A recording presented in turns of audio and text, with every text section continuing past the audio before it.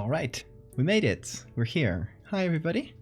And say hi to Bean, who's right here.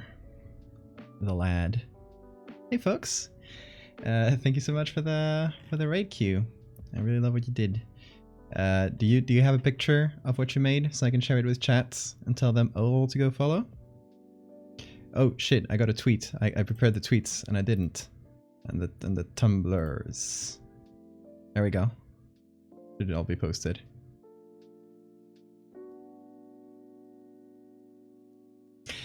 So hey everybody, today we're gonna work on a little commission. I'm gonna wait a little bit for Artist to get here, because Artist is the one I'm doing the commission for. It might be confusing, but it's just his username is Artist. So this was a commission who Sora, thank you Sora, really kindly gifted to Artist, who's another one of the mods on the Discord. So yeah, really cool to gift a commission. It's really a really nice thing. So yeah, I'm gonna message him, say like,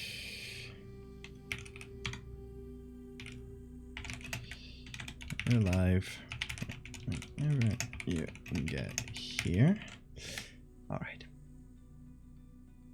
The idea for today's stream is bones, bone magic specifically. Artist is working on a little zine with a bunch of other people from the Discord, which, by the way, you're free to join. I'm going to put a link in the chat.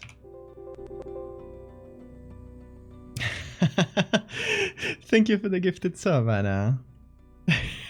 Go, Siphon gets his crawlers. They're back. In reality, it's all a ruse to guilt trip you into making that freebie that you owe me with the mushroom guy. Oh my god, I completely forgot about that.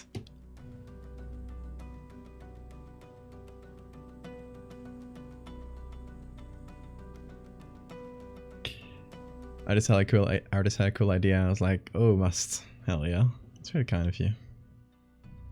Alright, so the zine that he's working on with a bunch of other people from the Discord is all about bones and bone magic, and it's kind of like documenting different people and like cults that form like around the world, across time, that all do some kind of bone magic or worship bones in some way.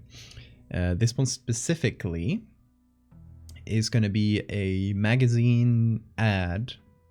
We'll see if like more magazine-y, more newspapery. We'll look for some examples to get started.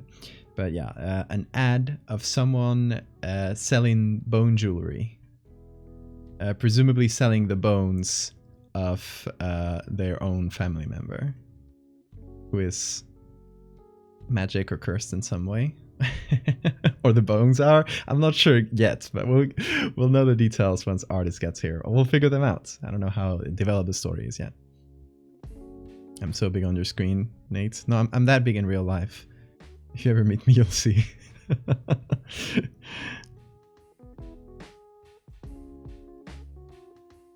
Yeah, the pic. Let's see. Where'd you put it? Yeah. Look at, hold on, shit, you can't see my screen right now.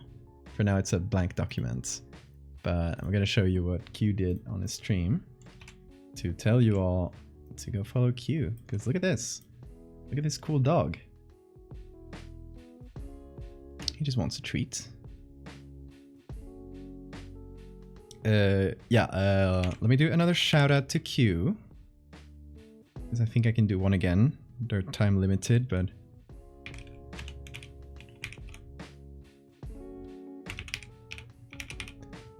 did I write that right? Yes. Go follow Q, because it's been, I think you're planning a few more streams, right? So yeah, if you want to see more cool art like that, you must.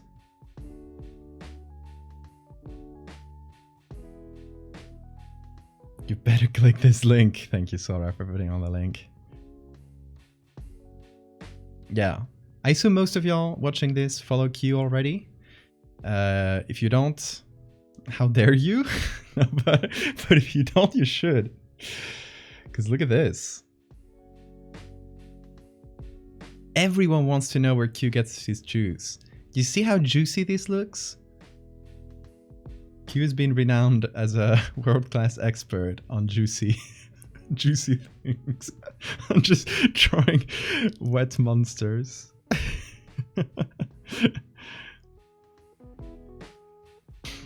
Alright, but let me say hi to everybody, because I forgot to do that. Hey, Sora, Siphon, Anna, of course, all the raiders, and Dawn, who was there during, I think, an entirety of Q's stream. You're chaining up. Technicolor Rooster.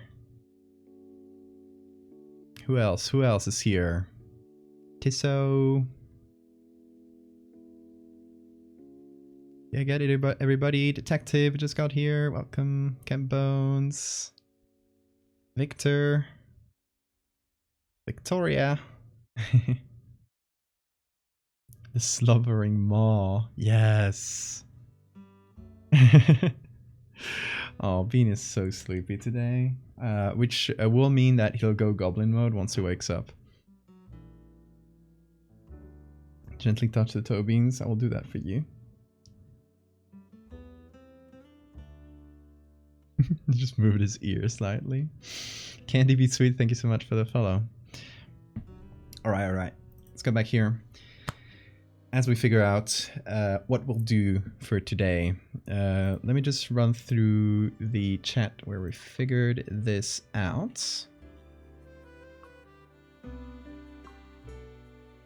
Oh, artists hop in on soon. That's great. Okay, so this is the sketch artist sent me for like the vibe for the bone jewelry. There's a necklace specifically, like a bone hanging off of it. Oh, I could read the little story that artist drafted. Okay, yeah, I'll do that. So, okay, artist who's the one doing the who got this commission sent me a little story that he just wrote on a sketchbook as a little, you know, a little intro to this, little background story for the newspaper ad. It's a letter that starts, "My dearest friend, as you are aware, I have come into some money recently following the death of my uncle. The newfound wealth has opened doors I have never imagined possible. However, I don't write to you to show off, but rather with an odd request. My uncle, God rest his soul, was friend with an odd sort. These people value jewelry, but nothing quite like precious jewels or gems or gold. No, instead they value harder to obtain materials. Illegal and questionable is the best I can describe it. I had a chat with one of these fellows, and they sound quite surprised at my uncle's passing. I will admit, it is rather odd, as he was a very vigorous and healthy man of both mind and body. Yet, he passed suddenly at the age of 63 during lunch. The way they speak of him and his passing sounds like they expect murder. Back to the point. This unfinished business seems to be regarding his body. He appears to have been willing to donate it to these strange friends for research. They needed a bone from him. Imagine my shock upon hearing this dreadfulness. Multiply it tenfold when they provided quote-unquote legal documents with a signature giving express permission to do so. Jewelry made with humans. Absolutely bizarre. And yet, I decided to hear them out. So, this person has started, got into contact with a strange cult that their uncle was part of, and decided to give them one of their uncle's bones for this cult, and then realizes there's some money to be made in this. So they get corrupted and start actually selling their uncle's bones as jewelry. They stole his bones? No, they don't steal his bones. They had legal documents.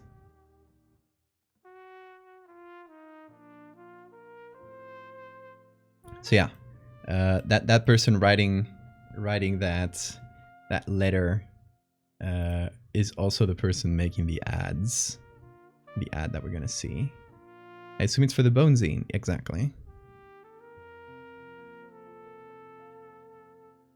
Quite a nice gift to family when you die.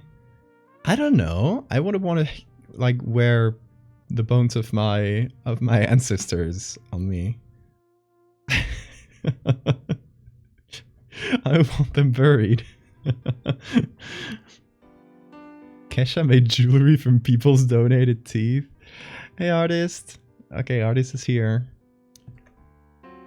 We were just reading the little story that you sent yesterday. Oh, is that... Hold on. That's some cool reference. Let me put it on the screen. Artist just sent some cool reference. Your jewelry store. Order by mail from this catalog where you can select well-known standard high-grade makes of watches and jewelry. People's Outfitting Co. Oh, I like this. Jeweler Circular. Yeah, that's the vibe. That's exactly the vibe. Rush, rush, rush. Our large stocks is awaiting your call. Diamond bar pins, scarf pins, in most up-to-date designs, diamond rings. This is great. The rush, rush, rush is fantastic.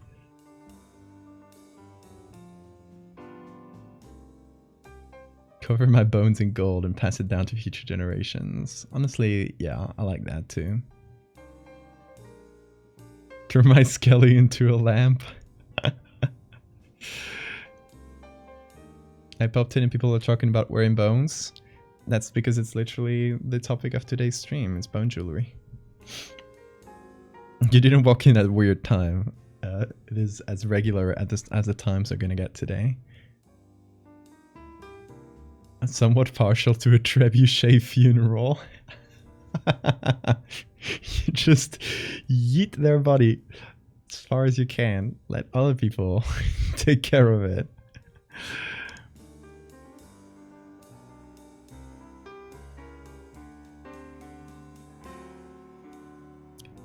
Okay, sounds good, artist. Hope it gets better. Alright, let me get these pictures and put them on as reference on the Photoshop documents, because these will be useful, I think. Oh, not a WebP. Not the WebP. Hold on. I'll do a workaround where I just open the picture and take a screenshot of it to avoid the dreaded WebP. Who made that format? Kind of sick, twisted mind came up with WebPs. I want to talk to them.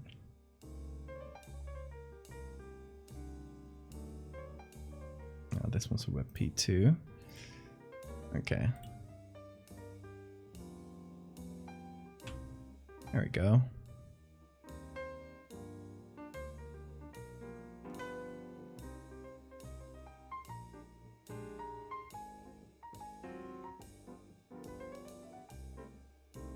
Didn't think you can't read your Rush lore on stream. It's good. Oh, very bad. Hey, Cryptid.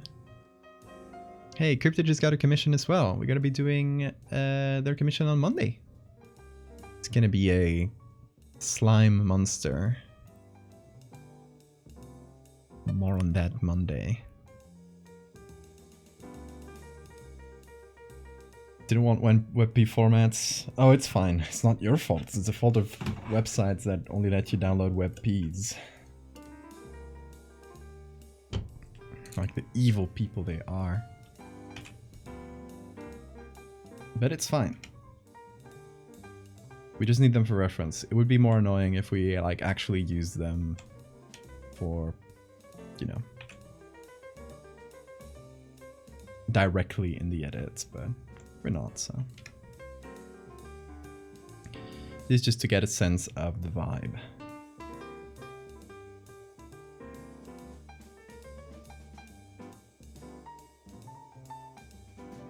Just gonna cut them a little bit. Alright. And we can look up more ads. You said like 1930s to 1960s. We got a pretty big range of time. We don't have to like set it in any specific year, at least for now. Like we can just get like the vibes from that era, more or less. Most likely black and white, but it could be color. I don't know when color magazines got popularized. It might be later than the like 50s, 60s. At least as like a common thing. Like except for the cover and stuff. Like the inside pages of a magazine being full color. Seems like a later thing, but I actually don't know.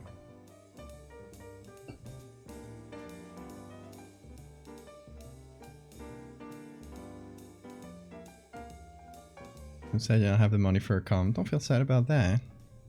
It won't be the last time comms are open. I do appreciate your support. Hey, Bean. Oh, baby. Oh, thanks for the reminder. It's untitled, so I haven't saved it yet. It's going to be a PSD, please. It's going to be called Bone Ad, for example. I don't overthink my titles. You wanna hold on? There's a tangent, but oh, by the way, I posted the tangent with the tangent. I posted the glitch images earlier today, so give them a look in every social media. Give them a look, give them a share, all of that. I think they came out really good. I think not a lot of people have seen them for some reason, at least on Twitter. Googly eyes. There you go, the Twitter link. Oh, and here, because I never really decided on the text yesterday, so I went for last Tuesday at 17:09:37 UTC. The laws of physics broke for 14 seconds. Speed, acceleration, and gravity were affected in what people are calling the glitch. There you go, the 4 pictures that you probably already know.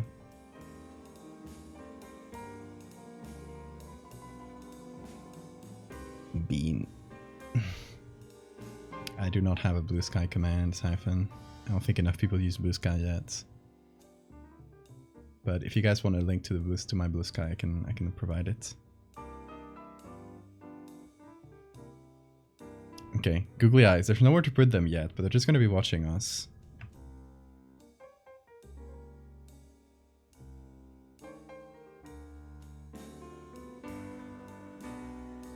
Just going to be watching us from the edge of the page for now.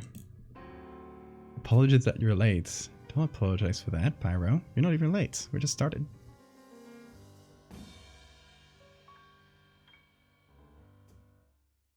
Yeah, but let me show you the silliest name I have. It's in the Megalomorpha series. In the church one. Oh, I changed it on my files. Now it's ceremony. But originally it was bug ass. And I think if you go to my website and like download the file, it's still called bug ass. But you know what? It's fine. Okay. Who wanted the Blue Sky profile? I'm gonna show it on here. You guys are on Blue Sky already. The hopeful replacement to Twitter. We'll see about that. Oh wait, is a selection around my screen broken or disabled? I didn't remember to check that. There we go. I'll toggle my own thing from here. Alright, let's start by looking through some reference. We got 3 good ones here. But we'll look for more generally for like newspaper ads. And based on that, we can decide what we're gonna do. Hey, Bean, where are you going? You don't have space here. It's kind of crowded. A little bit cramped. Okay. He's going out off on a little adventure. Okay.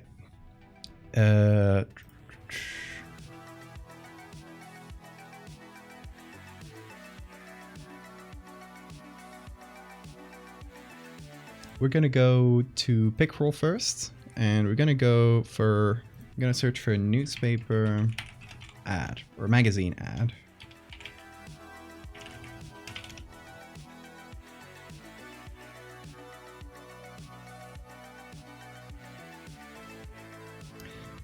And we're gonna filter that to 1930, 1960. Let's see what we got from those years.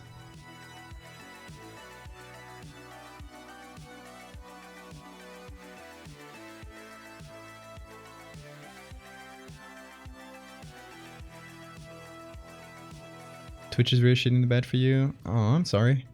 I think I'm gonna click to continue. I like to see, or explaining what I like to see on further comment, you might have to use Discord DMs and screenshots when possible. Okay, sounds good. We'll do so if needed. If you need anything, shout at me on Discord. I'll try to keep an eye. Okay, all these are actresses for some reasons, or models. This is really good. Lovelier than ever, in a twinkling.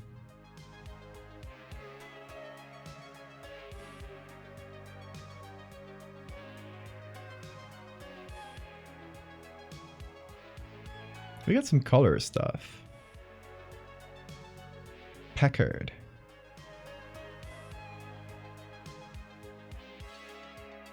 A defunct brand of cars. That's cool. Cadillac.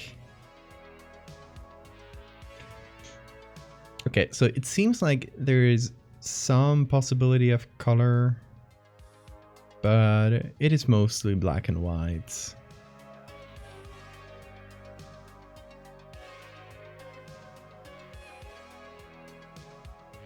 Like, I'm only seeing this car one that's in color. And this, I don't think that's an ad.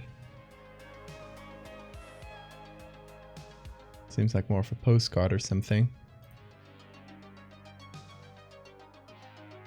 Putting jewelry in the search? Yeah.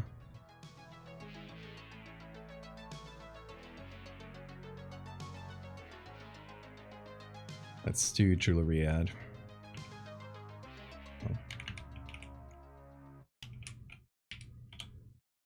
Jewelry. You can write it two ways, right?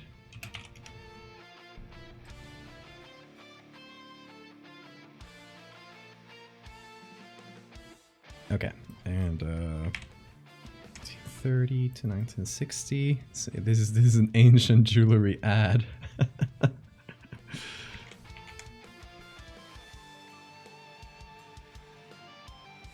Hey, Sophia. Oh, this image failed to load for some reason.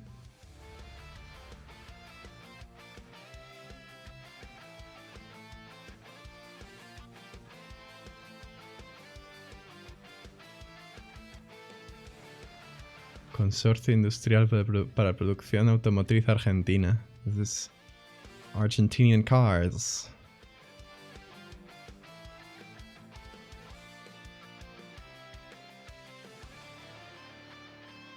This is really good.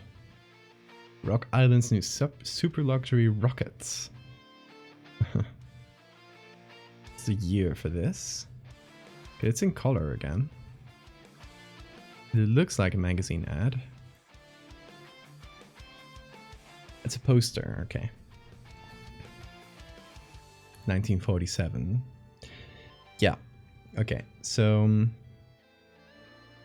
what I'm getting is mostly all the stuff inside a magazine is... I'm not getting a lot with jewelry ad. It's mixing results from jewelry and from...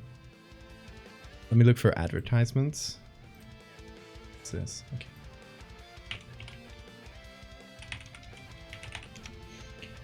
From the same time period.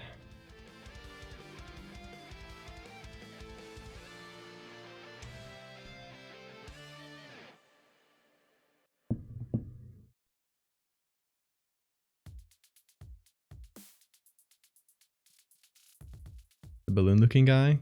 Oh. I missed it. Must have been in one of the searches before, right?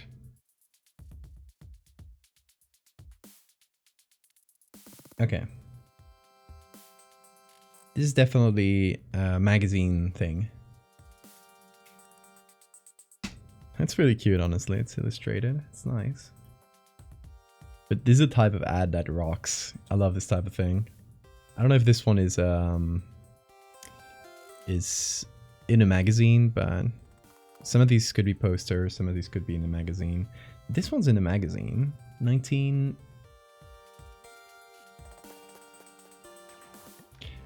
Jewelry magazine advertisements. That would just mix out all the results together. Thing about this, the search on Pickrel, is that it'll just give you the search for every individual word, and it'll just mix the results from jewelry, and it'll be mostly jewelry. Oh hey, there's a collection here for advertising posters. These ones are 1918, so the search didn't really filter that out.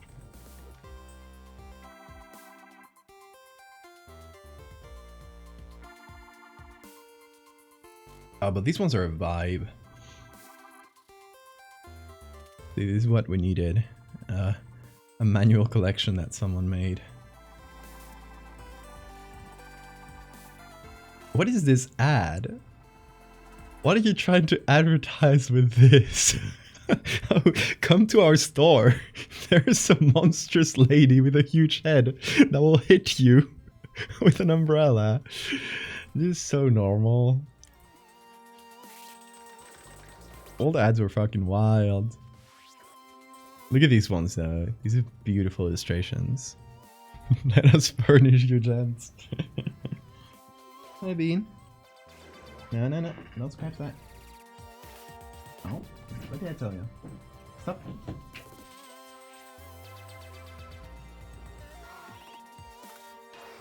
Taxidermy ads.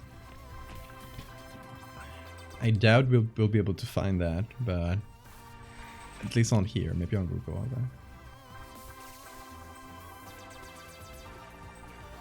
A lot of Art Nouveau things. Art Nouveau.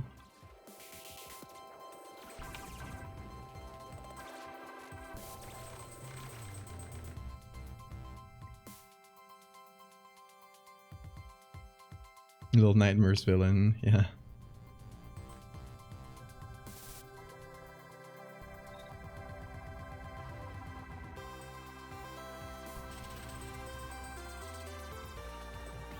Okay, all of these are just like really beautiful illustrations that happen to be ads.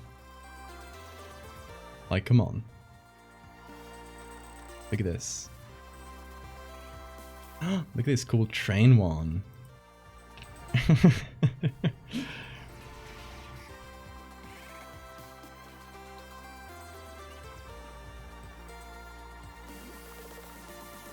It's a really cool style, very cool era for art. Look at this one with literally every biscuit.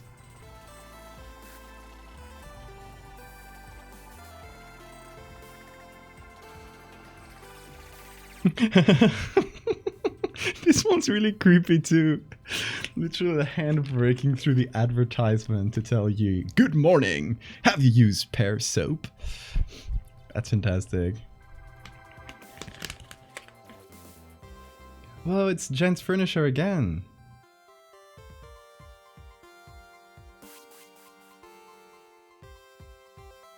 Whoa, is this guy pointing at me with a gun to tell me to buy a bike? Hey, anybody?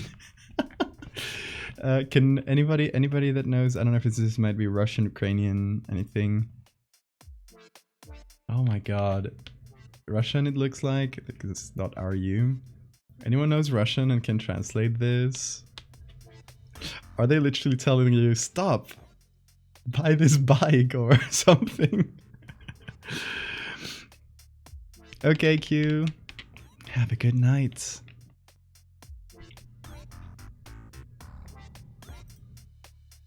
Oh, this one from Valdevia, a los toros. It's bullfighting ad. You link? Yeah. Here. Oh yeah, you can probably put it through like a text detection thing. me know if you managed to get a translation.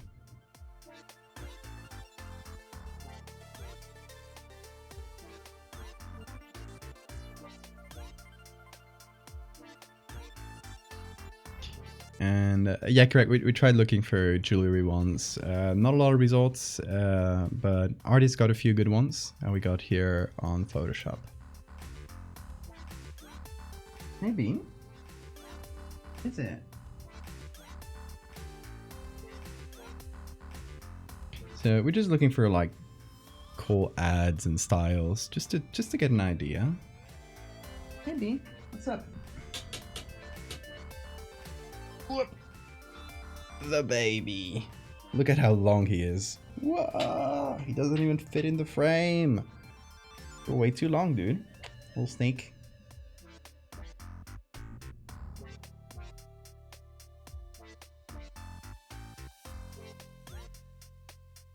Oop. There, stay there for a bit. Oop.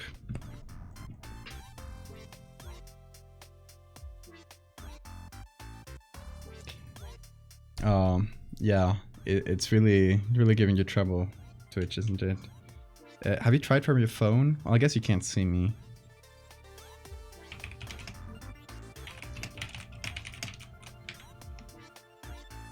Hey, Bean. Look at this. Look at this ad. Hey, Bean. Oh, you want to go up? He's gonna. Just waiting a bit. Soviet Armenia. Cool ad. Makes me want to go to Soviet Armenia. Volga. Whoa, look at that. Look at that boat. That's houses on it. Hey, Bean.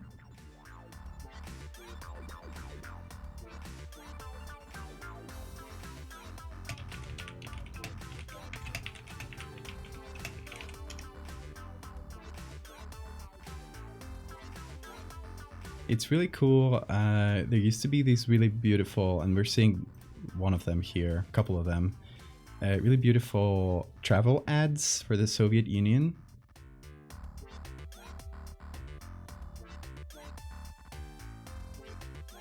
That were just like about areas in the Soviet Union. Here's a Germany one. Anyway, we've seen a few cool ones. We're obviously not going to go for an as illustrated of a style, but we can borrow a few techniques from here. I'm just going to leave this page open because this is kind of inspo. It's just good inspiration. Obviously, these are our color ads. They're mostly posters. What we are going for is going to be black and white. So a little bit. This is actually maybe even better inspo because it's black and white. It has like really like similar aesthetics. It's a bit more photographic. That was cool. Okay, I'm gonna save these as images. Hey, Bean. Does he deserve a treat? Hey, chat. Does the cat deserve a treat?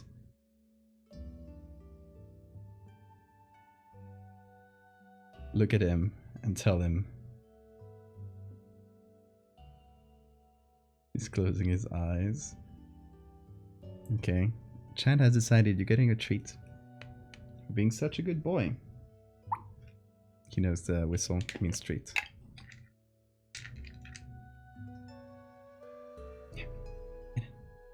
No, it's up here.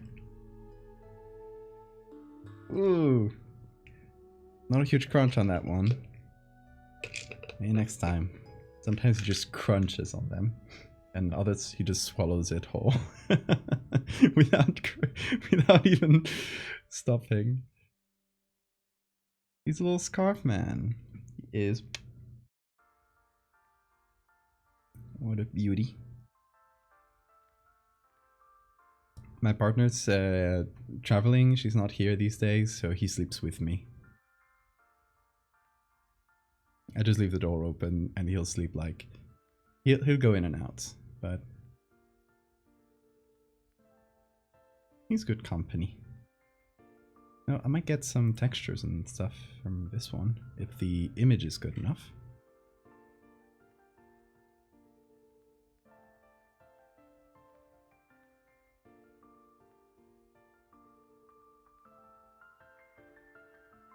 Like a burnt marshmallow. He's toasty, exactly.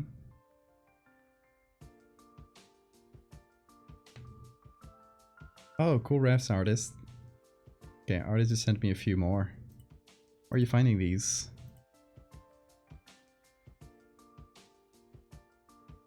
The Adderpearl necklace. This one with the photos. This one's good. And no worries, these are not WebPs, they're PNGs. Thanks, artist. Gonna put them on the page as well. Is this?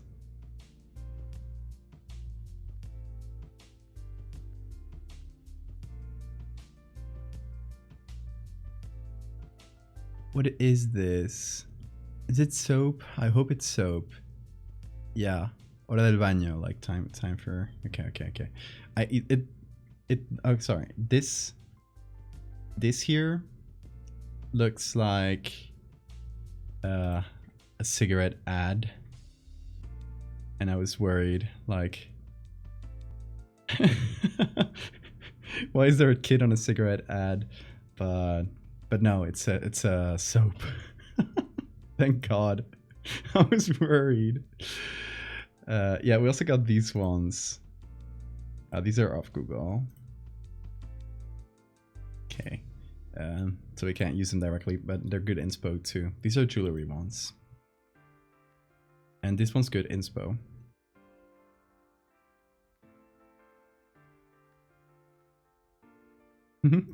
This one's still the best though. Like, who in the right mind thought of this?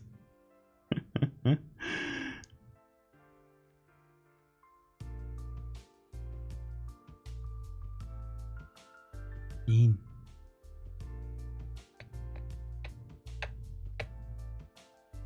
What is it? You want attention, don't you? Yeah, you too. Okay, we're gonna see if this image is large enough. No, it's kind of small. We can barely see the halftone on it. It'll serve as inspo as well, so another one to the collection. Okay, let's hop over to Photoshop. I think we got plenty of inspo already. Let's hop over here. Let's go get all of these. There you go. Scratch my... Oh, scratch me a little. Not too hard, don't worry.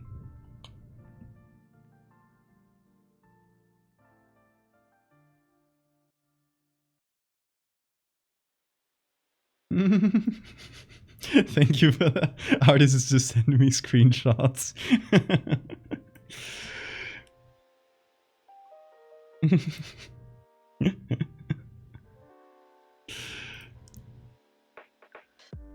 Same image. Hey Capri Moon.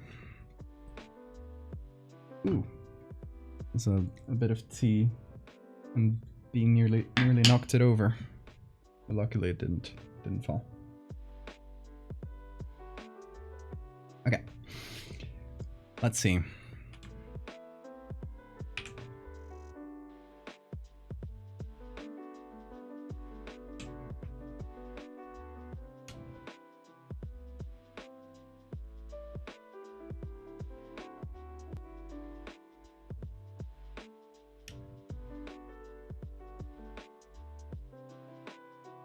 Okay, this is our... There's like examples. Gotta put them in a folder. Get the eyes out. Call this examples.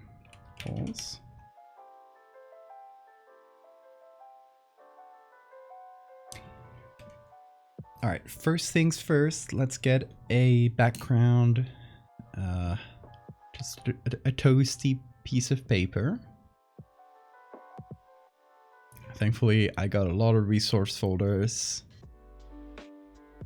As you can see here, these are all like fire, water, skin, wood, and paper. And paper is probably the one I got the most of. Like, these are all paper textures, and these are the simple ones. I got photocopies, stains, stickers and tapes, torn paper, newspapers, scraps, folders, a bunch more stuff from like classified files.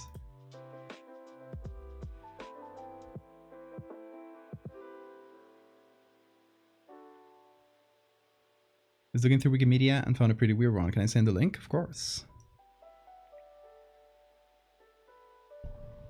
These are this big folder of paper textures and of textures in general. It's a combination of stuff I found on free places like Texture Labs. There is stuff that's from the Discord from people that sent it, and then there's some paid stuff like packs I've downloaded over time. Look at this one. This is extremely cursed. You heal while you sleep. The Coriside, I don't know what that means. One night will make your warts disappear, and will make your your feet feel happy. And I guess this, we can't read it very well, but it says before applying the cream, after applying the cream. Infallible, marvelous, no pain.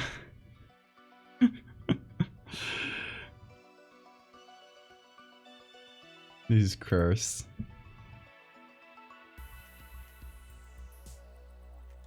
Really, really good find, Gavel.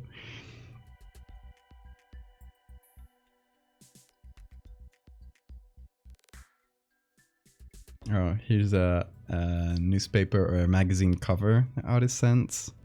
I like the halftone in it. It's big enough that you can see it from this distance. I love big halftones.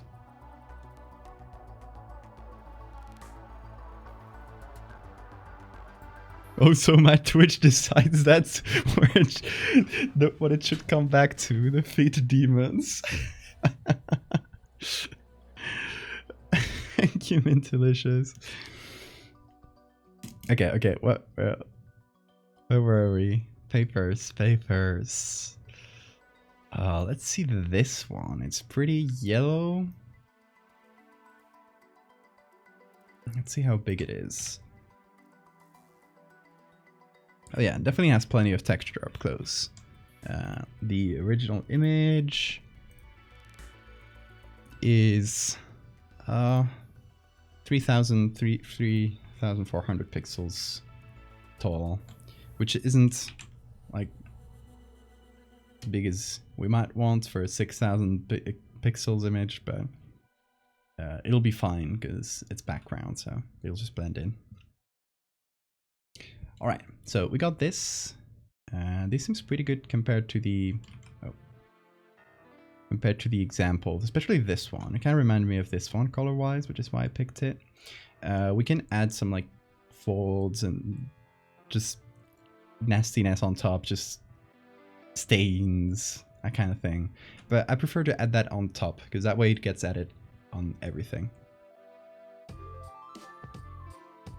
We won't show you what you want to see, but we will scar you mentally. Twitch. Perfect. I love that. Okay, so here's my layout idea. I'm gonna save this as googly eyes. Jeez. Okay. Layout idea is we can have some sort of title here, like something pretty eye-catching, because you want to be eye-catching for a newspaper ad. So it could be like bone magic, and then a few big blocks.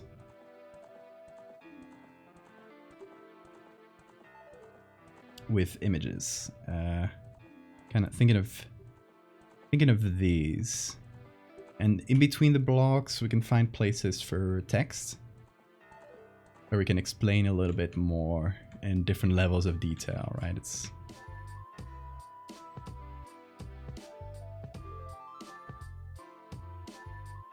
can have text here.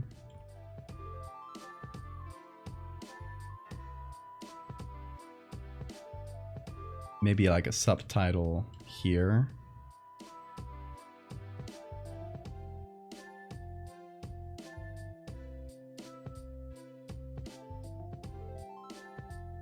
And then more images below. We can do a couple big ones or 4 small ones. Depends on what we do in terms of jewelry here. We can like split this 3 ways, 2 ways, or even like have one big one and a few smaller ones. We definitely, yeah, we probably need some kind of footer below, like with the name of the company, etc. We can put that here or in the corner. We'll figure that out.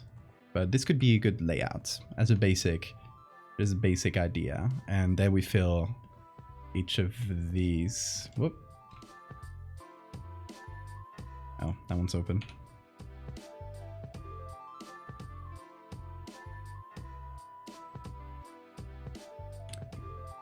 Each of these with a black background and the photo of the jewelry here.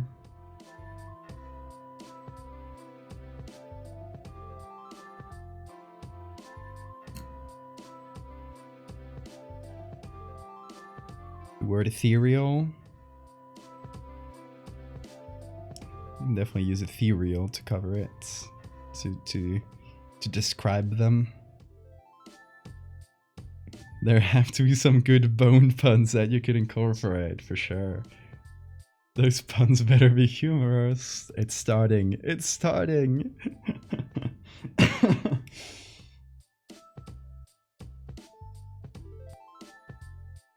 This tea is so cold.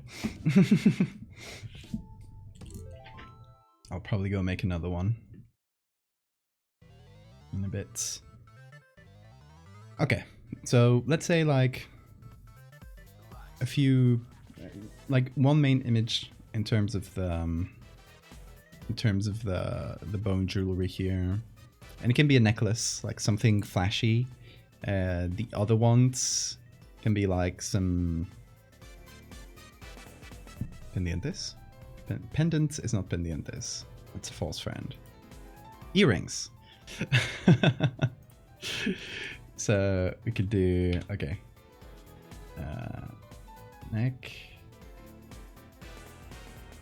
necklace, earrings. We can have like a ring.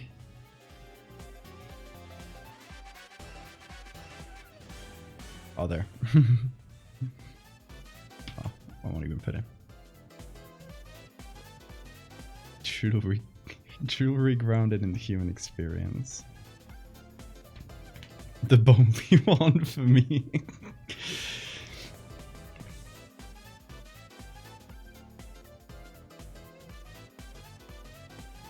I think I'll leave that party to artists as to how, if you can still hear me, how silly do you want us to get here?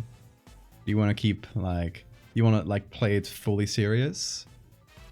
Do you want to add some like elements, or do you want like whatever goes? Puns and everything.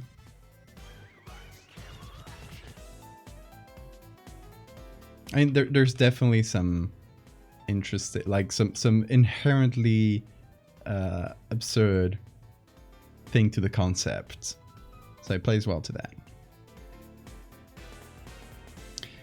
Okay, now we can look, I think I'm gonna go to the Met, where we can find jewelry. The Met is incredible for, you know, public domain images, and especially for, you know, anything old historical.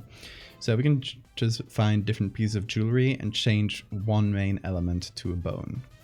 So let's start with necklace.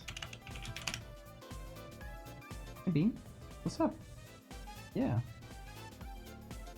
Okay, a necklace.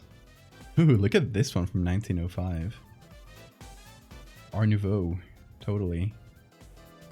Rights restrictions. I'm gonna kill them. Oh, gotta hit open access to remove those. Sad.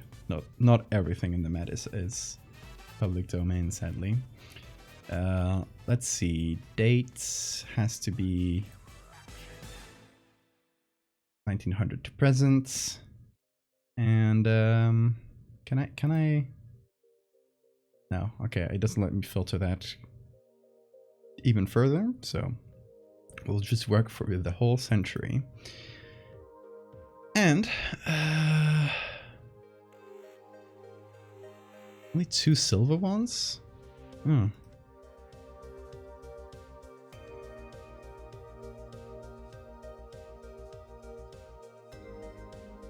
Oh yeah, not a lot here. Interesting.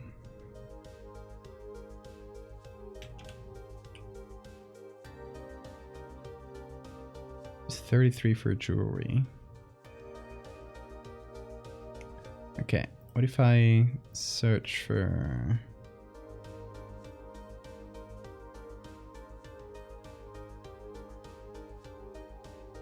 slightly older stuff? And with slightly, I mean a couple centuries, you know.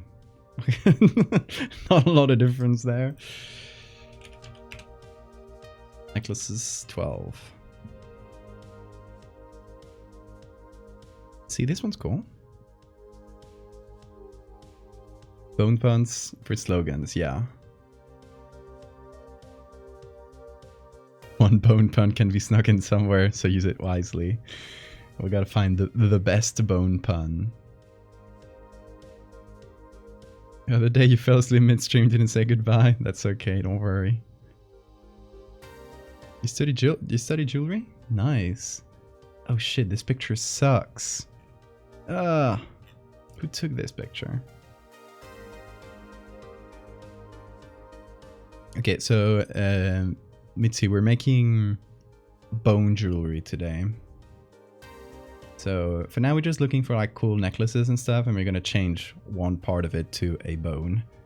I like these fancy ones. Like, look at this. 18th century necklace.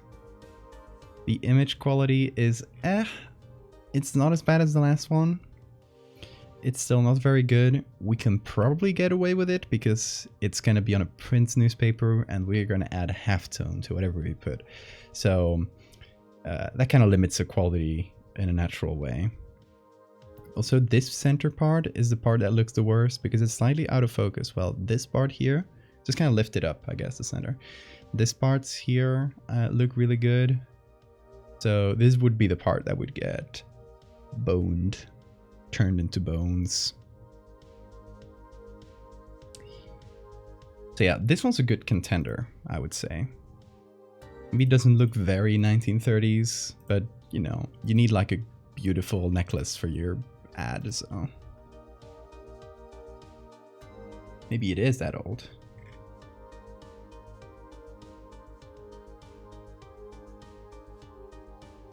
And that's it for my tea. Sad.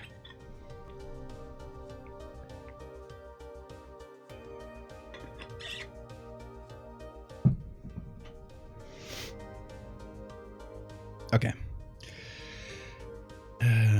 Not a lot more here.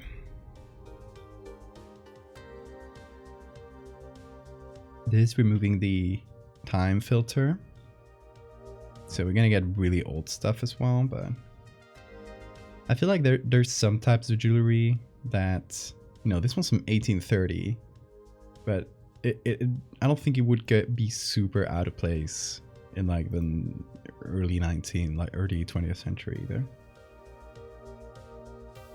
Like there's some part of jewelry that is pretty resistant to time. Obviously the little stone ones don't, but let's see, anything metal.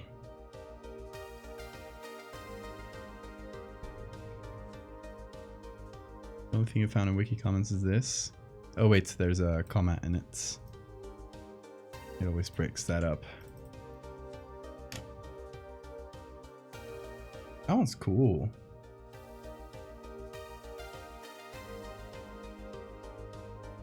A little too bright overall, but it's probably something we can work with. We're just not gonna get a lot of detail out of the jewels.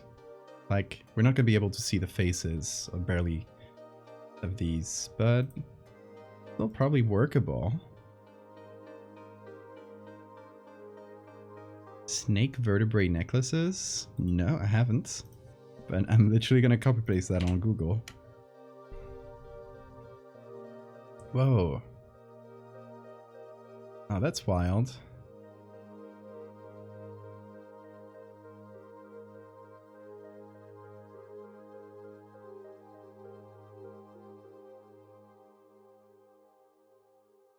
Reminds me of that guy that sold clothes using human bones that tried to commission me. I told this story before on stream, so if someone wants to hear it again or hasn't heard it yet, let me know. Let's see if I can remember the name of the guy though. I can look it up. Tell it again. Okay, raise your hands if you haven't heard about the guy who tried to commission me, who sold clothing with human bones. Because it's perfect for this stream, to be honest. Like, this guy would be part of the bone cult for sure. Okay.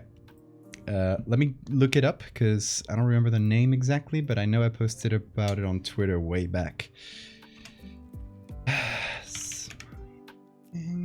Let's see. Yeah, okay, I found it. Okay. I'm just gonna put in the Twitter thread I did, because it has all the images. Okay, so I got an email from an Instagram DM, and this is back from when I was mostly on Instagram, and I did like completely different type of art. This guy with like 50,000, 56,000 followers messages me for a commission. I'm like, woo, like lots of followers. Say, hey there, I have a potential collaborative project in designing/editing a character for cross promotion. Could I get your WhatsApp if you're interested? So I say, sure. I get his WhatsApp, but I get weird vibes from this guy and the photos he's posting. So I decide to look him up, and his name is Arnold Putra. Okay, so let's see. Oh well, there's more stuff about him, but what I'm looking for is the bones. Yes, this was one of the first things that you saw when you looked him up before. Flamboyant Instagram fashion star is selling handbags he said he made from a human spine, ethically sourced from Canada. A handbag made of alligator tongues with a human spine. Some product descriptions have claimed it is a child's spine. A reportedly wealthy Indonesian has also claimed to use albino skin and plastinated human remains in his clothing. Putra told Insider he sourced the spine through medical surplus, but he wouldn't say whether it came from a child. And it went unnoticed for years, apparently, until people started calling him out. Yeah, Canada has spines to spare. This is from 2020. That's when that shortly after this is when he contacted me. He later had another story about, and this one's in Spanish, so sorry about that. Well, get out cookies. White, there we go. Okay. Brazilian police is on the hunt for a designer who makes clothing with human organs. This is 2022.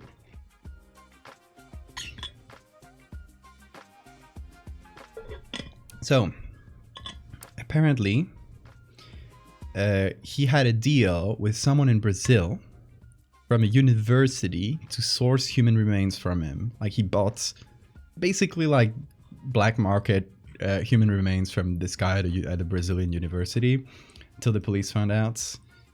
And also, this is a newer one. He wore a far-right paramilitary outfit to Paris Fashion Week. So, yeah, one of these people that just lives utter outrage. So when I looked him up, I found this out. I obviously told him no to the commission. The funny thing is, we later looked it up, and he actually commissioned like another random like artist from Instagram that did like similar things to what I used to do. And it was so bad, like it was so cringe, the thing he would have asked me to do. It was... Hold on, maybe I can find it. Actual psychopath, for real. I think selling a bag with a human spine immediately takes away from the flamboyant descriptor. It does. Okay, let me see if I can find him on Instagram.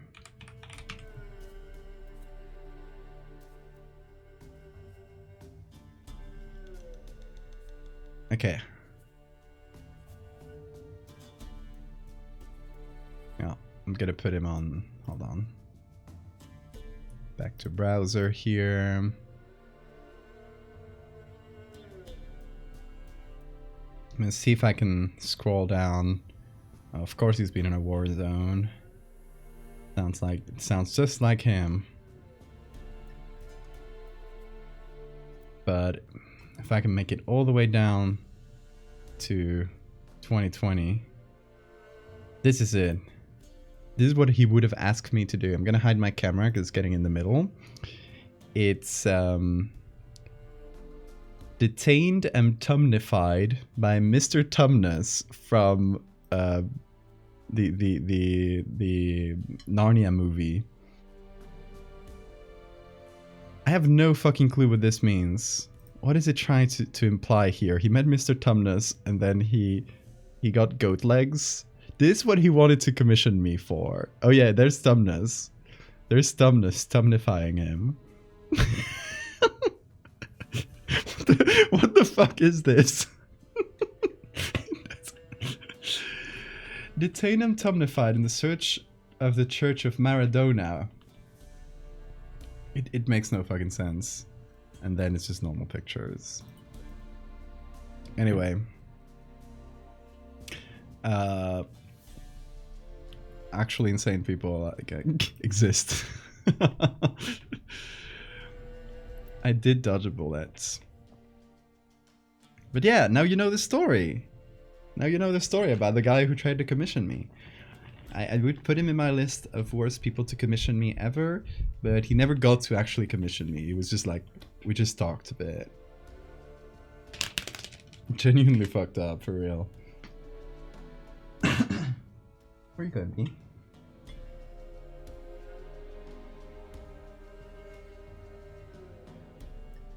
Anyway, artist, if you needed inspiration for your zine about bone cults and people worshipping bones, there you got a story. Instagram influencer tries to make bone artifacts and gets detained by Brazilian police. It's actually like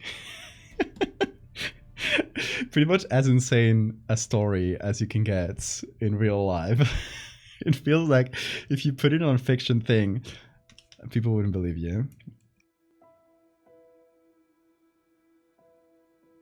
Look, if I want goat legs, I'm not going to Photoshop. I'm going to raise a demon like all ethically sourced body parts should be.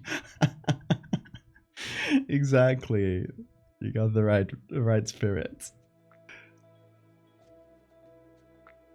Would have been a cool bag had it not been for the horrors. I mean, yeah, if it was like a fake spine or whatever, sure, like maybe, but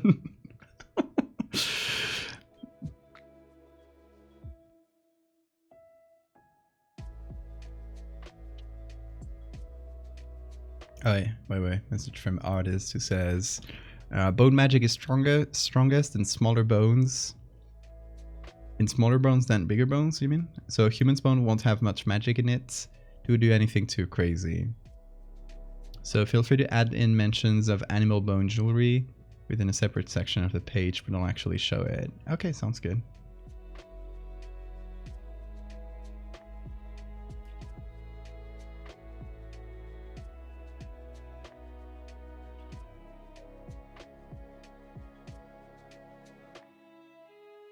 Yeah, let's go back to jewelry. I like this one. Let me put in these two on here.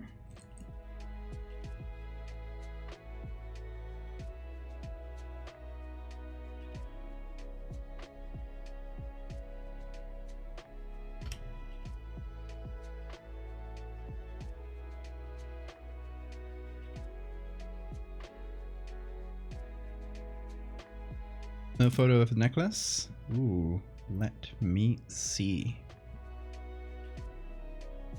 Oh, is that the same one? Wait, that sounds literally like the same image, doesn't it? Hold on, because this might be better quality. Let's investigate. So Sora sent me this from the same necklace. And it really looks like... No, okay, it's a slightly different angle. Let's see if the photo is a bit better. And let's look at this. Look this up here. English, please. National Archives. Oh. Nice. I didn't know this page. Archive. Okay. No results found for this category. Maybe I need to search for it in English.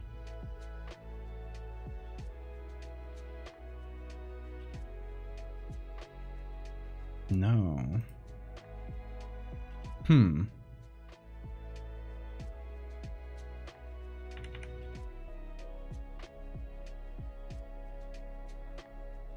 Absolutely nothing. Interesting. I wonder if I can find the source of this image. Maybe Tinai will have it. The photo from Wiki Commons. Oh, there we go. But that's the same one from Pickle. Of course, Alamy has it. Fuck Alamy. You know what Alamy does? They take pictures from the public domain, and it's not Alamy itself that does it. It's like people that do that using that stock site. They'll take public domain images, upload them for a price on any stock sites, usually Alamy, and make a profit from public domain images, which is really shady, and the sites allow it because they don't fucking care. They're making money. Yeah, that might be a good thing to search. Nothing in here. Maybe the archive. No luck. Research. Photo collection. Ho-ho. Photo collection.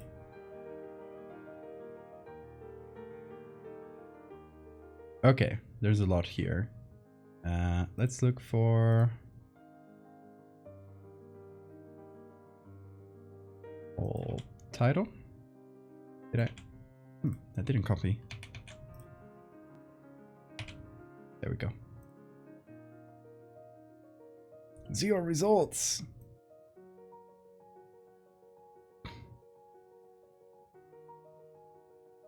Okay. maybe? Yes! Bingo, we got it. Okay, we gotta look it up in the original language.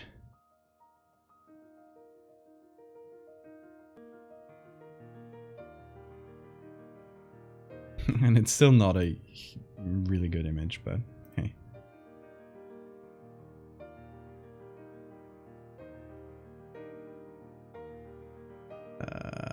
Download.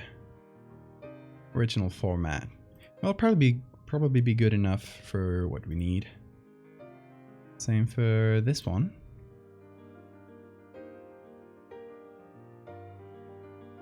Alrighty. Go back to Photoshop.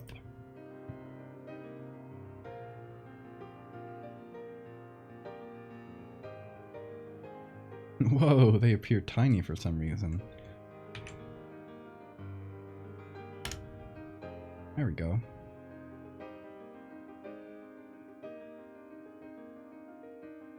Okay, now we know how to search on that side, which is also a pretty good plus. Collier, that's yeah, that's a necklace in French. Could lend us some things. Could give us some results.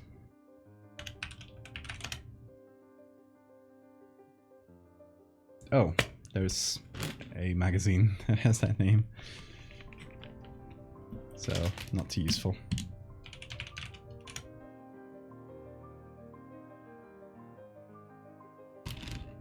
Ooh.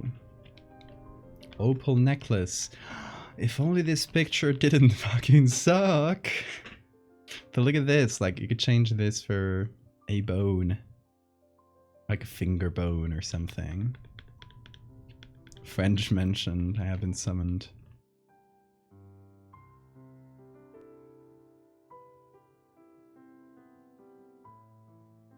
Whoa. What a cool, what do you call that? Velo in Spanish. Link to this?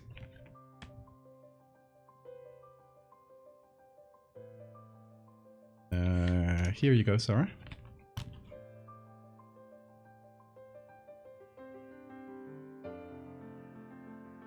It is from the Library of Congress.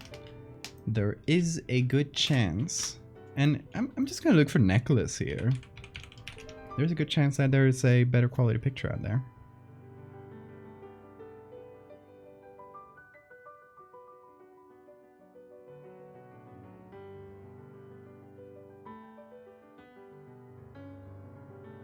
Nope. Nope. It sucks. Oh well. This is even smaller.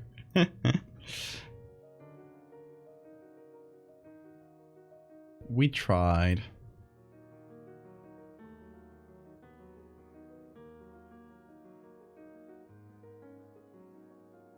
Damn, a lot of these are very small. They don't have scanned versions.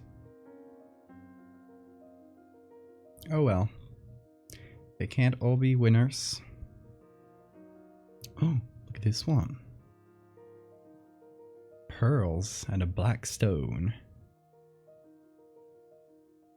Okay, in terms of bone lore, are pearls like related to bones?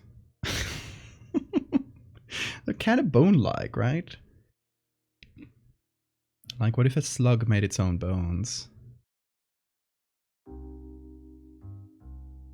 Would they have some bone magic in them? This one's from Pixabay.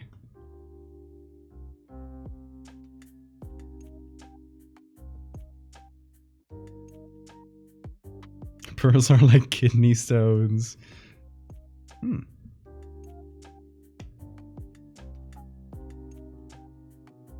Nothing here.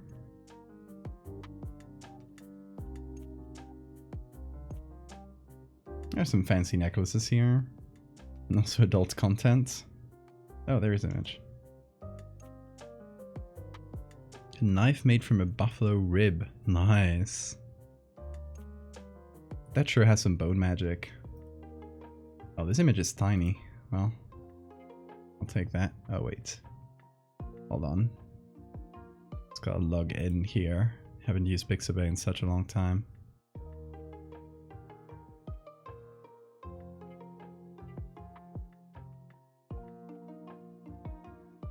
What a human would look like if we were built by turtles. Yay, I've seen that. That's really good. An error occurred. Let me log in. God damn it.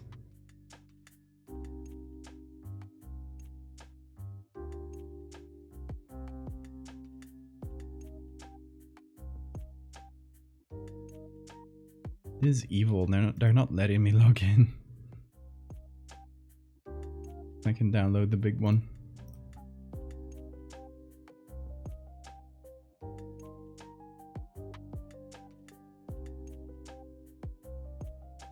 Okay, you know what? Fuck Pixabay, actually. It's a bad site.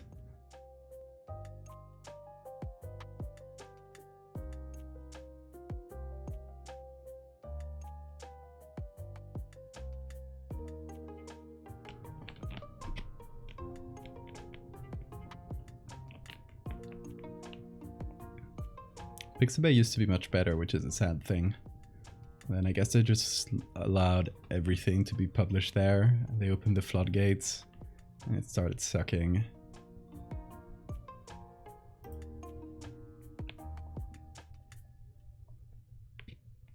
Like, it used to be Unsplash that had much less pictures. Now Unsplash definitely has the most. At least the most in terms of high quality ones. Thanks for the save reminder. Though we haven't done that much yet. I have saved.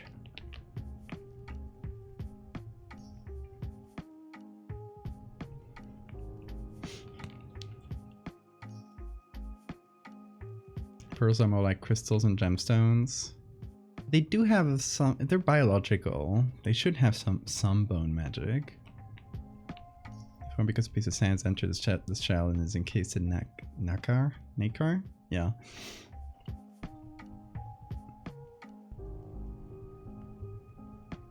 Scantily clad ladies on pickroll.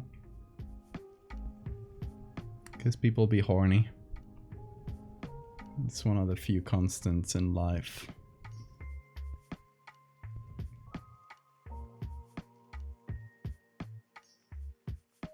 This one's from Pixabay as well. I don't really like the necklace itself because, you know, we want to keep like the chain of the necklace basically. Oh, look, this one already has bones in it. The skeleton appears.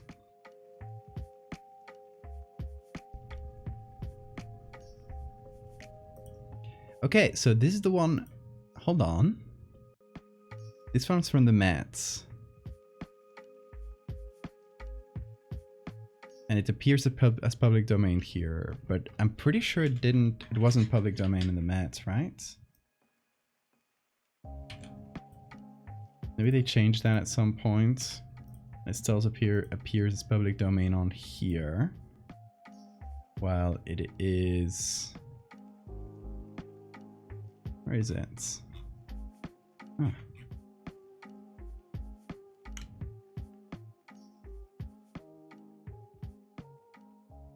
Now it doesn't appear here anymore. Interesting. Here it is.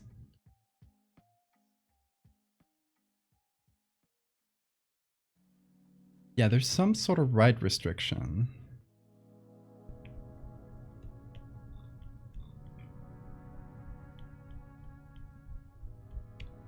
Like maybe someone acquired it. It's in a private collection. So I guess it either got listed incorrectly here or the public domain thing changed at some point. Which is sad because this is a beautiful necklace and I wanted to use it, goddammit. There's not that many necklaces on here, which is interesting. Mostly just really old ones. But nothing from like 20th century. Which, you know, it's a history museum. It does make some sense, but I would have expected more.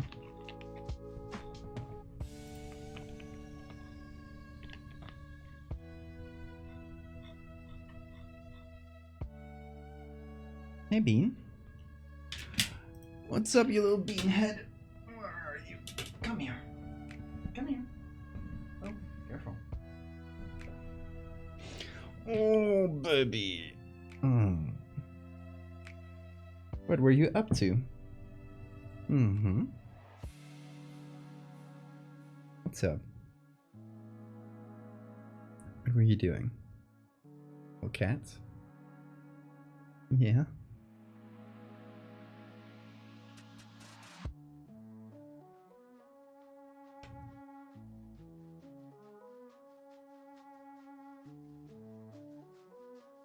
Oh. He wanted love. He was like scratching up against my legs, which is why I picked him up. Baby. Oh, you smell like you just ate, didn't you? Yeah, I know what you do. I got my eyes on you, creature. Will you help me look for necklaces? Yeah? Wanna come up here? So I can use my hands. Look for necklaces while you... Whoop. While you watch. And maybe help me. You don't wanna? You wanna go there? You can stay. You can do whatever you want.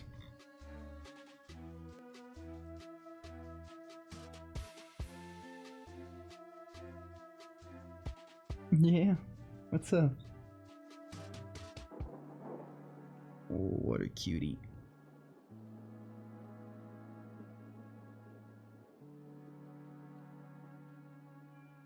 Ooh, look at these. That's really cool. They're like floating there.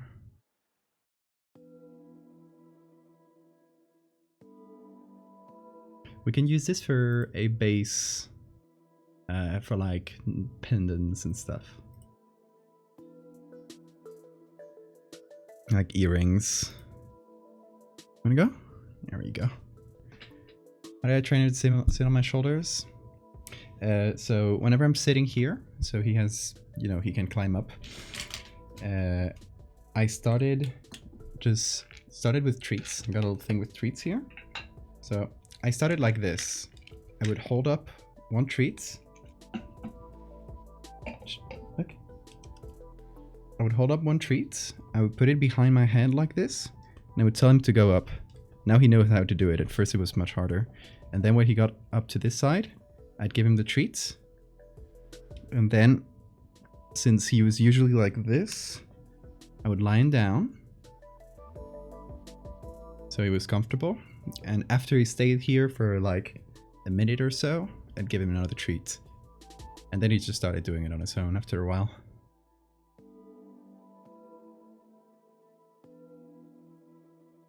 And we taught him here on stream. Actually, if you go back through the stream archive, you'll see me slowly teaching him this. Okay, let me download this one too, because I don't think I have it downloaded. And oh, it's like a whole set. Ooh, this is a find. Okay.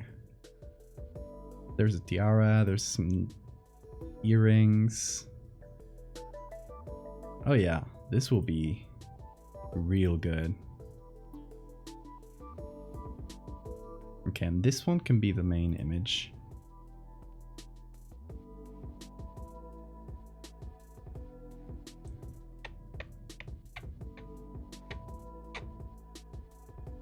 Yeah, depends on the cat, I think, how food motivated they are. But Bean is very treat motivated. And it's the treats are literally his normal kibble. But since you give it to him, he feels they're special, I guess. So he loves them. Yeah, best of luck, Victoria. You let me know if that works.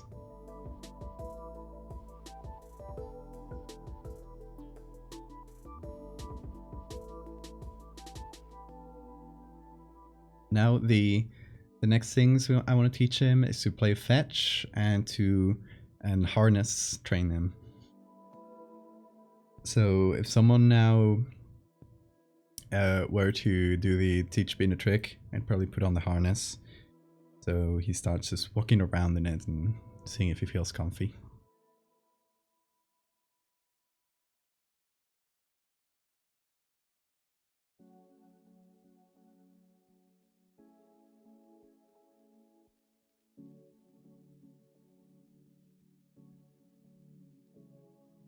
Found one of your favorite paintings on Pickroll. Sometimes you find cool stuff, since there's there's stuff from many museums. Sometimes you're like, oh, I know that one. Okay, this one's a really good option for the main necklace. Let's put it here.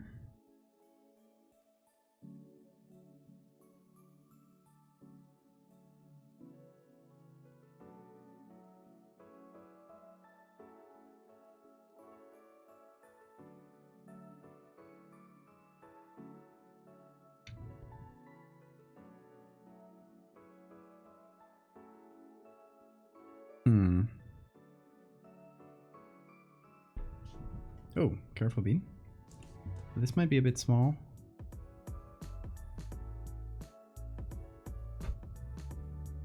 Get that tail out of there.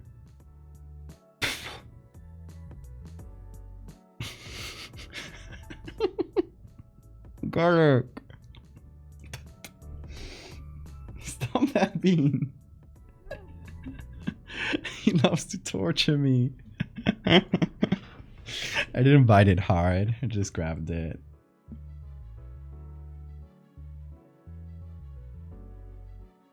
Just sit it like that.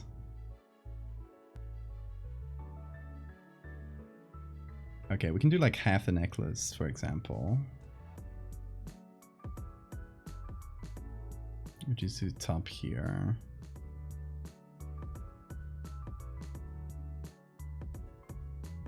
You know what? Before we put it in their little boxes, we can just do the edits themselves here. And then we can figure out the boxes part of it. But then we can do that later. For now, what we need is, first of all, hold on. Really big group here where we put everything, all the necklaces, everything, and we give it a black and white filter. We'll do the halftone thing later.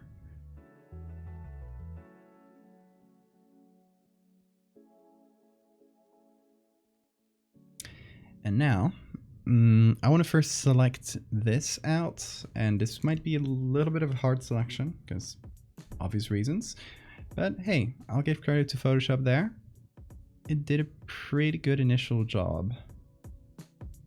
We'll use the color to select because this will help. Maybe not as good as an initial job, actually.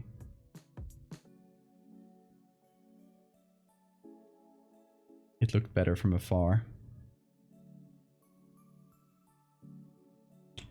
I don't think we have to cut like every single little corner. For some reason, there's pieces of the gemstones that got out of the selection. Thank you, Photoshop. Just gonna try to make them a little bit better in some of the worst areas, so we don't leave any parts of the necklace out.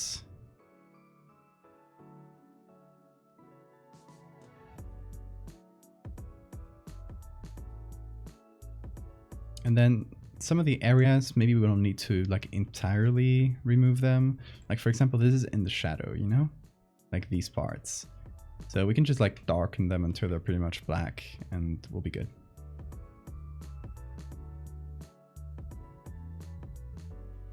Because the idea is to put this on a black background.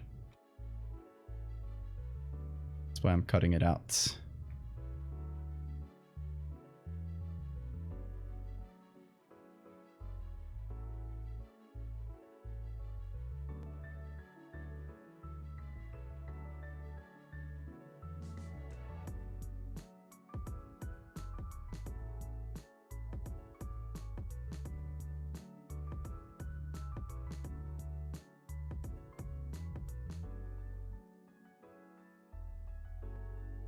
Okay, let's try and include everything.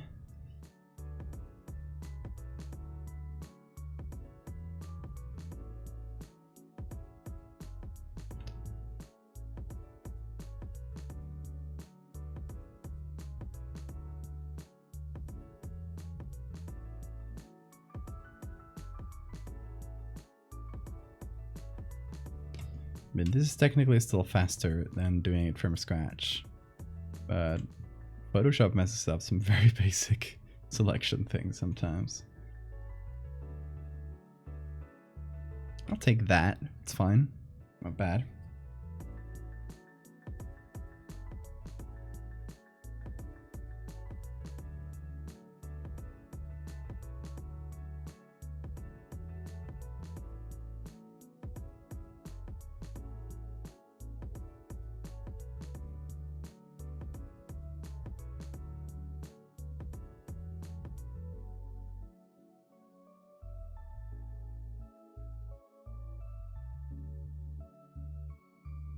There, and then I can try and see if this works. Hopefully it will. And try and darken the edges until they blend in with the background a bit better.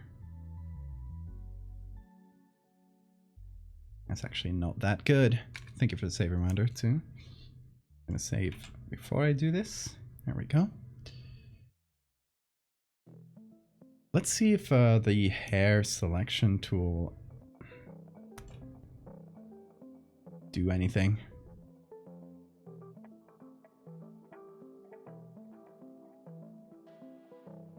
Well, it muddies the selection a little bit, but it does get the right idea.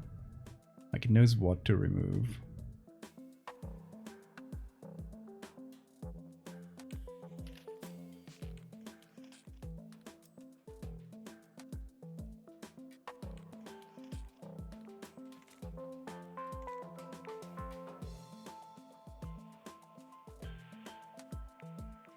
Yeah, mostly not too impressive.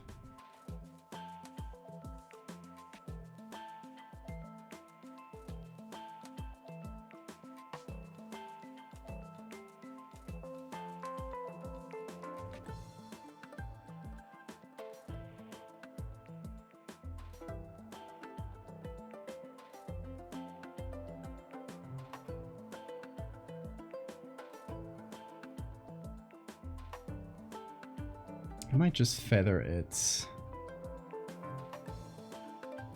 so that then this like soft light thing works better.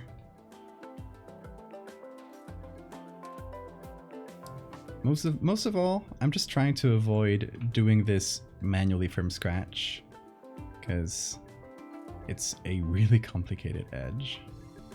We don't really want that.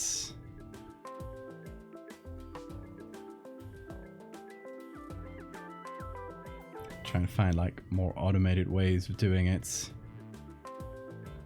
to avoid the most annoying part of it. I think we'll take the center of it and change it into a bone. Now, what bone should that be?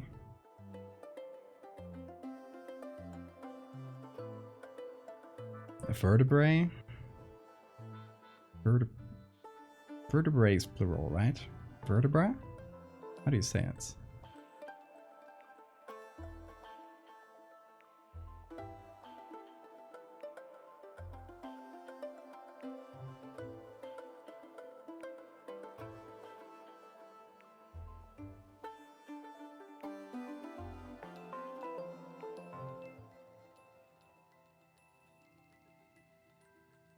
I'm thinking we could do like finger bones, like phalanx for one of them. Maybe earrings or something.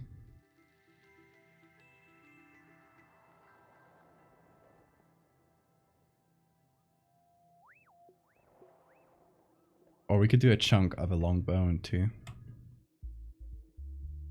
Singular is vertebra, okay. Thank you.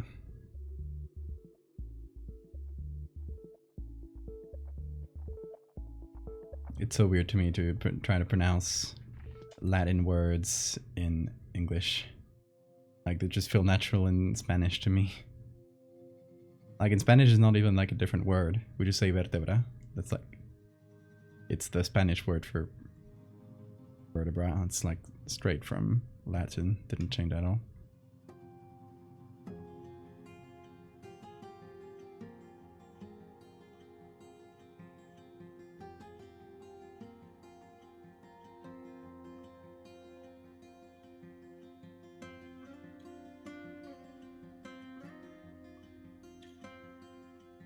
See, this is not bad. It's doing things. It's working.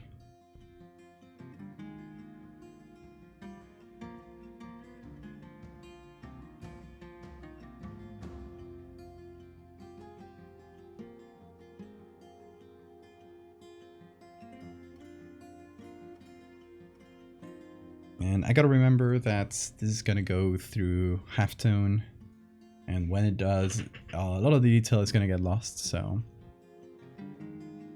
we can't be overdoing the details, because they're gonna disappear later.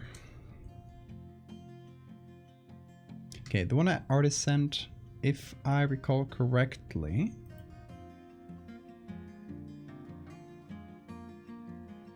is, well, it's unspecified, but it's a long bone.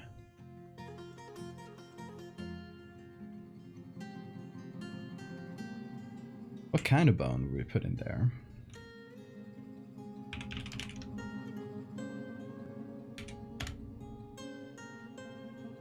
Because the necklace can be fairly large. The end of a femur is very big. Way too big for a necklace, I'd say. Or we could keep the small ones here, depending on the bone we use.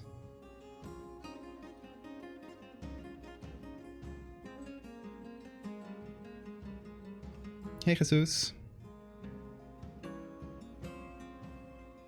How are you doing today? Oh shit.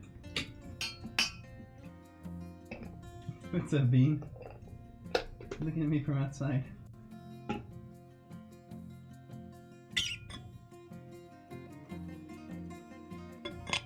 I think vertebra makes the most sense here, because it is like the right size for a necklace. Plus, it is really recognizable as bone. We want to give people the first impression of it is a bone necklace without them having to like really look at it for too long.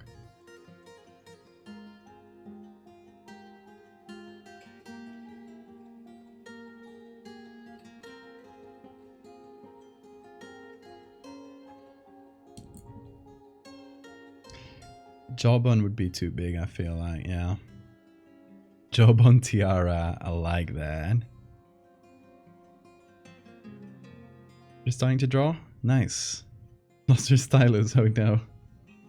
Good start. Oh, Bean, what's up?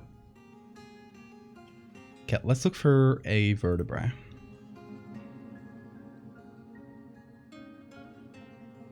What is it, Bean?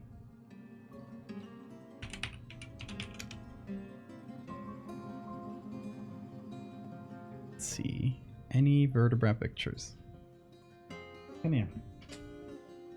Come here, Beanie. Oi, oi, oi. What you looking at me like that for?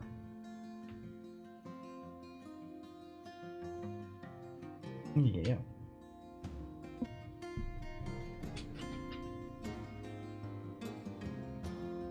Found it. Nice. Okay, it's mostly drawings here. Yeah, Bean. I will get animal vertebrae too.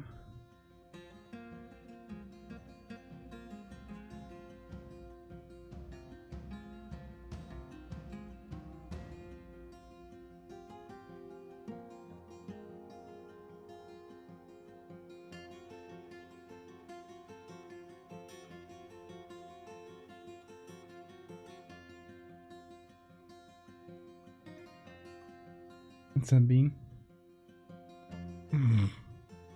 Little kiss.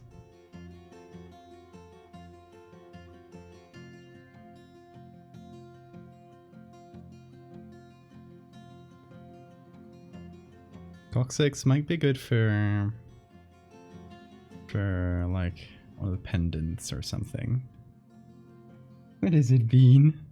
What are you doing? What are you doing? Ow, ow, ow. That's my t-shirt. What are you doing? Ouch. What is it? Do I have something on me?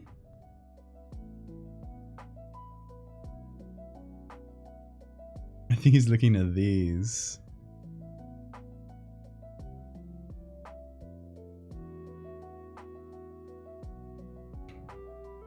Let him scratch your shirt. No, it's scratching like right above my shirt. I think he was trying to... Yeah, it's a little bit red now. Like this area. He maybe thought it was something. Like, oh, you got something in there. Let me take care of it. Oh, Bean, you're so helpful. Thank you.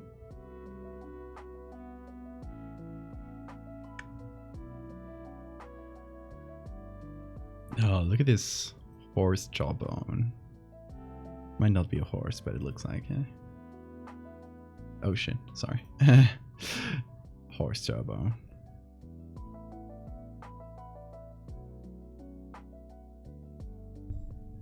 Oh, where are you going, Bean? Mold extraction.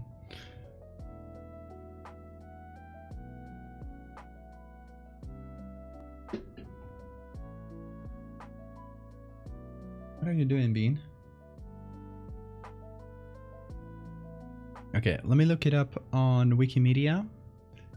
But I'm gonna do that on the second screen really quick, because every time you look up something anatomical on Wikimedia, you run the risk of finding some non-streamable images.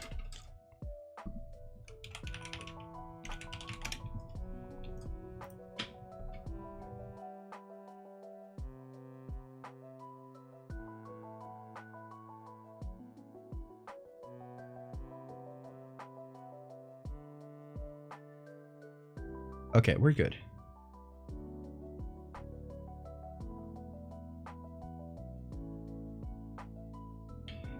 There's some good ones here on Wikimedia. Oh, I didn't filter. Okay. Even better. They're all here. Okay. Thoracic vertebra. That's what I was thinking of with the longer like little spine there. Bean, what are you doing under my table? He's trying to get to the Terry mouse pads.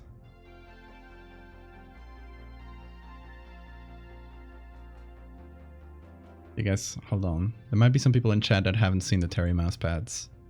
Let me show you something. Let me jump scare you.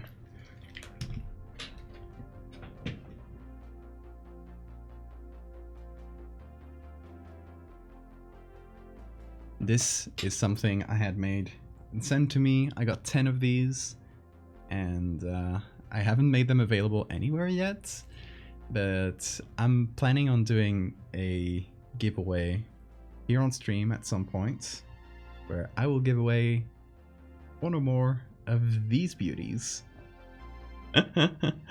Terry ass cheek mouse pads. Look, they're even blushing. Shanty, thank you so much for the resub.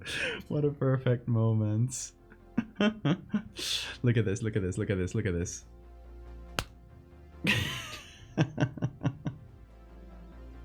Anyway, I got 10 of them. I'm keeping one as a keepsake. Because they were so hard to get. It was so hard to get 10 of these made and sent to me. It was a whole adventure, so. Of them here. They made it. Yeah, Bean. Heard that right. Carry ass cheeks.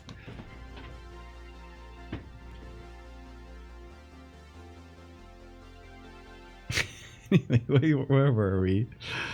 Okay, yeah. Thoracic vertebra. That's a good one. It's this one here.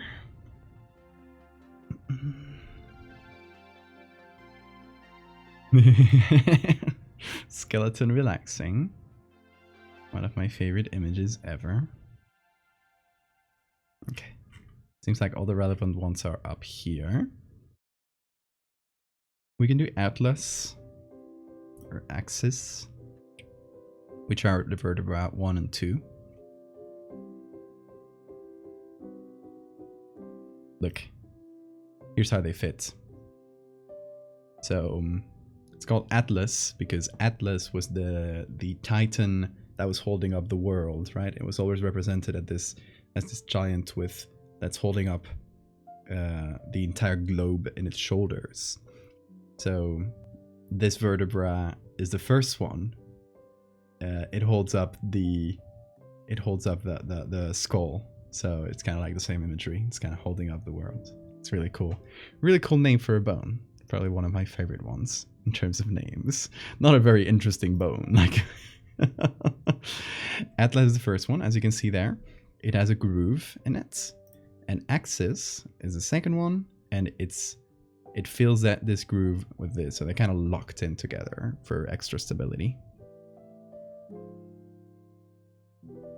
Hey Ida! Is it Ida or Ida? How do you say it? Anyway, hey. It's good to see you here. We're looking at bones.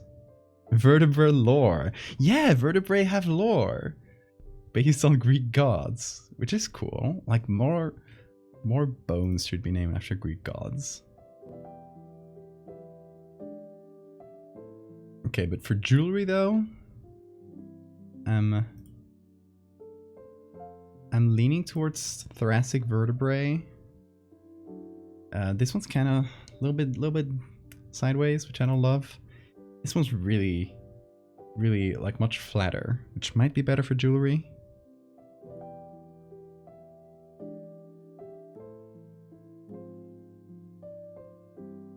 Ida, okay, thank you. Bones of love. I have a bunch of bones, but none of them are human. You need to become a med student. Be able to get some bones to study from the anatomy rooms.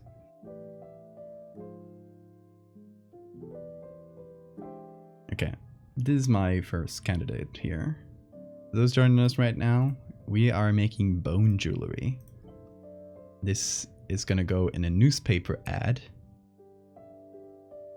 And this is all for a commission, like it's gonna go in a zine that's all about it's all about bone magic and people who practice it and bone cults.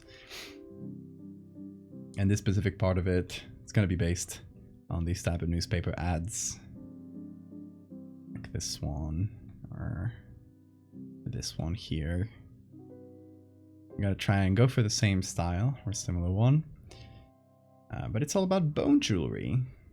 So we got our base color necklace here. I was gonna call it a collar, but close enough. And I'm gonna put a big old vertebra in the middle. Should the center of the vertebra have like something encrusted in it, like one of these gemstones? A bunch of plaster casts of vertebrae lying around your house. I love that.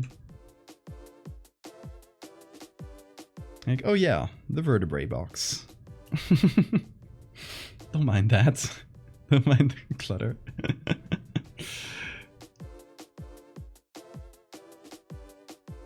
What do you haven't but aren't med students? Then I would ask, where did you get those bones?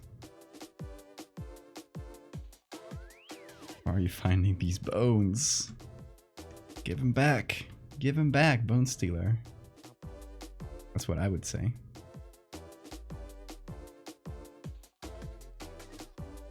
Okay, obviously we need to remove the text here. Could it be flipped? Not as interesting, right? I like it like kind of facing up, and it's more recognizable as a vertebra, like this. And then we got these little things here. Hold on. Let me see. This originally went like this. I could move the vertebra up so it fits the gemstone. But then it kind of clips these two. I feel like someone who makes jewelry would probably not have that glaring error of, you know, the vertebra clipping the other parts of the necklace. Unless it's a previous necklace that then was jury-rigged to have bones in it. It depends on how this was made, but assuming someone made this from scratch, or someone like, even if it was jury-rigged, someone like put some thought into it. Gonna have a little bit of a gradient going from up here to down here, and that's very strong.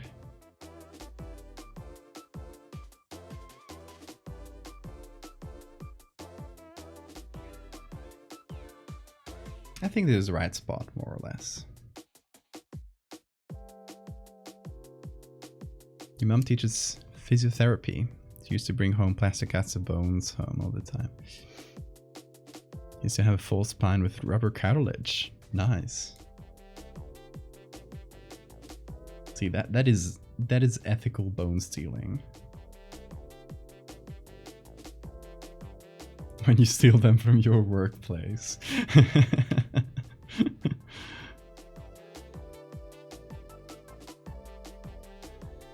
It's educational bone stealing, and it's casts, but you know.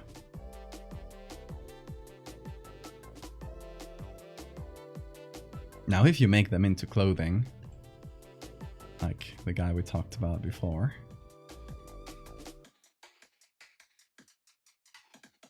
Hey, welcome back, artist. This kind of looks like a gem. Let's see. Oh, the patella. That's fun.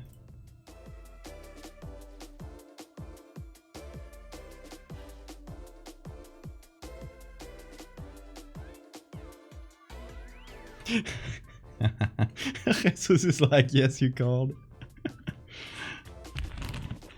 What'd you miss? We were figuring out this necklace. So, going for the vertebra here. Also, I forgot to turn this off. Hey! Finally got you online. Welcome back. How are you doing? Thank you so much for the resub. 5 months already. How are you doing, Organ? Yeah, let me disable this. There we go. I have it disabled when I enter Photoshop, but whenever I change tabs, it just turns back on. It's very annoying, so just turn it off. One of those like blue light filters.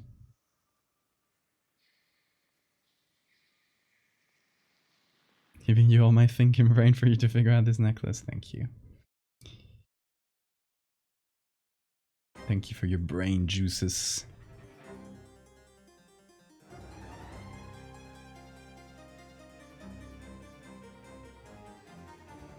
Okay, a little bit lower here. You can have these three hanging from the vertebra. It makes sense, right? Be like, you know, nailed to them. Actually,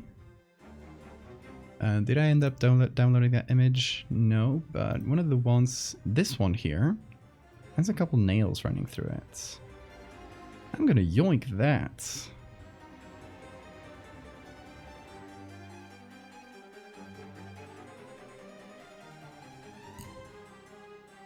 Let's look for more patella photos. Then this one, patella pellucida on algae.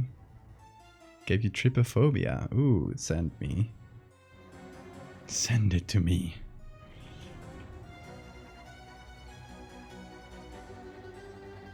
Okay, we can use these.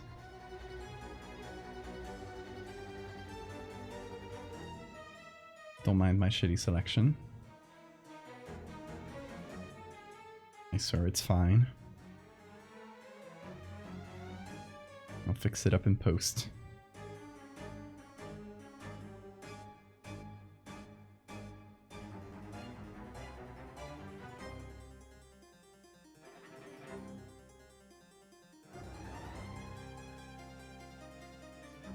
I love having boss fight music.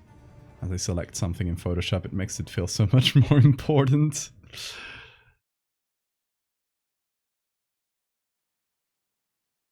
One of my favorite boss themes ever, though. And if you disagree, you're wrong. Here it is. Hold on, I'll open it on my second screen to not give everybody trypophobia. Ooh, yeah. That's good. Is that public domain? Yeah. Saving this for future evil. I'm gonna put that in my gross texture folder.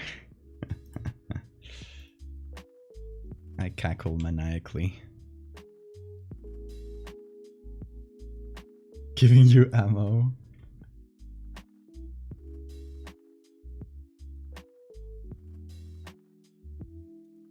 You gave me the best ammo, thank you, Sora.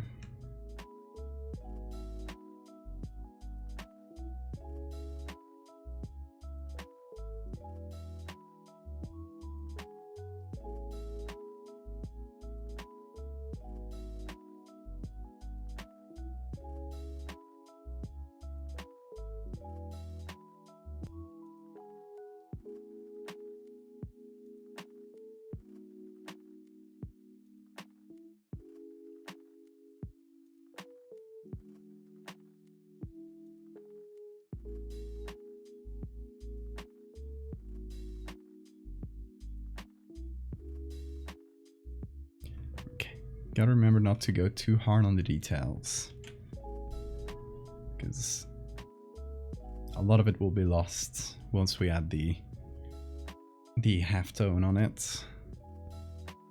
I could do this with the halftone already enabled, to be honest, but I don't know why I do it. I don't do it. Okay, let me do a thing here. We got this vertebra, which I'm gonna make bigger and select around it. I want it for textures. So what I'm gonna do is take it from here, and there we go. Because I can't just get any other part of the bone. This is a very specific area where the vertebra connects with like the discs in between, and it has this like porous texture. It's a bit too bright here, the one I'm adding. Need to darken it a little, but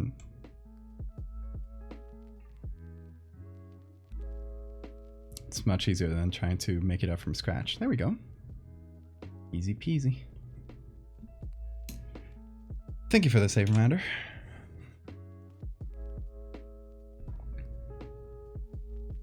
DMs are shared on Discord. Oh yeah, I saw them. Oh, we could do the symbol. That Y symbol.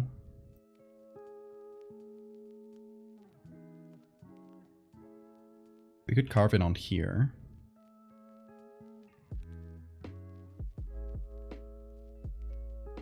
Hold on, not with this brush. Maybe the pen brush could give us a more scratchy feeling. This pencil one.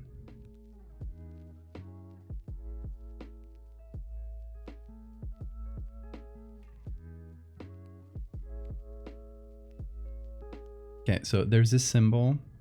It's like a crossed Y. That's kind of like the yen symbol, but with only only one line through it. That kind of represents the bone cults.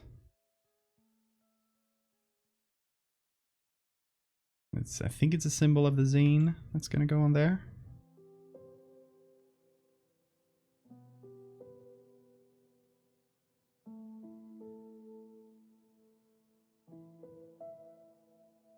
Looks something a little bit like this.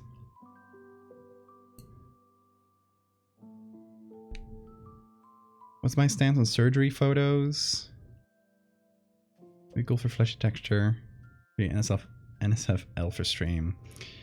Yeah, I guess it can vary a little.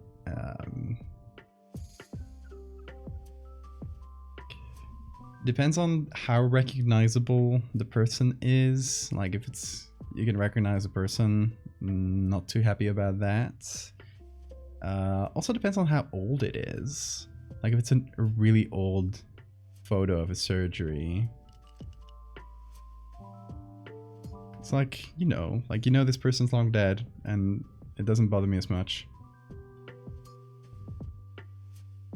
Kind of a case by case, I'd say. But if you do have any good pictures, even if it's something I can't show on stream, send them to my DMs and I'll take a look.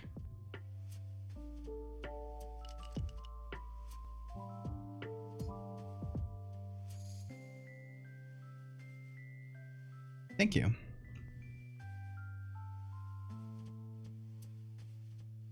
Alright, so we scratched this little symbol on here.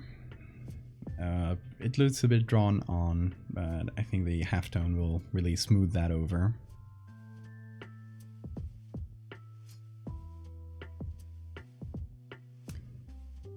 Okay. Now let's add a few screws and stuff to make it feel attached. Because as of now, it doesn't really feel attached.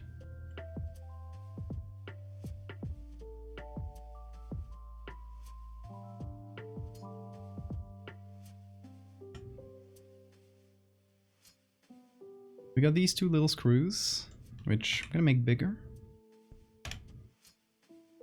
Not that big. Okay. And we can put one here to connect with this one here. There could be two like on the other side of this, but we wouldn't see them. And then we can have some on the other side of this.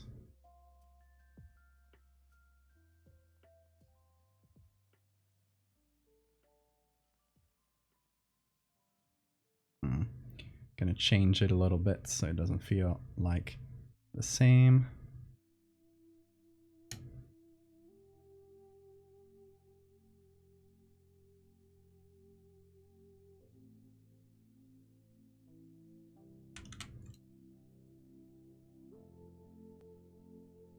You can't sleep, Shanty.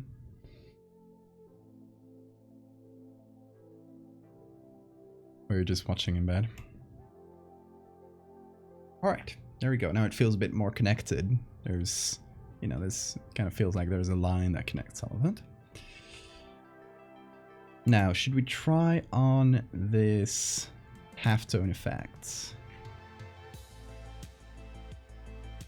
We're just going to go with a simple black and white halftone, only a single screen, so it's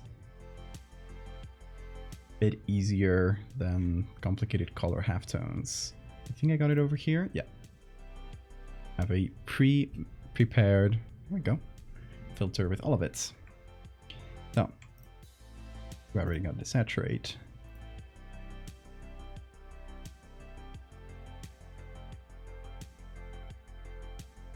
As you can see, obviously this is way too big, but it generates a halftone effect that, you know, looks pretty convincing. And then you can just change the scale here to change the size of the dots. You allow me to do that slowly. There we go. Okay, this is too small. 23 looks good. And as you can see, it'll naturally change the size of the dots, which is what halftone does.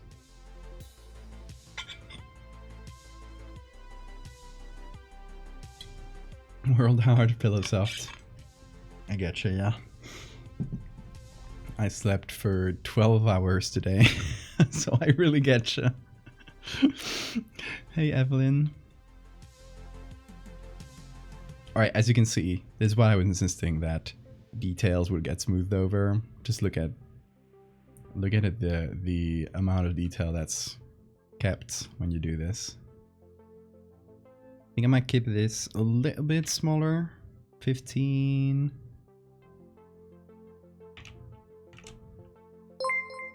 19, so that's good. I'm sneaking in quickly cause my current internet connection does not like big streets, but know that I am here in spirit. Valdevo, Valdevo, Thank you. Valdevo, Valdevo. Valdevo. Thank you, Hammy. Thank you for popping in. Ominous glow around the bone. Yeah, let's check that out. That sounds fun.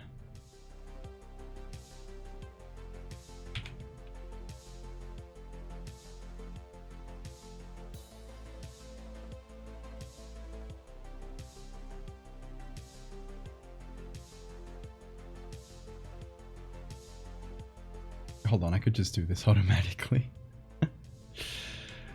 I'm being silly.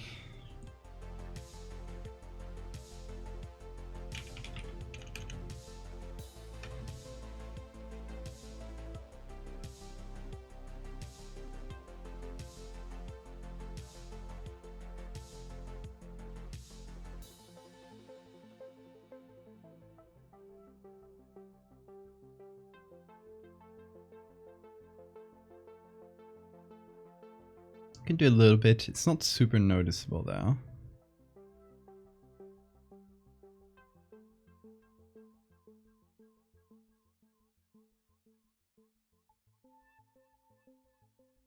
With the halftone and all. I can do the manual one though. Because it goes on top as well, so. Oh.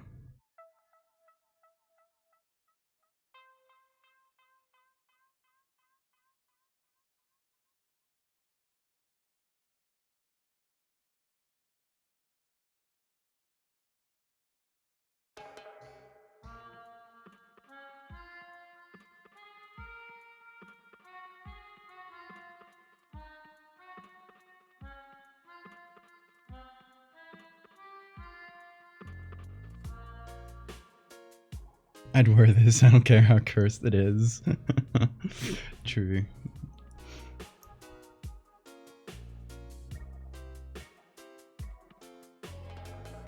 Gonna add any more bones? We're gonna add like 1 bone per piece of jewelry. So we're gonna do more jewelry, but this one's just gonna be the vertebra, I think.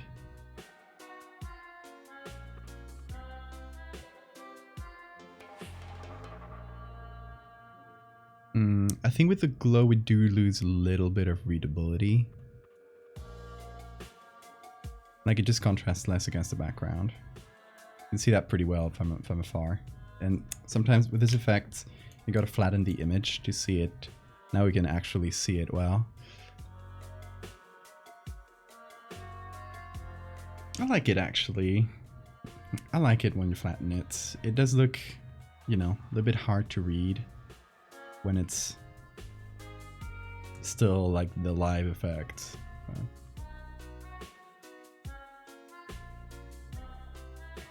We'll keep the ominous glow. Thinkulum, hello, welcome back. Looking interesting? Thank you. It's bone magic. Also, cat hair. It's a cat hair somewhere in my beard or mustache. I can see it like in my peripheral view. It's making me go crazy. It's still there. Did I get it? I did. Aha. Found you.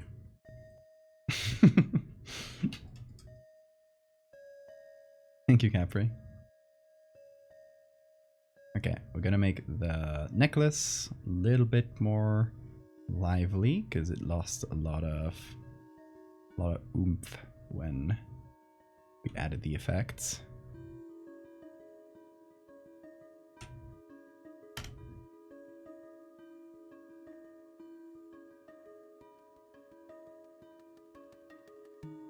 We can manually control how light or dark it is, aka how big or small the dots are. But just like a little bit of manual painting with a very soft brush, just like adding little dots. And that way you can kind of control, like some areas are a bit too bright, so you can't really see the details. Like, look at these little details here. Now I darken and I bring them back, and vice versa.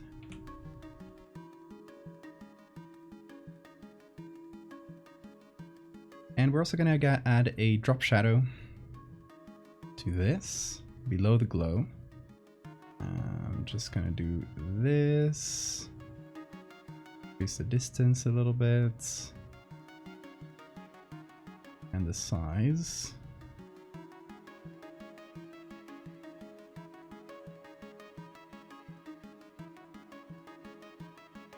Oh, and one more thing is that this whole group has to be in, oh, sorry about that, darken mode. Because it can't be brighter than the page it's on, if that makes sense, right? The page is yellow, you know, the widest you can go is the yellow of the page. We should just reduce our contrast a little bit, but it is a necessity. We can't do without that. Thank you, Victoria. Glad you enjoyed it. Want to see more Photoshop horror in this old newsprint style? Hey, before you go, let me show you what I did. This was my first experiment with this effect. And I did this one, Uncle Cordyceps Fungal Home Remedies. And it was a gift for Lou, for a friend. And it was also a test for... hold on. I'm gonna get it without destroying everything. Yeah. This is a test for this piece of merch. The Fractal Juice. It's an idea I had literally years ago when I started the Fractal series. And I finally made it real.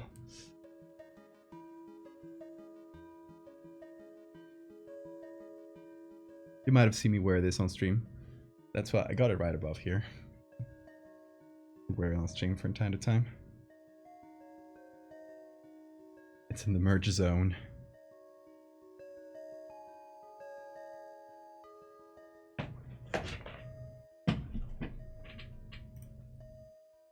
Alright, where were we? Thanks for the save reminder. Saved it is. I'm gonna make the paper a little bit brighter, just so we can get a little more contrast off of this.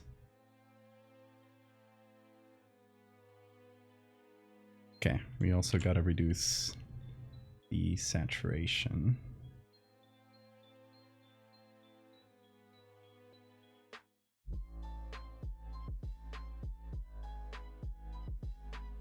There we go. Slightly less yellowed. And if we put it onto a single layer, maybe, we get a bit of a smoother effect. You can see the difference here. This is what the final will look like, right?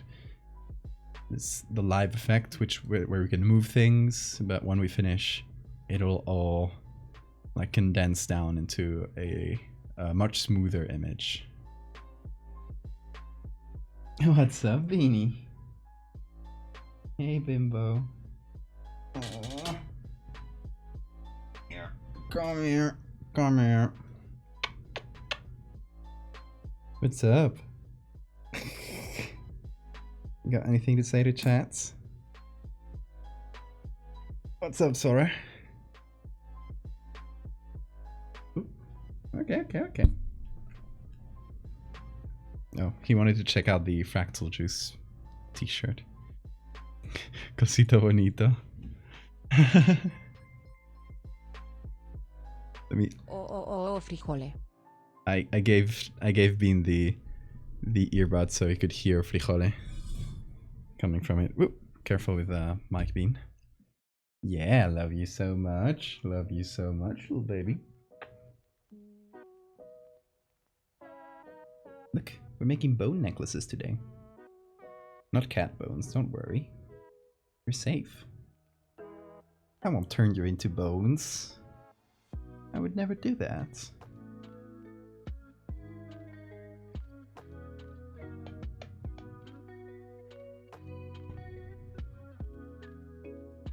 Horse bones? Yes and no.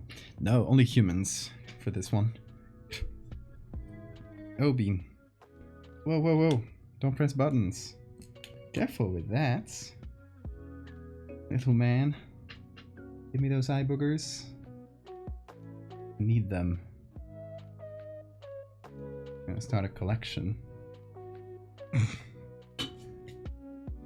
Cleaning the boy up.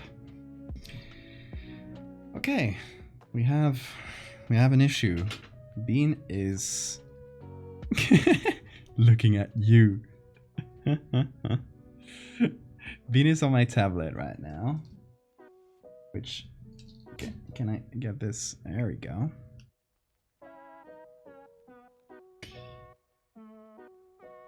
Look, Bean. Look at that. Chad is looking at you. Yeah.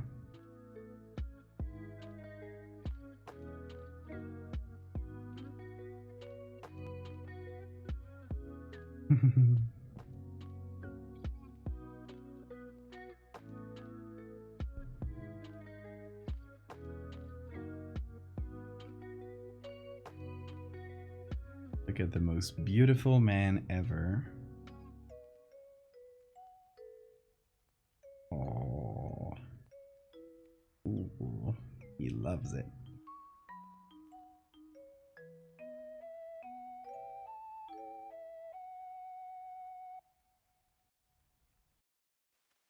Ooh, big yawn.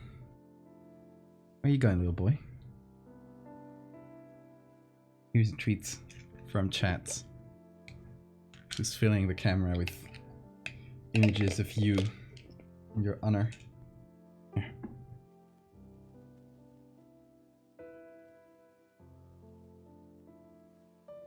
There you go, you got it. You got the treat. Alright, Beanie Boy. Oh, you're just gonna stay here, aren't you?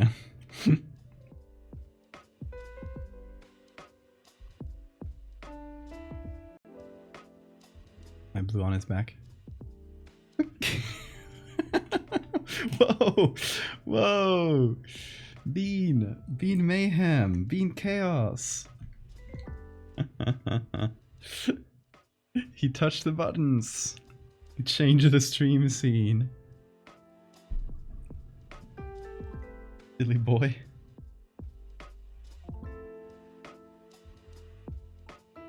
You spooked us, Bean. They thought you were gonna end the stream. You believe that?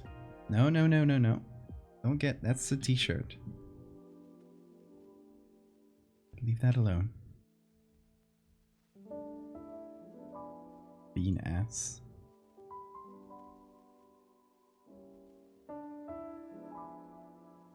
Let him end the stream. One day I will let him end the stream.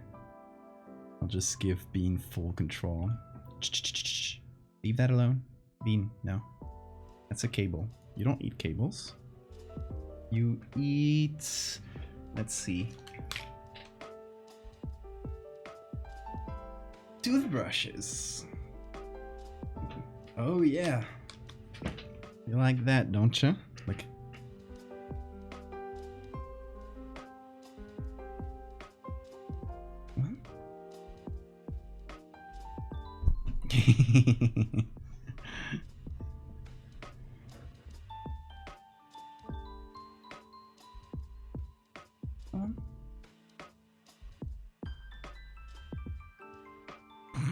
Attack! Where is it? You lost it?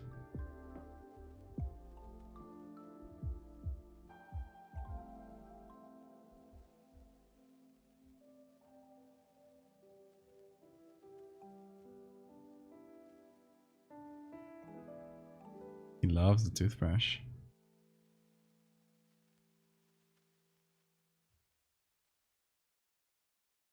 Gonna go for it? Where is it now? Where is it?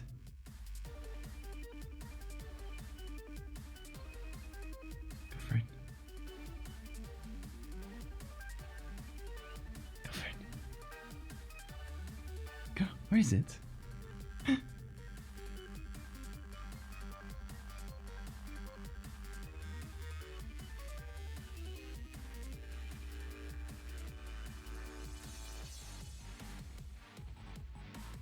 does not dare go after the toothbrush.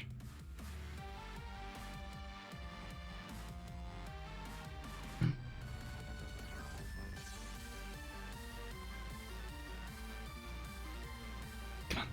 There you go. I was waiting for that lunge. He was getting ready for it for so long. Oh, there he goes. Attack. Attack. Kill it. Kill it. Oh. Where are you taking it, Veed? Oh. There he goes. Here. There's the brush.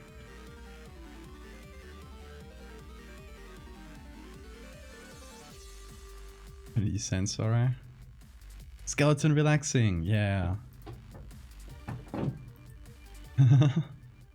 Go skeletons. I love skeleton relaxing. It's my favorite Wikimedia image.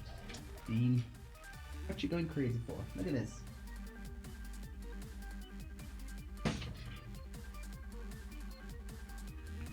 Saving this in the funny skeleton folder.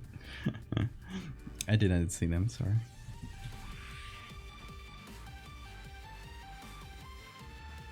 There's also the classic skeleton in bisexual lighting image.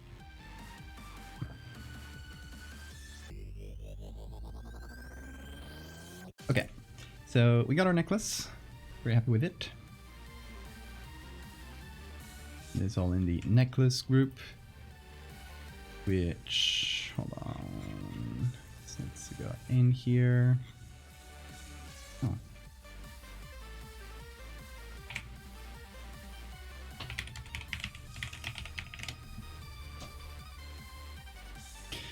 Bean is going goblin mode over there.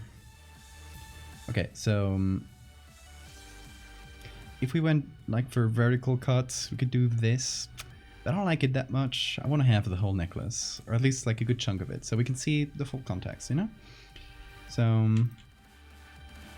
we may change the layout of this so that we can get the full image in here, or like crop it as little as we can, at least. I mean, we could do... Okay, hear me out. Don't worry about things breaking. They should come back once we place it. Hopefully. Yeah, okay, nice. We could have something like this, where the title is up here.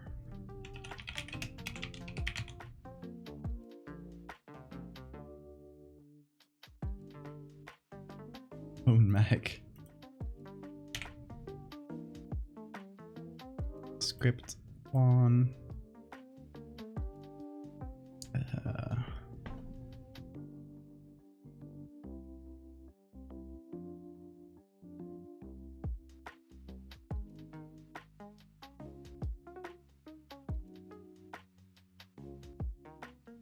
Could be in here.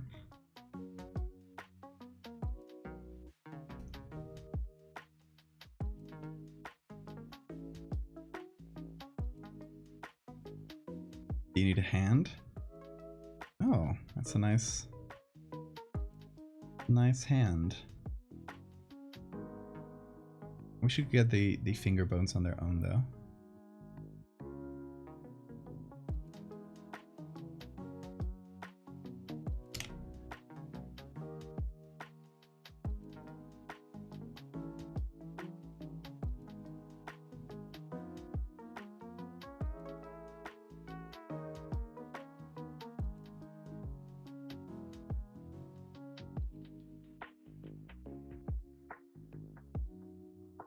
Bone magic.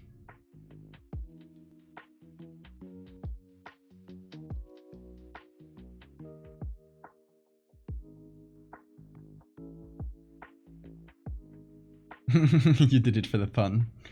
I appreciate that. All these are CC0. Oh, Well, that's really quite good.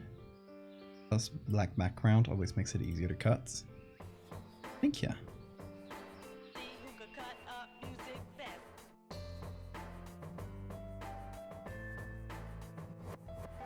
Okay, let's change the layout based on this. Not that it changes much. We can just have the subtitle.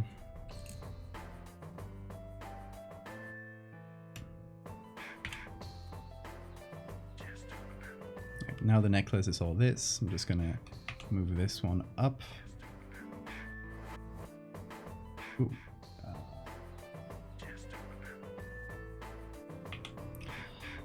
We can have... Okay, got an idea. One of the smaller ones up here.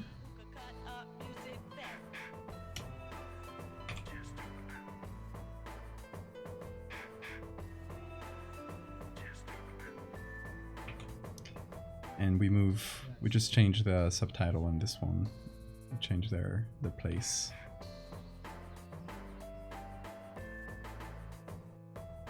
Oh, that was weird.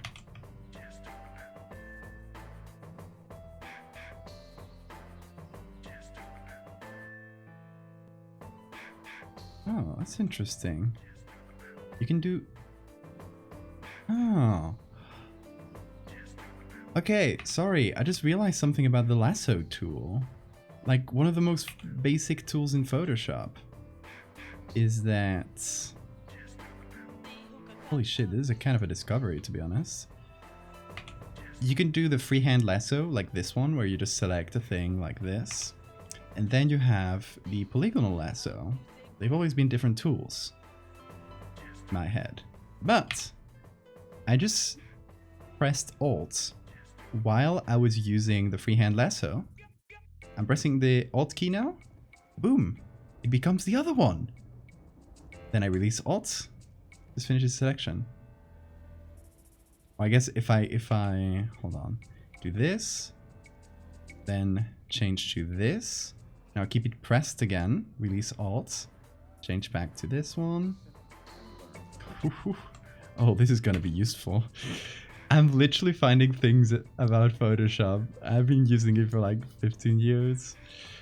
Or something like that. I don't even know. I've lost count. Using two tools at once. Witchcraft. Truly, this is bone magic at play. Oh my god. Thank you, bones. It's all thanks to the bones. Incredible.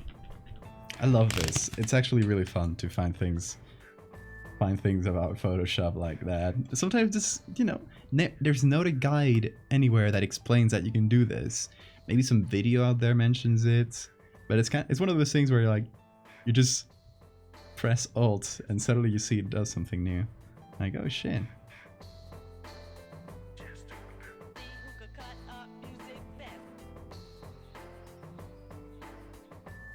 The funny thing is that these type of shortcuts, they're not that easy to find.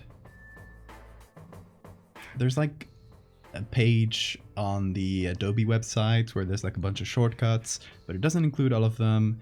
Then you got your own shortcut page, keyboard shortcuts here, where you can go to like the tools, but it tells you like the lasso tool, right? It tells you like the shortcuts for the lasso tool. And decrease, increase brush size, which is an important one to set up if you don't have it as a shortcut in your computer. I have it to set up to point and comma.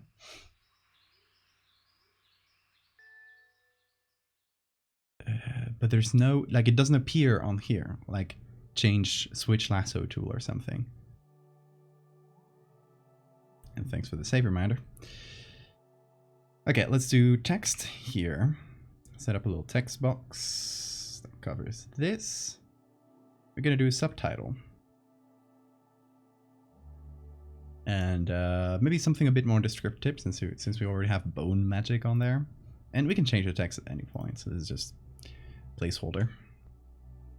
It can be a serif font, I think. Kind of a fancy looking serif font. Century is nice. Alec, it's good. Smaller than this.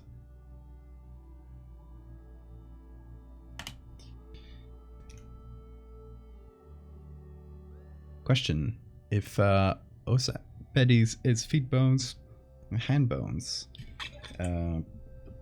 Manus. I don't know about the Latin terms. I just know the Spanish ones.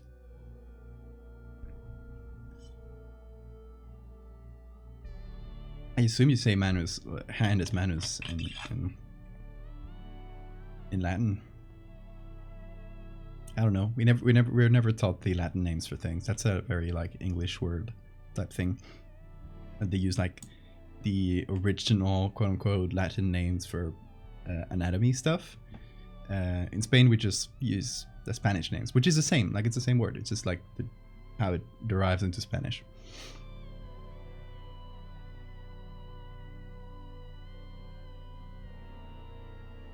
Ooh, these are good. Calcaneos.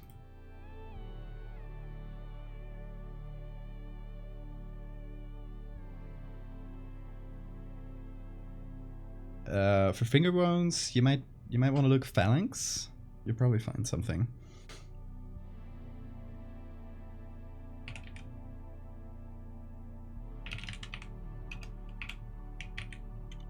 Jewelry. And Photoshop doesn't have spell check, so please let me know if I spell something wrong, because it has happened.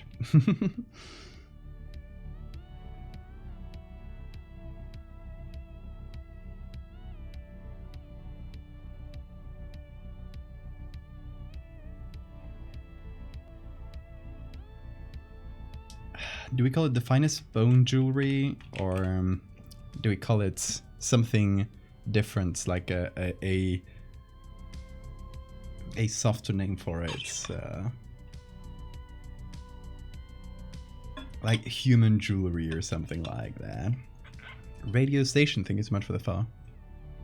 Skeletal finery.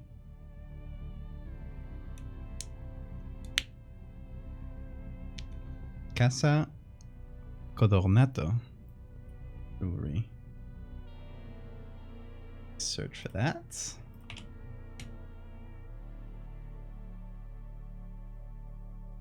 Whoa, some wild jewelry in Venice. Lots of bone themes too. That's cool.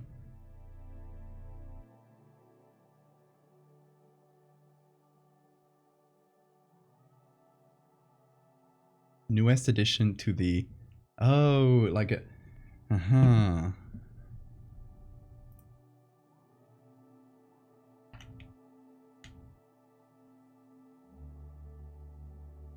Or this could be below the subtitle, I feel like. I'll leave this here. And discover the newest to the... Could be the Phalanx collection. It could be the Atlas collection, since Atlas is a bone. We established before.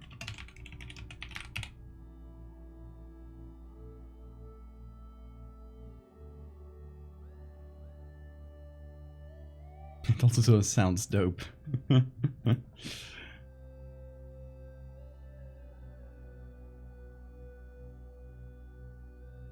Just remember to follow you on Instagram, so I'll spam some likes. Go for it. Thank you. Human ivory. Ooh.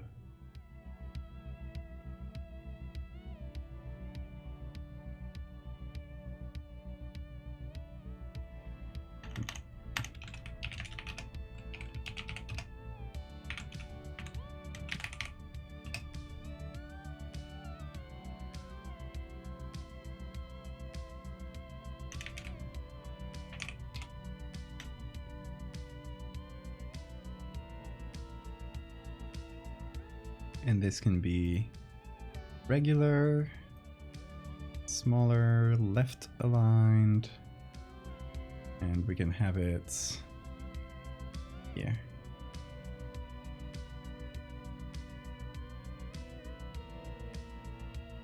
This should be auto. There we go.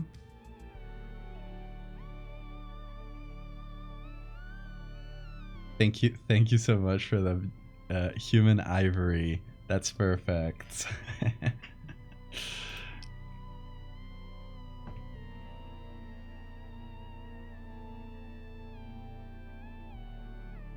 How do you say, like, I'm trying to find euphemism. Euphemism is where I was trying to find. It's a perfect euphemism for like bone jewelry.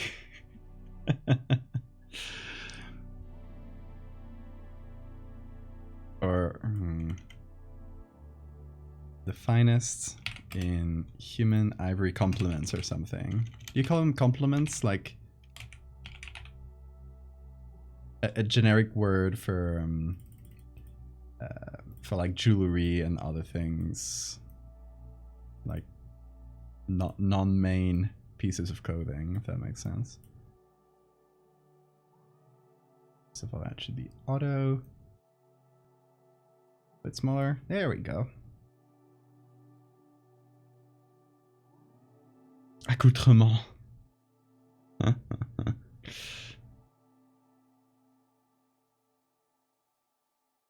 Does that mean, is that the same as compliments? Accessories, yeah, thank you. Accoutrement sounds like such a fancy word though. Let's see. Yeah, it means an additional item of dress or equipment.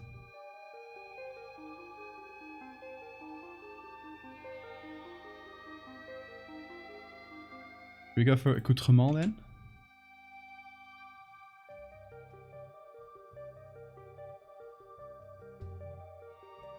Or singular?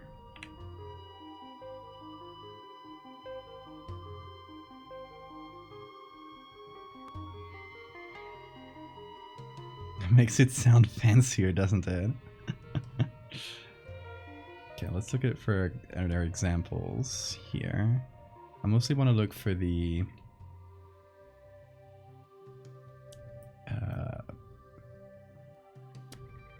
fonts and stuff. Oh, we can do the big first letter here. That's fun. This looks like Times New, if I were to guess, or something really similar to Times New. Like pretty classic serif font. Yeah, it seems to be pretty standard.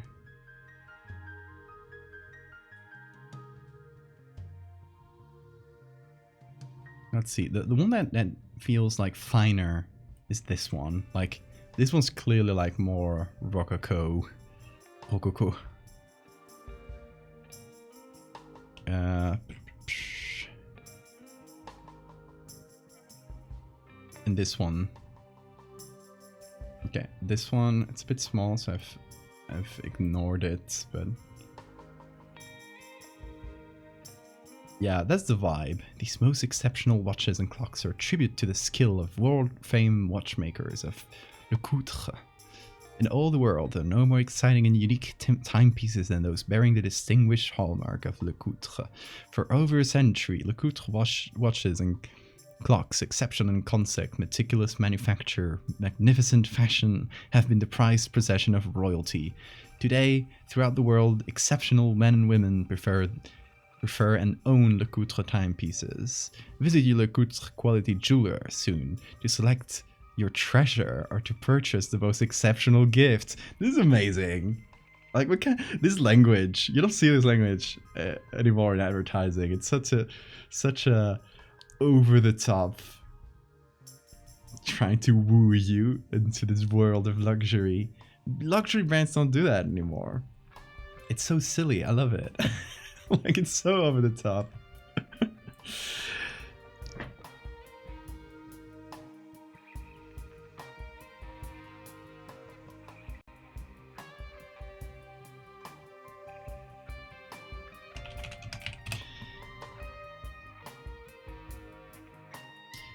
Oh, I kind of want to... Okay, I put Bone Magic here because it's the first thing I thought of. We could have bone magic appear somewhere else. It doesn't have to be our main thing here. We could give it a brand name. What would be a brand name of a fancy, you know, they're trying to look fancy. They're making bone jewelry. Like Le Coutre.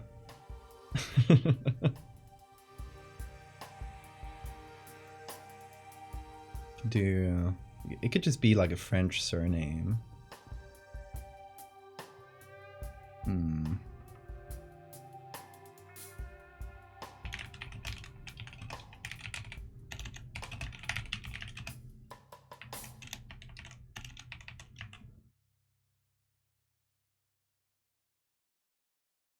Spellbinding.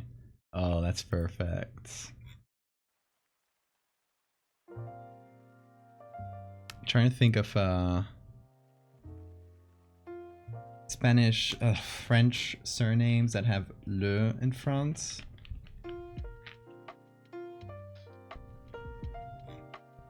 I would use Lenonchon because that's in my family name, from the French side of my family. But I already used that in Lenonchon Experiments, which is the human crab one. So I feel like that one's a bit taken. Ooh, okay. Look at what I found. Look at what I found. French surnames from Paris, 1421. Oh, and it's okay. So let's look for le.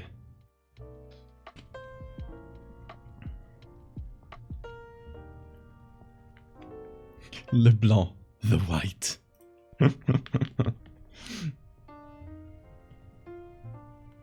Writing the name of the brand like 4 times, and it's always in in italics. I mean, Le Blanc is the white, which feels right for bones. Let's see, there may even be better ones. Le Chat, the cats. That's a really fun surname to have. Le Coq, the cock. No, cock meaning the animal.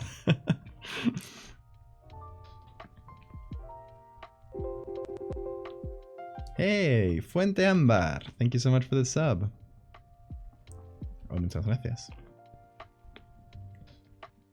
Castex. I think it is French. Could be French. I've never heard it, but there's a million weird surnames in French. Le large. Le large. The large. Buenos dias.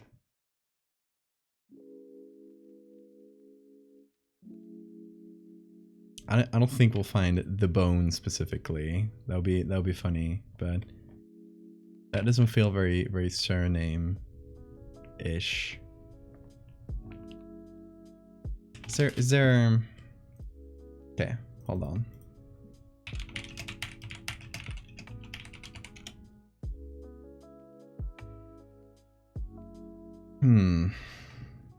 Like, is there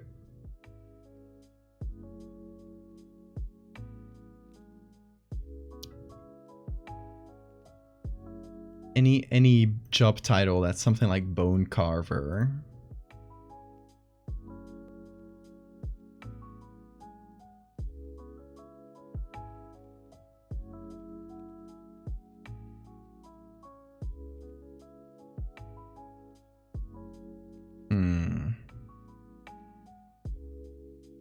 Would there be any name for a job? First person that carves bones? And then we just put le in front.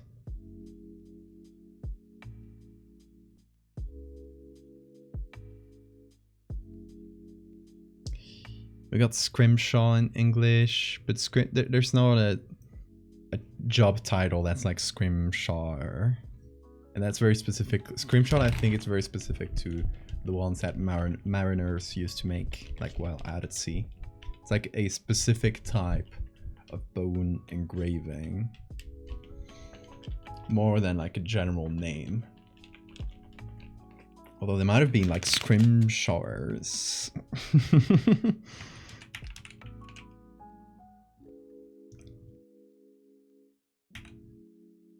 Scrimshaw Carver. That's a musical artist, okay.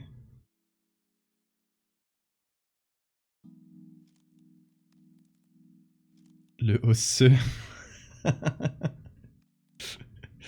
mean, could be.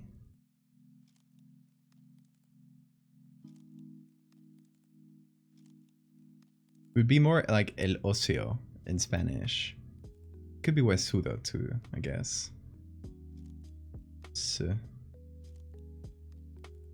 would be l'osse, like L apostrophe.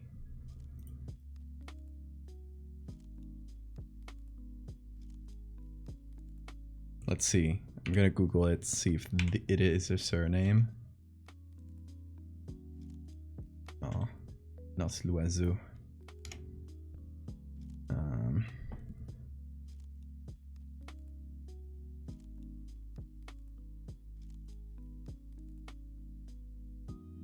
It is not a surname. It can work though, Luce.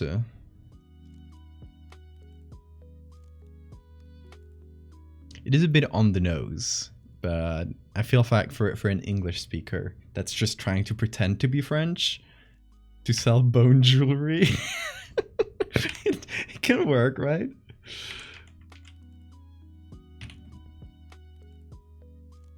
Also, it looks kind of nice in this font, doesn't it?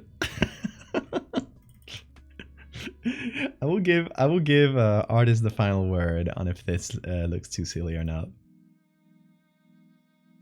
Since it is up to him. Oops, sorry, let me go back and try other fonts. This one's called Parisienne, so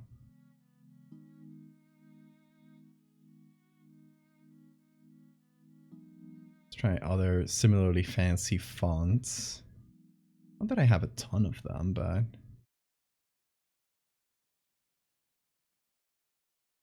it was a bit much. But could be.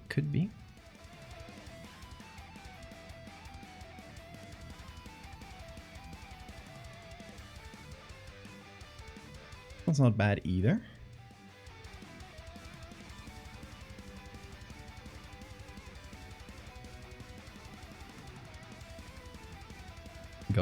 Got two hands and I don't know what to do. What do you mean, like you don't know what to draw?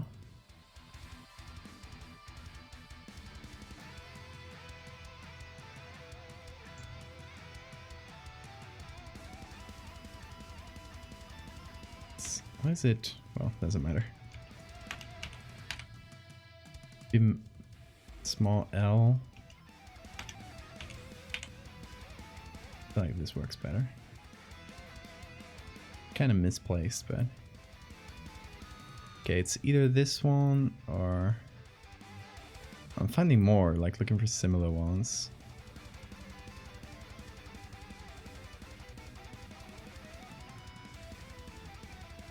Palace script. I still like the first one we tried. The one called Parisienne or something like that. It's a bit more readable too. Although I might take these, like squish them. Squish them a little.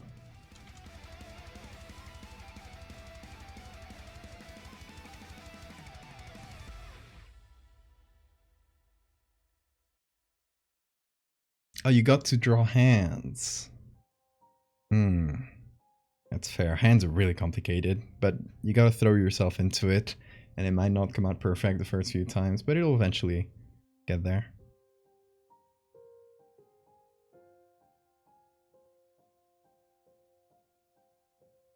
We can give it a little like squiggle and below or something. A little flourish. Trying to go for something similar to the coultre. That does have more flourish. Like with the letters overlapping and stuff. Can go wilder. Okay. Let's start by just moving letters around.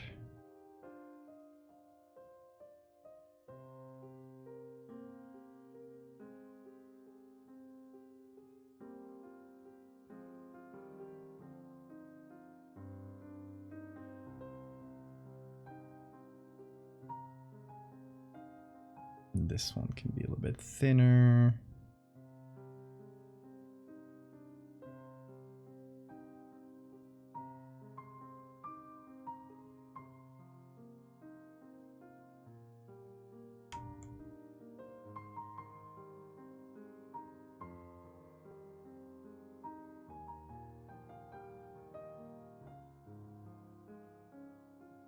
We can give it a little bit of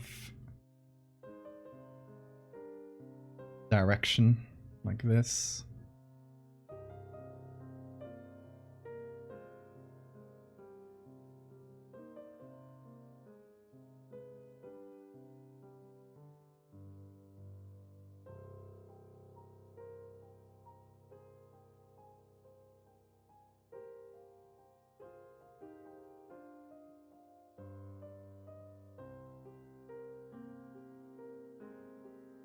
Flourish is better with very thin upstroke lines.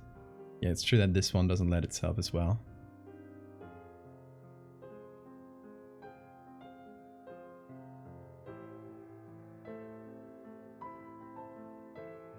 We can give it a little something like this.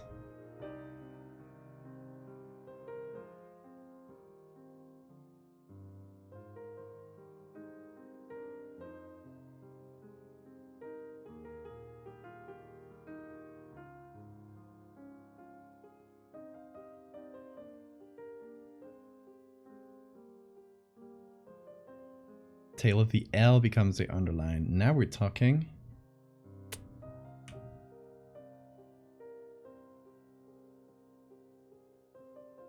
Great idea. Move this down a little bit.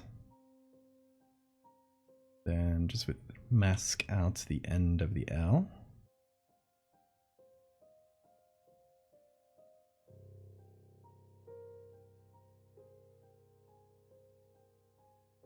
Let's see if this one works right off the bat.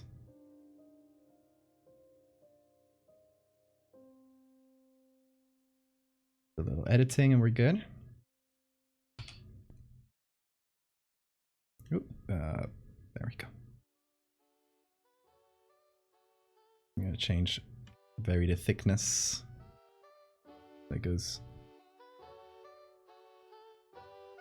Gets thinner slowly. We'll have the strange texture that the halftone gives. That will make it look like a little bit squiggly like that, but that's fine. That's gonna get blurred out at the end, so not much to worry about.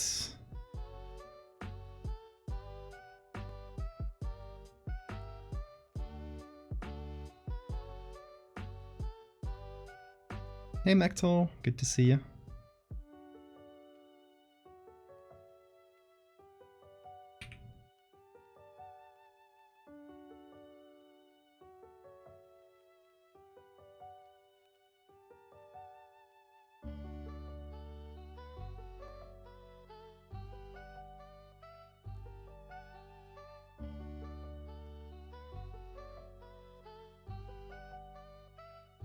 Might move the L down a little bit further, just to give it more space.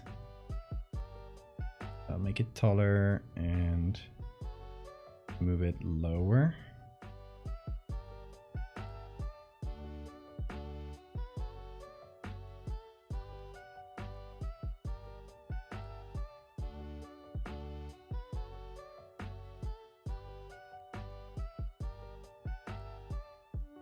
There we go. Oh, it's not as close. A little bit weird on here.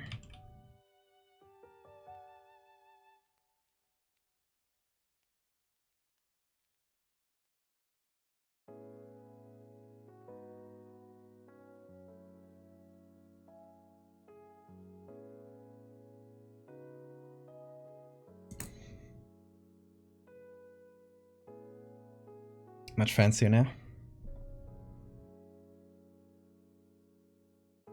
You're moving temporarily tomorrow. Going to live across the street from friends next to a park with a free petting zoo. That sounds really nice. How long will you be staying there? You hit your tiny bone from food and you're in unspeakable pain. Oh no, Sora.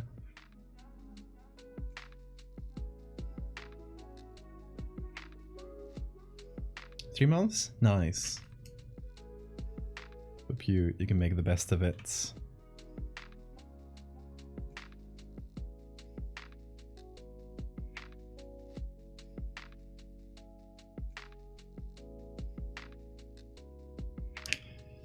Alright. Keep going with human ivory. Gonna make this bigger since we now have a bit more space. Oh, the mask. There we go.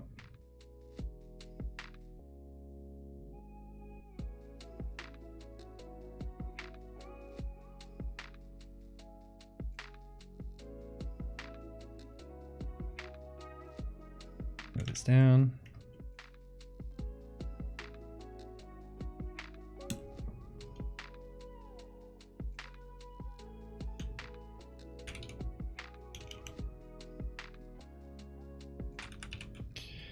Okay, and now we need to make this feel fancy.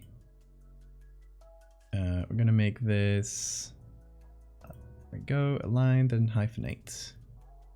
From the world famous jewelers.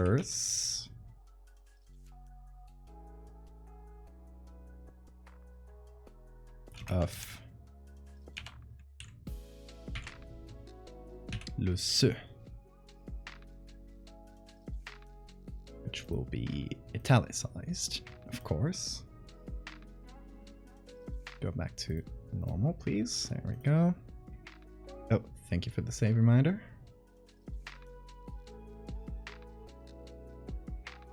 Huh, this is still italic.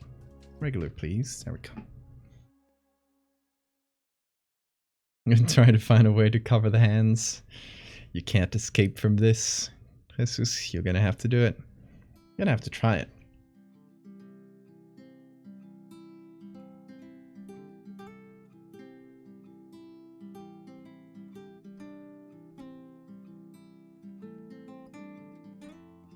Your brain tries to put an A there.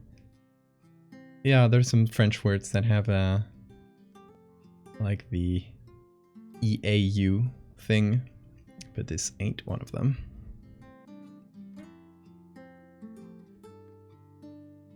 Okay. Discover the newest additions to the Atlas collection from the world famous jewelers of Le Seu.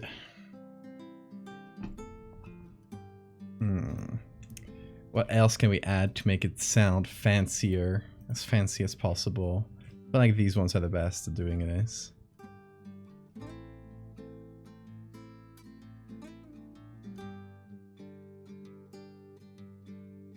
Like, come on, exceptional in concept, meticulous manufacture, magnificent fashion. Like, come on.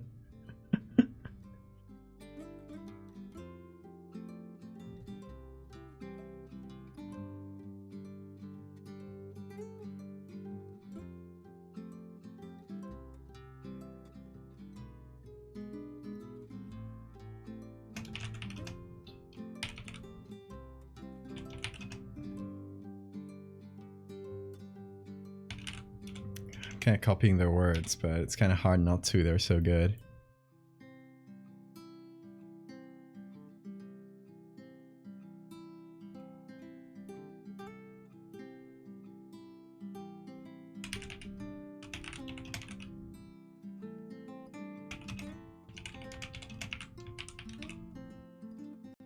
We can include a little bone pun in here.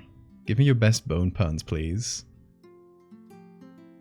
I'll do some hand study practices. That's a good call. Just get a bunch of references and try to draw them. Exquisite is so good.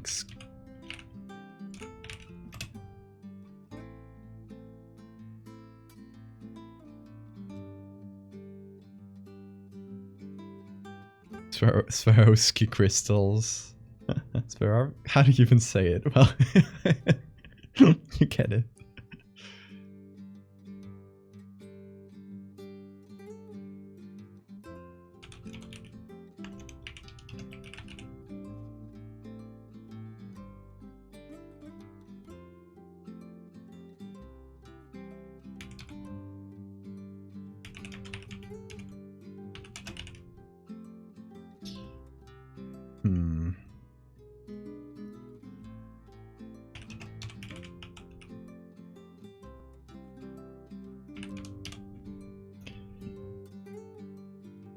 Most exquisite collection of human ivory adorned with crystals of the highest craftsmanship.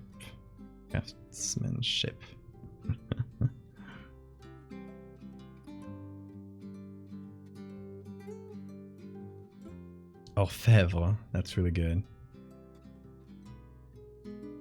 We're gonna change jewelers to orfèvre.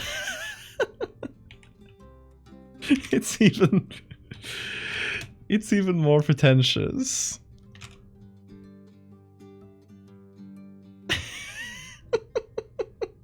It's so pretentious to just drop in a French word when there's a perfectly good English equivalent. It's just like the top is snobbiness.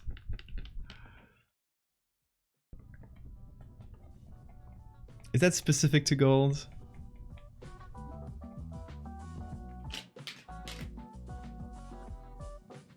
Not jewelry only? Oh, that could be.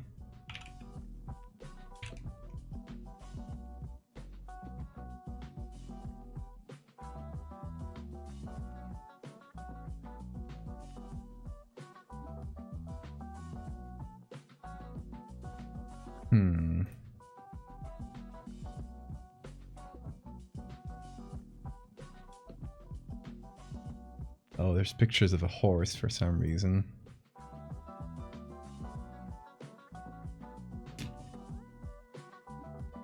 Yeah, it's specifically like goldsmith and silversmith.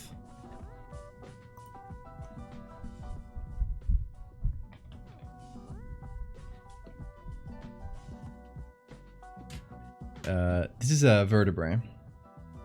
Hold on, it's kind of hard to see with the live effects, but once flattened, the slightly glowy vertebra. It's bone magic.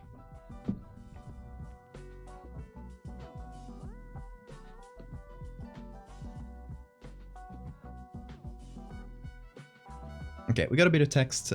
We might add to it, reduce it to fit like the graphics of it. But what I want to do is have a little square here and put a new bone.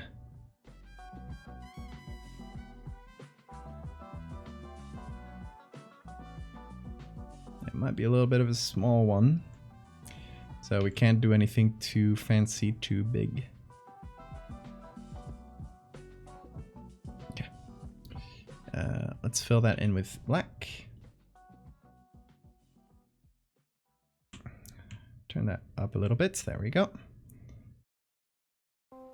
Yeah, we might want to, like, there we go, push it down a little so we have a bit more space, which will mean we'll have to put more text in, but that's fine. I am okay with that.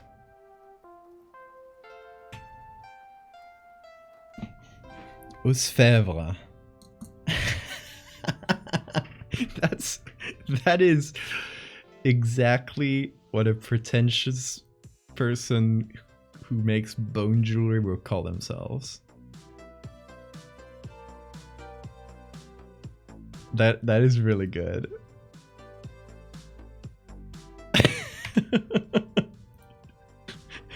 Literally nobody will get this joke unless they speak French.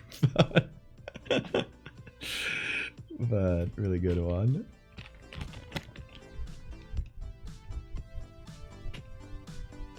Spine-chillingly gorgeous. Oh wait, we had someone mentioned somebody mentioned a really good pun a while ago. Let me see if I can find it.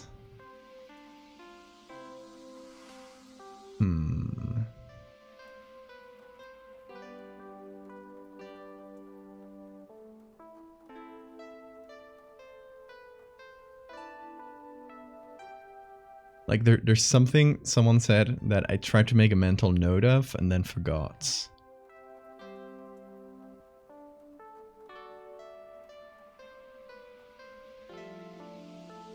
Eh, damn. I can't find it in the part of chat that's registered. You need a hand fan like mine. This has been... Oh, but you might have not seen this one. That's true, it's new. I used to have this yellow one, which is now in the... just in the room next to it, because it's technically my partner's. I got this one, which is a bit smaller, but it's like much sturdier, so it blows more air. It's like more efficient. I don't know. I might take it and paint on it at some point. Yeah, I think it would be fun to just have, like, I don't know, googly eyes or something funny painted on it. Might be like a one-day project for a stream. We do fan decoration.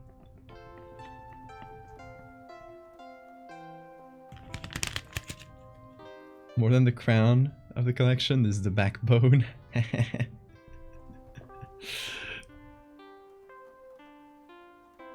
I like that. I like that. I'm trying to decide like how on the nose to make the puns. I want to have one pun. I'm waiting for one that's like discreet enough that you might not get it on the first go. Or you might have to think about it slightly.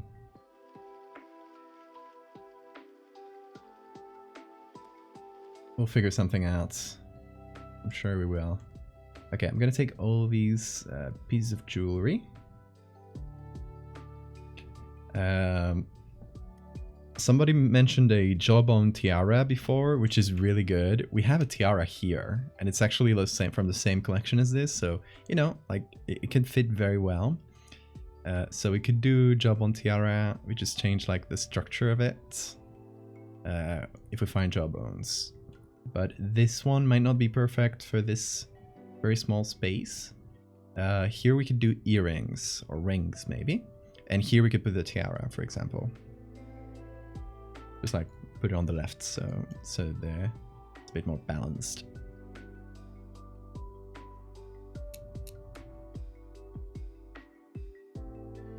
The finest mineral in your jewelry box is now calcium. This is not discreet or a pun. I like it. I like it a lot nonetheless. I love how you self-corrected immediately.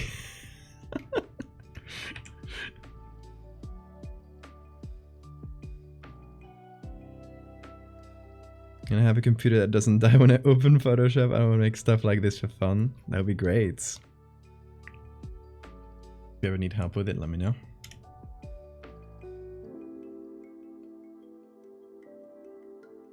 Okay, let's make these slightly bigger.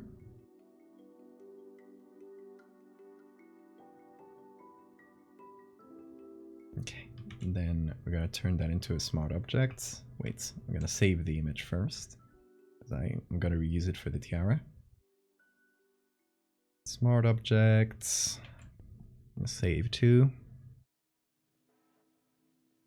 Oh, what kind of illustration do you do, Capri?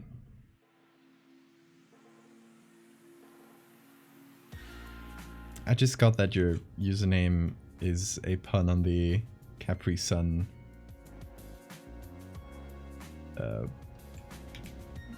drinks. I don't know. I only know those through cultural osmosis. It's a very like American thing. It's like those boxed juices, right?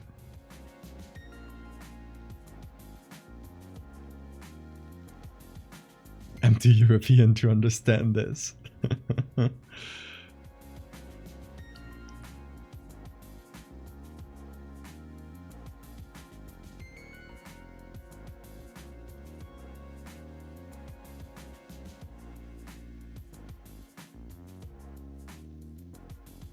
Actually, let me hit this with select subject. Hope that Photoshop does an alright job. It's better than what it did for the necklace. It's also less complex. There's like less of it to worry about, but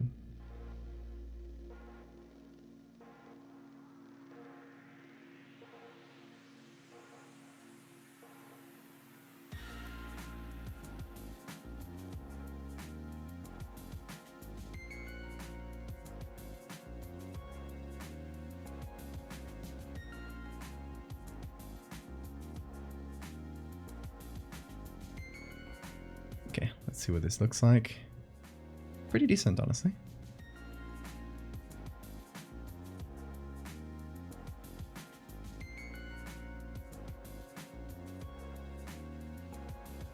It's because your moon sign is Capricorn. Shit, I thought I got a reference. And I was wrong.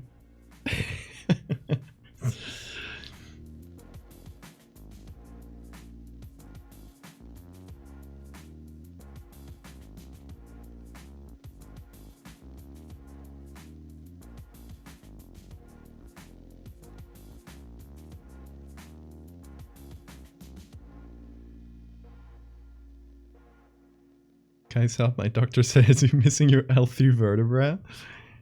For real? Do you have one less? There's people that have different number of vertebrae. Like, it can change. There's people who have a like an extra vertebra on top of the first one. Like your last cervical vertebra creates a... No, I'm not talking about... that's costillas supranumerarias, ribs. Some people can have extra ribs too, and if you have one like up, like above the first one, it can cause problems because it can like compress the everything that goes to the upper.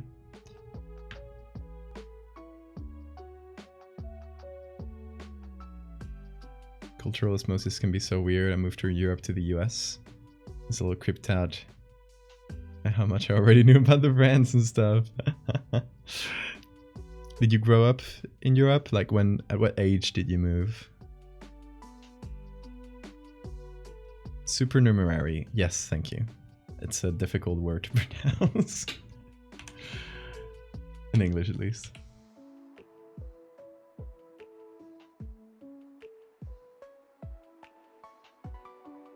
Wait, what am I trying to... I don't want the jewels. I'm gonna eat them out anyway.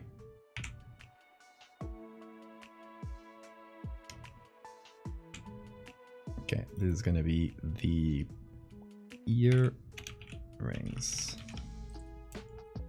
Sorry, I know it's earrings, but my brain separates it into ear and rings.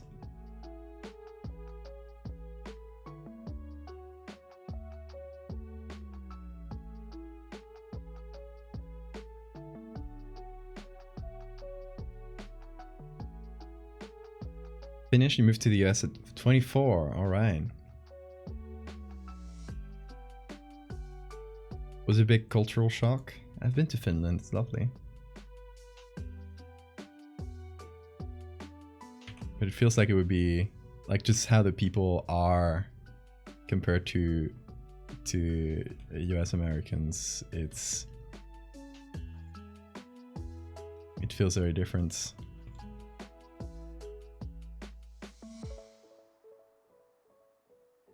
I don't know if it's specifically the Finnish people I met, but I found Finnish people to be like some of the funniest people in the world.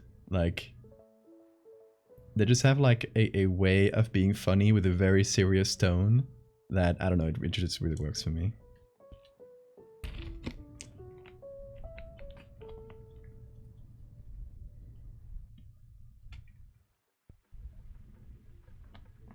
My brain holds on to words I can't use as a fun prank on myself.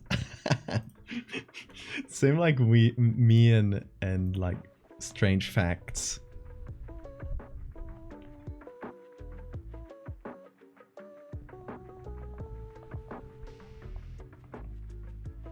Deadpan, yeah. But like Finnish people are like the best in the world at that deadpan humor. At least like I have admittedly only met a handful of Finnish people, like 5 or so. But it's a small sample to make such a general statement, but still, I stand by it.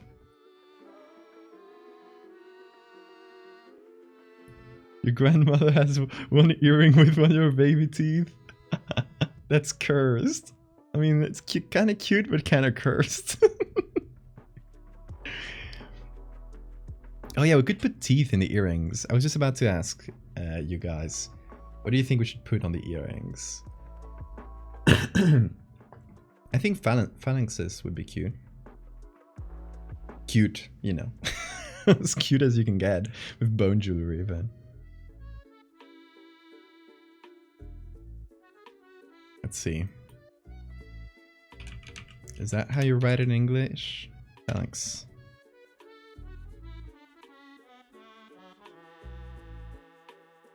Is this a horse phalanx? Coffin bone. Okay.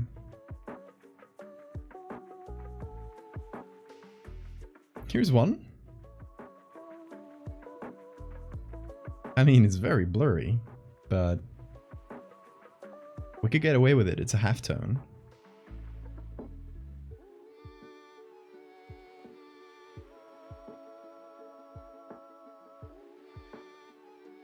Let's try here.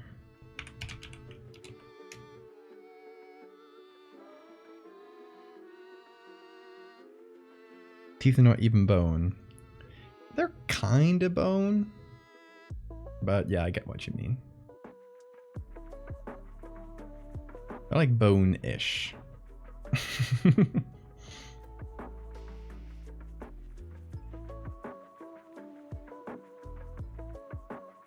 Coffin bone is the distal phalanx of a horse. Interesting. A fun name for them. I'm getting a lot of military stuff, which makes sense because the phalanx was a Roman formation.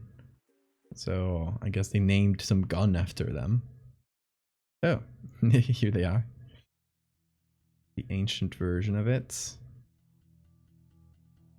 Yeah. Why is it all this like Marge Simpson as gun? Get out of here. I want bones. Give me bones. Come on. Get out of here.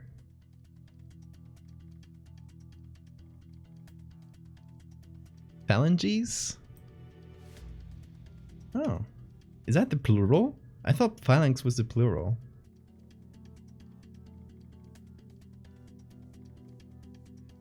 America. They don't regenerate or have marrow. Oh, the coffin bones?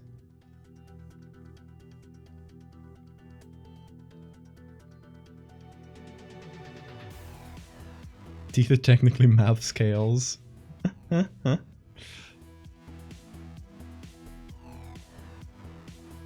Sounds good, Sora. You sleep well. Okay, we get mostly drawings here, but we might get lucky. Here are some big ones. Oh, damn. Very broken or malformation.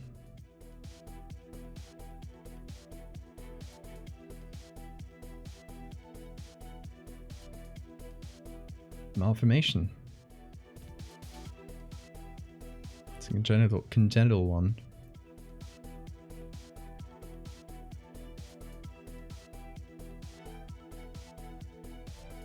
This is a fun picture. Like the skeleton is saying hi.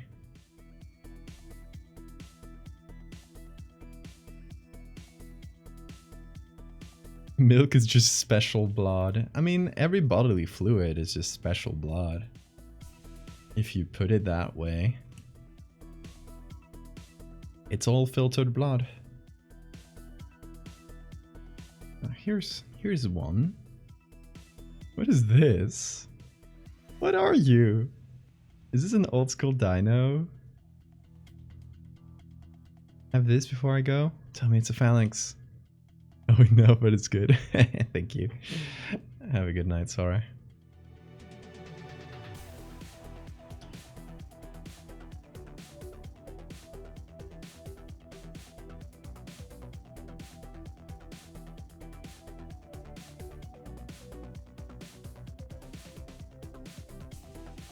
What the fuck is un kilómetro? What is this in context of?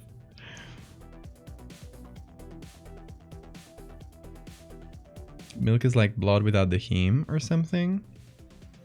Not really. It has special proteins that you don't find in blood. It's like especially made, like they add stuff into it. But the first step is like filtering blood out, which is the same as your saliva. Like it's blood that gets to the salivary glands, goes through like a filter basically that keeps all the important stuff in, and then there's secretion of like enzymes and stuff that your saliva needs. So it's like 2 steps. You take blood, then you filter it out to you know, keep the important stuff in. And with milk, it's different because you keep less in. Like you want like more nutritious stuff to go out into the milk. But with saliva, you filter most stuff out, and then you secrete extra things. Your pee is the same. Tears, yeah, tears is the same. Yeah, they don't have enzymes like your saliva. So, for example, that's why you shouldn't, when you have dried, chapped lips, you shouldn't lick them. You shouldn't use the saliva to make them humid, because your saliva has enzymes, like digestive enzymes, that will actually make it worse. They'll actually like help like make it even drier.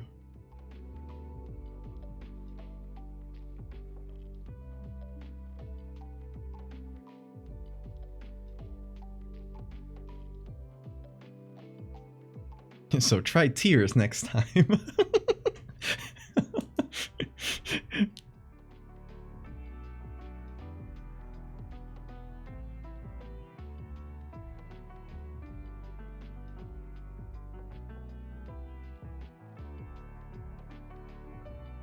Thank you, Capri. I'll see, like, it'll probably be out there in the next few days. But yeah, thanks for being here. Have a good night, Capri.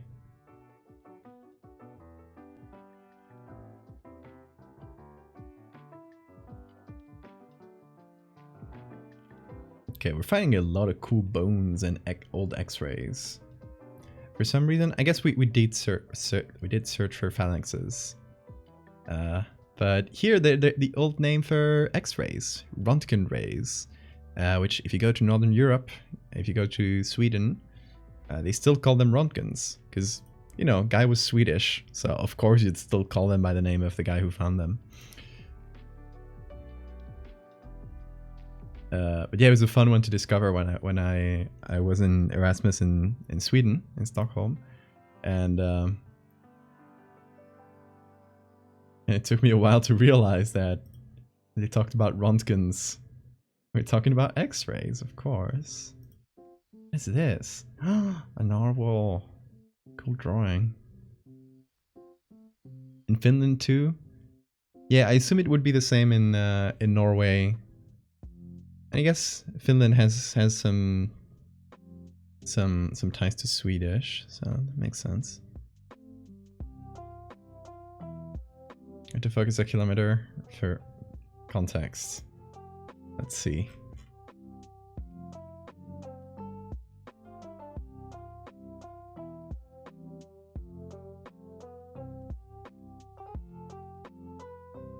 There's a lot of okay, it's a TF2 meme.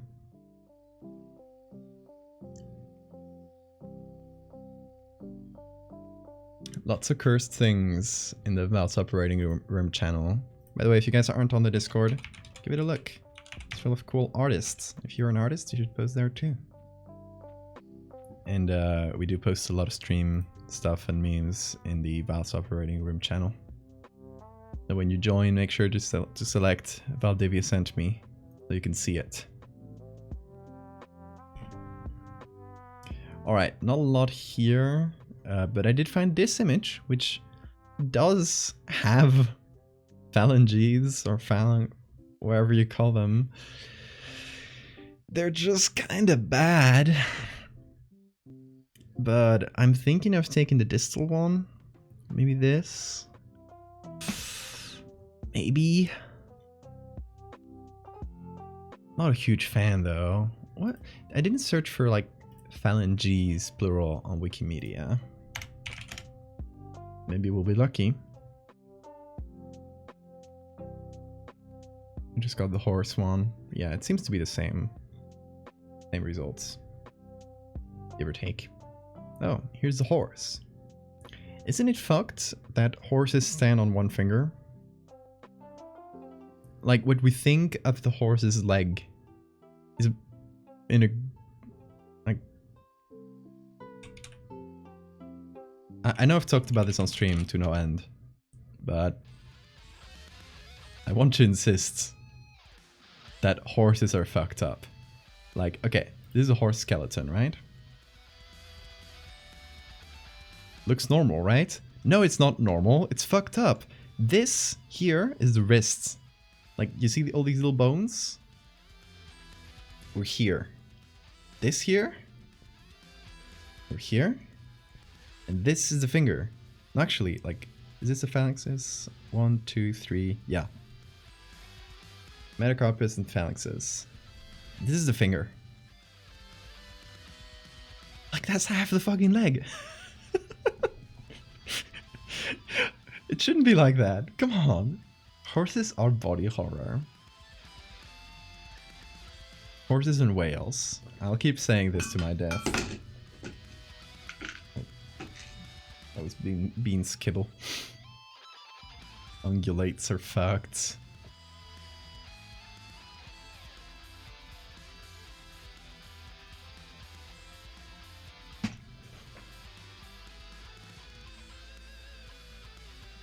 A ring that contained a finger bone.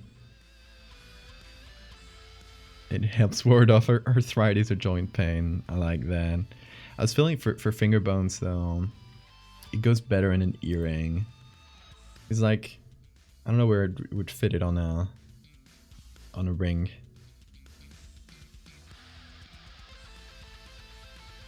Capybara. Why does it feel like it has like reptile feet? Has the person who drew this ever seen a capybara?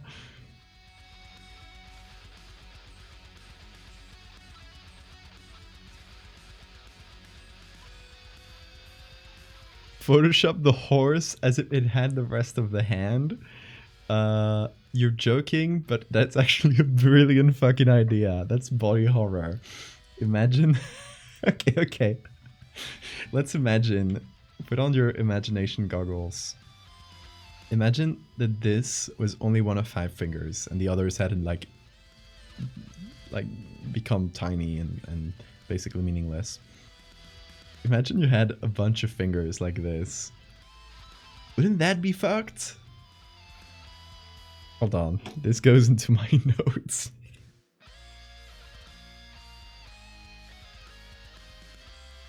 Let me new page.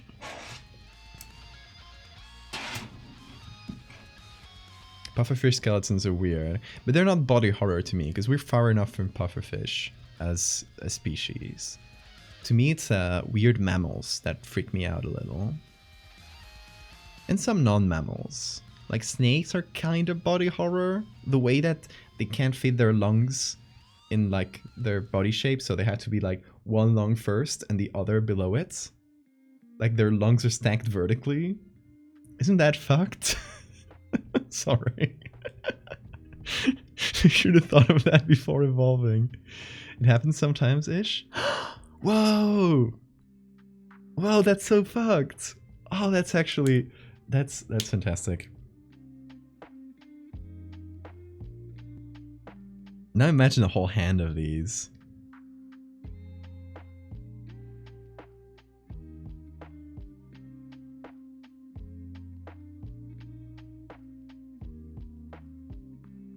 Horse skeleton, but it has 5 fingers. This goes into my idea folder for someday. Horses when they fucking get you. What is I want to hear your thoughts. What is the most body horror species to you?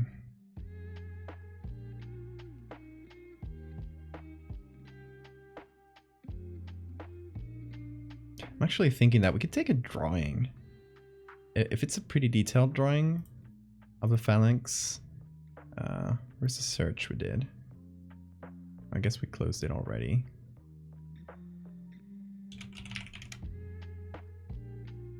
If it's a really detailed drawing, like this one, we can just drop it in and it might be good. I don't know. I'm not sure.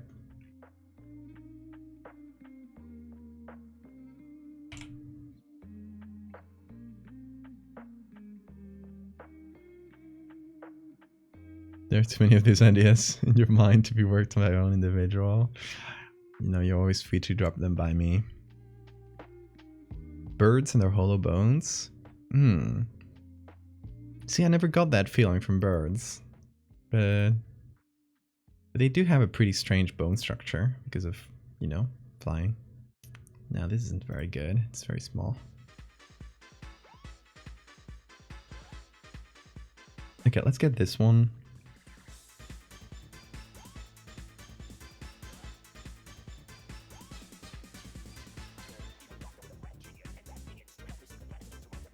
Goats? Why specifically goats? Whoa. Bean just sneezed. I don't know if you heard that. Platypus, I'm telling you those things ain't right. Mistakes of nature. The frog that carries its eggs and babies in its skin. Yeah. Oh yeah, that one's very gross. That's pretty body horror. I'll give you that.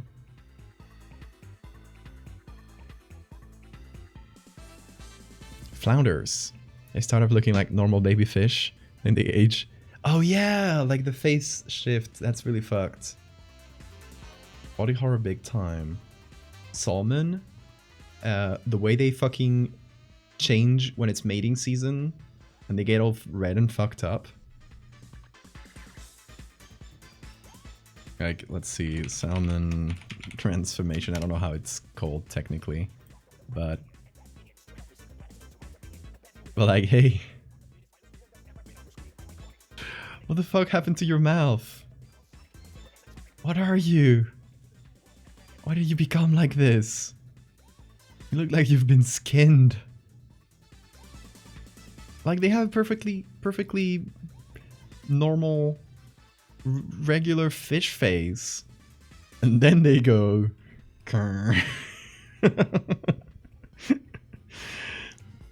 look at a platypus skeleton.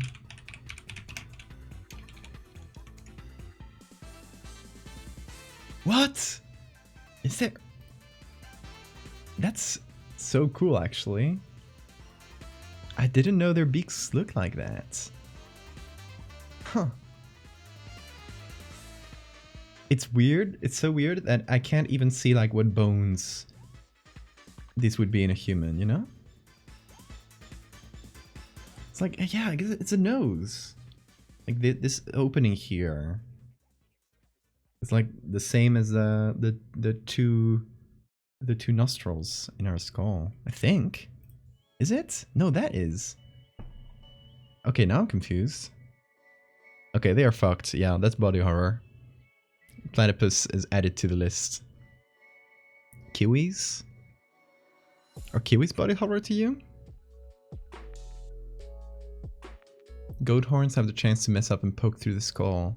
Imagine your own skeleton and body growing in such a way that it slowly kills you if you don't deal with it. Oh yeah.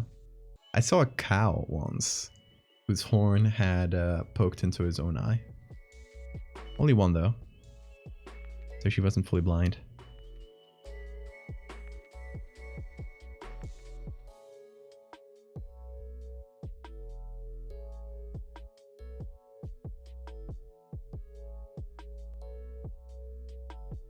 Kiwi, I'll see, kiwi egg.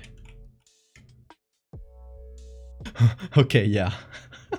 That's what's up. That's like most of their body. What? Why their egg? Are they? Their eggs so big? Why? You don't need that big of an egg. He holds you and shakes you like this. You're a small bird. You can do small egg. They haven't gotten the memo yet. That they can do small egg. There's a pig, a peccary, whose horn curls back and grows into the skull. Doesn't happen. It happens after mating age, so it didn't select it against. Oh no! Most cursed birth, hyenas. Oh yeah. Horses can get abscesses on their hooves. Cows need to be deflated on occasion or they get ill and die. You know, the animals we have to take care of, like animals who we have selectively evolved into like working for us. They have it so bad, like they have such a bad deal because they end up depending on us for so many things. We've turned them into freaks of nature. We've morphed their bodies in a way that they can't control. And now they're helpless without us. Plants too. Like so many of the plants we've been growing for centuries, for thousands of years. They've become like so different from their wild counterparts. They basically cannot exist without human assistance.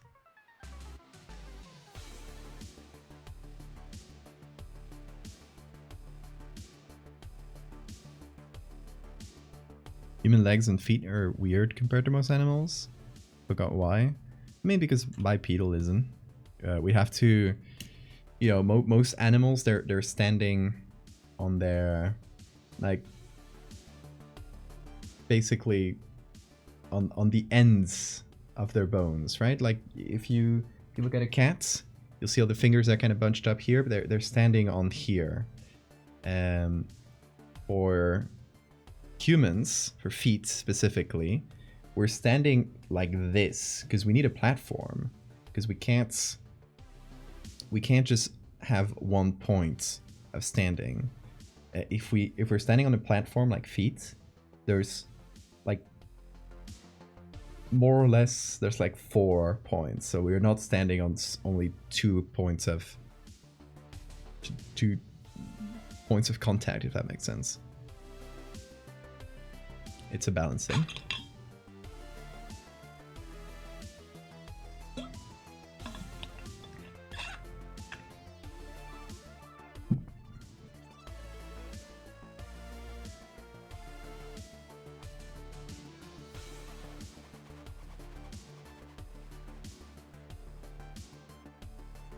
We're kind of fucked like that.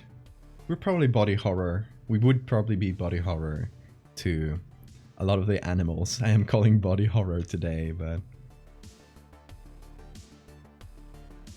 with tough luck, they can't tell us because they can't speak yet.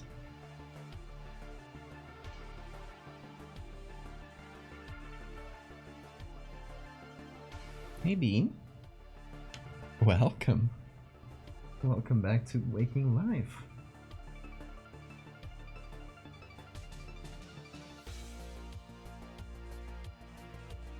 Human skeletons are finicky. Sit wrong and suddenly years of back pain. I mean, that's also because a lot of our most common illnesses happen after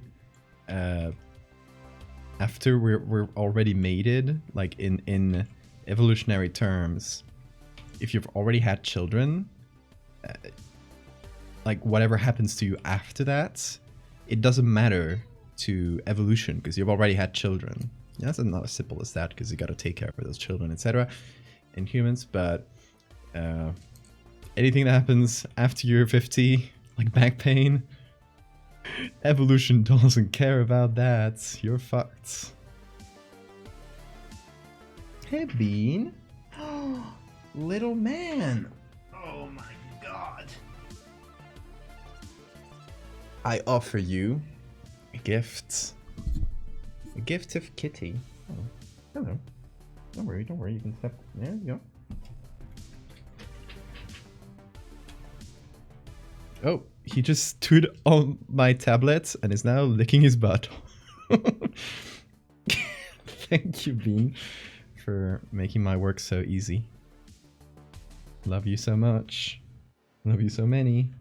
Yeah, you can keep going, but just give me a bit of space. There you go.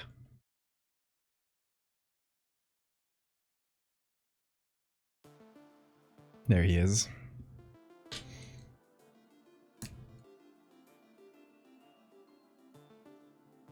No animal skull upsets me as much as a human child's skull, with all the undescended little teeth. Oh yeah, when you can, then they remove the front plate and you can see all the undescended teeth.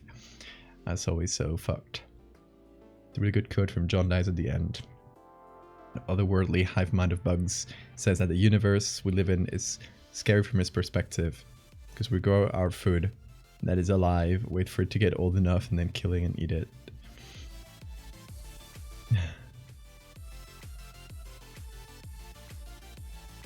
Babirusa. That's the animal whose tusks grow into their skull. The pig?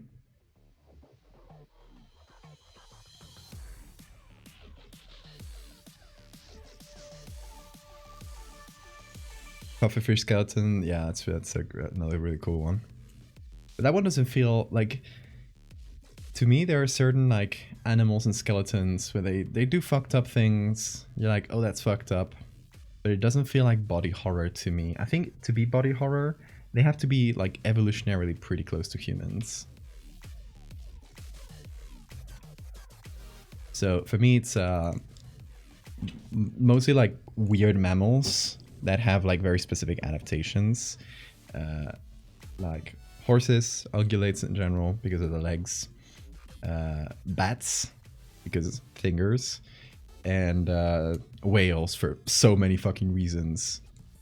Like, okay, do you wanna know the prime reason why I think whales are body horror? I want you to look at a whale's eye. Not dogs doing a whale eye. I want you to look at the eye of a whale and tell me it's not a fucking human trapped in a different animal's body. Like, this thing has thoughts and feelings. Look into his eye. Now, isn't it? That's why whales are body horror to me. Because I can look at those faces and I see those really human-looking eyes, but their skins are so fucked up and their skeletons are unrecognizable and they have lost their legs, literally. They have no leg bones. They stopped making them. I don't know. Just look at that. I don't know why whale eyes specifically give me the strongest body horror feeling, but I hope you can at least understand it.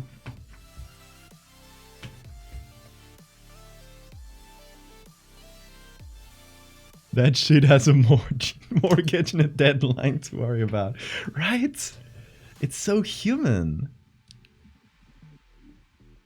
It fucks me up.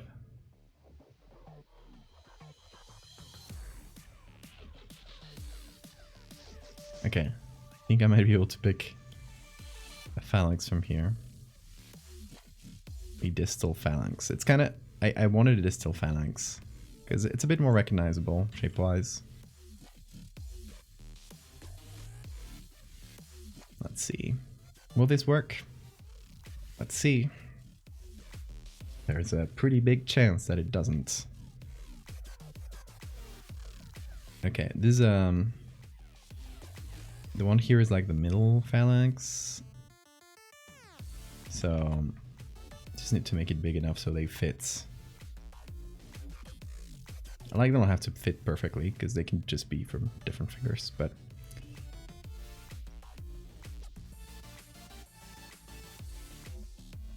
should be the other way. No, I feel like this is better.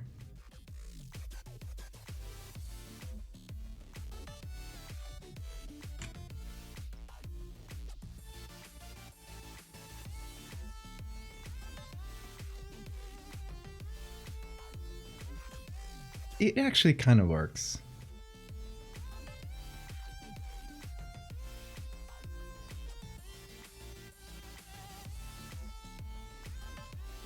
Halloween animal skeleton props.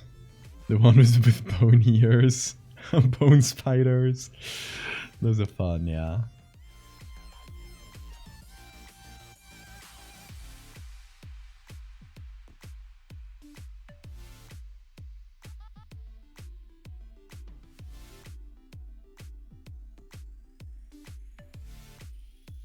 Oh well, just Steve Buscemi.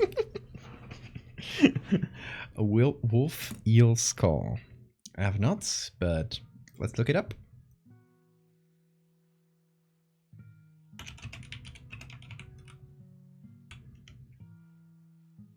Whoa!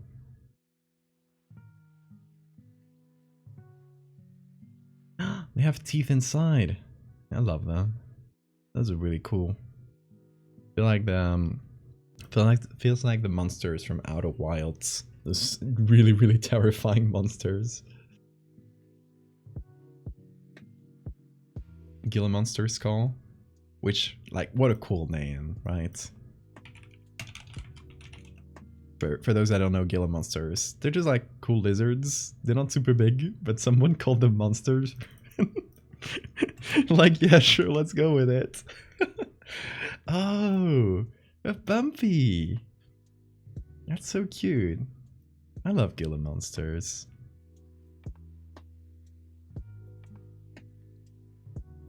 For me, the other animal that's named Monster is like the Tuli Monstrum. Or the Thule monster.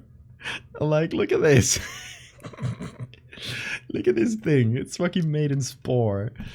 And is that how they've hunted? I guess we don't know, but it makes sense that they would have these really long mouths for a reason. They're so fucked. Maybe. And someone saw this and said, oh, this is a monster. I'm gonna call it Thule's monster. Sure. Spore spawn. For real, like Cambrian creatures are so spore core. They all look like they were made in the game. Like, have y'all ever seen, sorry for I keep going in tangents, but I hope you like them. Have you ever seen Hallucigenia? Okay, look at this fucking thing. Look at it and tell me you can't make this with spore parts in like 10 seconds. Like, there is a literal spore part which looks like the spike with the base on it. Like 100%.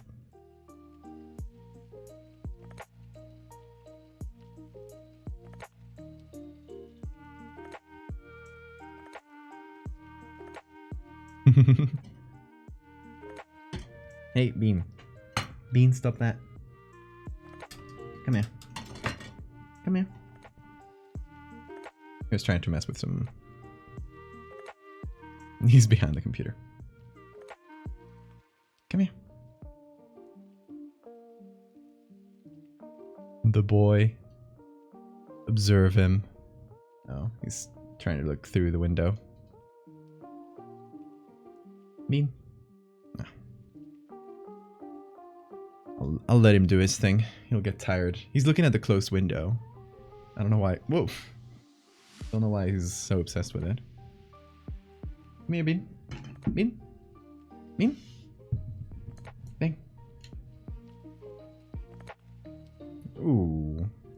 Hello, baby. He's scratching the mic, so if you hear noises, that's him.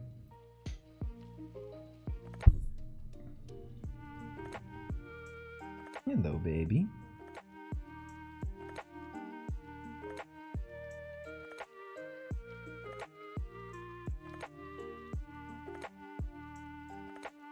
Here. A bean cam.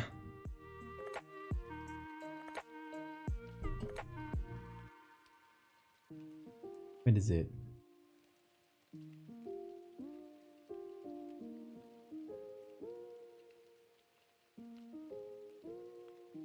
Water bears. I love water bears. Another case of who decided to name these.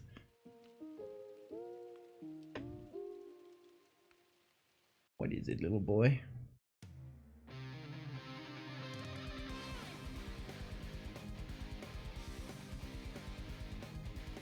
Little hug.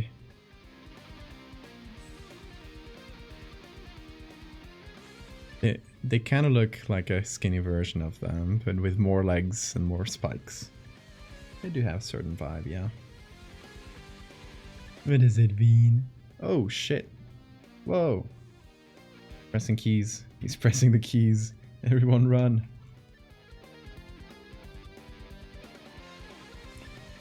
Okay, here's the thing with the earrings. They're fine, but there's like a lot of blank space around them. So I'm thinking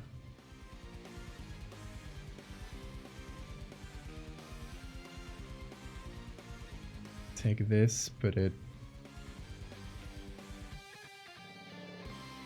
here. And oh, look at them with color.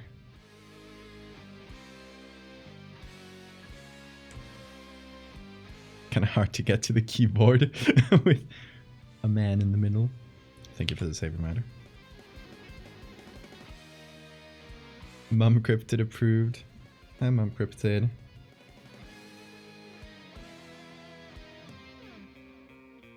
Look at this lad.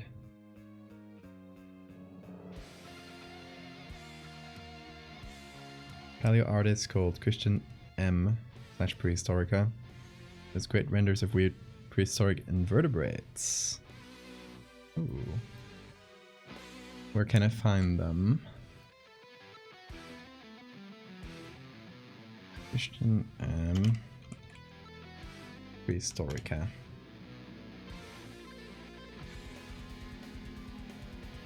Oh, they have Twitter. Nice. Oh, they follow me.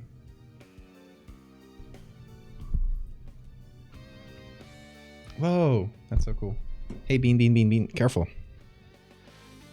Careful, dude.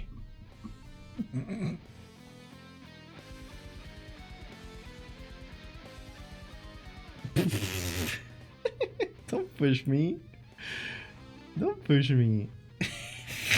Okay, you can go. You can go. Don't worry. He's a drama queen.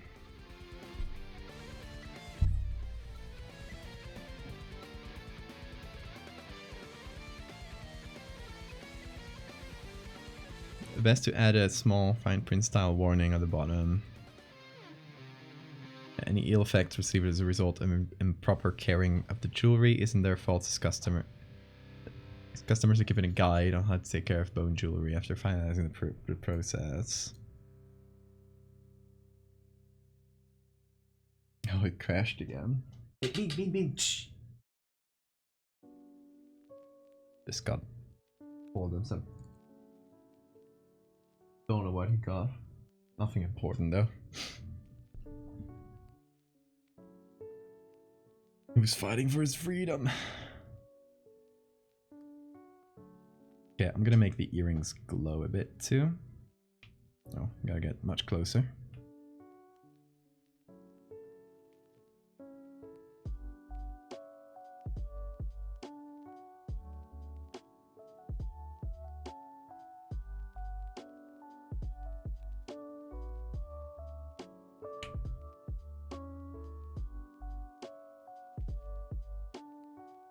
There we go.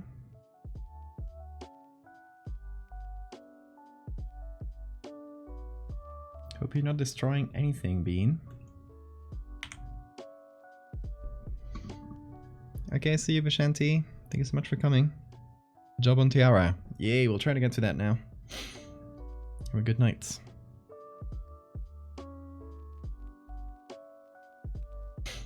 Okay. This does look like bones. That was my worry, that they're pretty small. They're finger bones. So I was worried it might just not look like it, but I think like this one's very obvious. If you see this, you know they're bones, so it's gonna be pretty readable as finger bones. So I hope. Okay, we need a bit more text for this because now it covers more. Yeah, artist suggestion to include a disclaimer on the bottom is really good.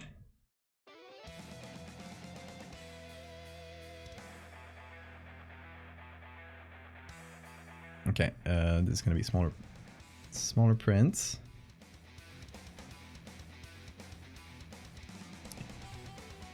Yeah, I like that. Ill effects. Gonna get closer because I can't see where I'm writing.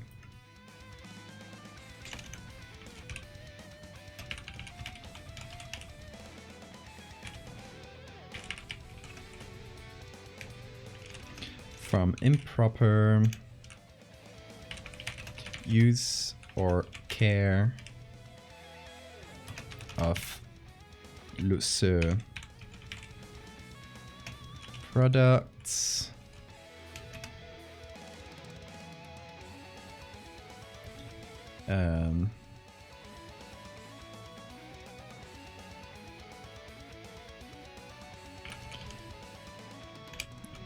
Right, trying to see how I word this. Okay, loose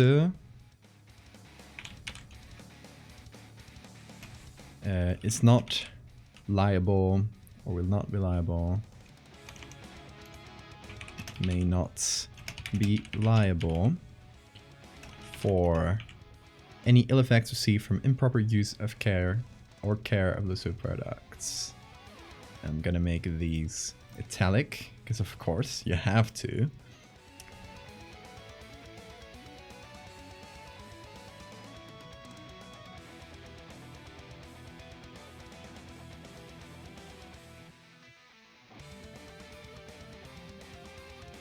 There we go, a little bit of fine print.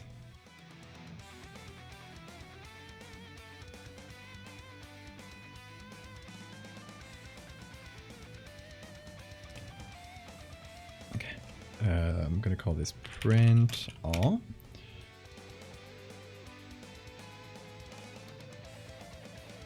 And we're gonna make a tiara. How about that?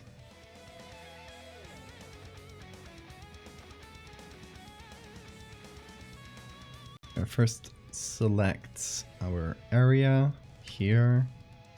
It's gonna be the same as the text. There we go, to here. With a little bit more spacing. Fill that with black. Make a group, call it tiara. And we already have the tiara from this. Which, you know, it's good consistency. We're only using, for now, we've only used jewelry from the same collection, basically, from this image here, which has the necklace, it has the earrings, and it has the tiara. So they'll look, there's going to be a certain, like, constant style between them, which, you know, probably good. All right. So, let's do a selection of the tiara. I'm gonna make a copy of this layer. I'm gonna cut around this. Gonna make that into a smart object, and then select. And oh, this might be a bad one. No, that's surprisingly good for Photoshop. I thought it was going to forget all the inside bits. We would have to do this manually. That was my biggest worry. It did still miss a bunch of them, like the small ones, but much better than I initially expected, at least.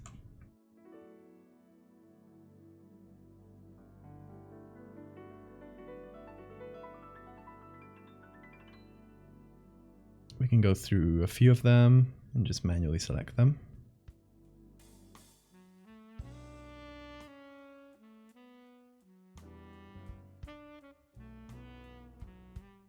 And now the question will be to find a jawbone. A human one, that is.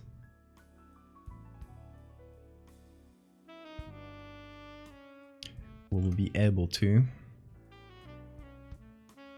We found every bone so far, but thankfully there was a good collection of vertebrae to use. Jawbones, I don't know. Could be a little harder. Considering that finger bones were a little bit tricky.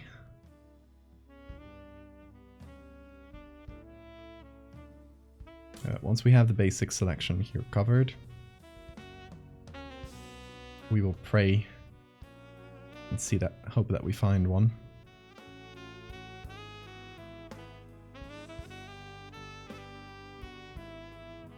If you guys want to help, you can check out Wikimedia and look for jawbones on there.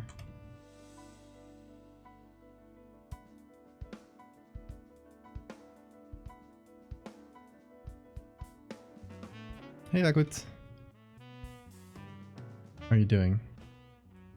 We're making French puns today. You can rate them. Okay, so we're doing bone jewelry. There's an ad for bone jewelry, and we call the brand Le Seu. Like, this would be not a real French surname, but an American pretending to be a high fashion brand of jewelry and giving it a French sounding name. And they, of course, they call themselves valdés-hevia. Because instead of working gold, they work bone.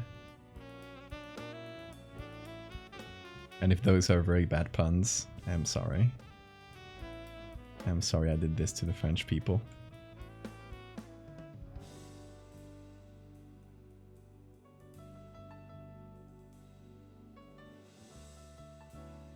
Sounds good, artist.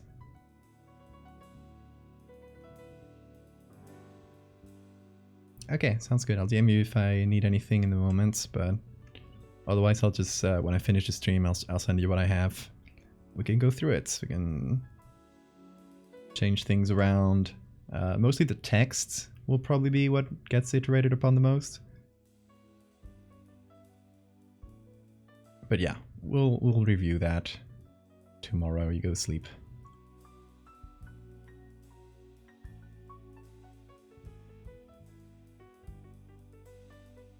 You like it? Good. And these are French approved puns. I mean, I'm technically French too, but I don't practice the French language that much.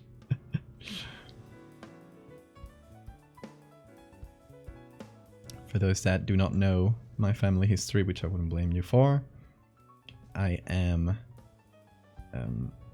Spanish. Like, I was born in Spain and raised in Spain, but my mom's side of the family is French. So I know French from my mom's side. I know how to pronounce it quite well, but I'm not great at writing. So if you are a French speaker and I've communicated in English with you, that is why.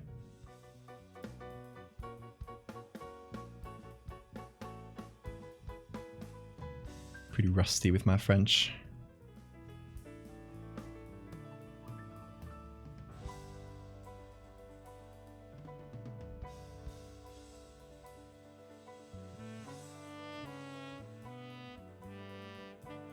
Oh, it's a really good jawbone. Is it? What license is that? Oh, the GNU Free Documentation License. I'll have to check out that license because that's not a very common one. He doesn't have a CC license. Okay, once we finish cutting, we'll check out that license.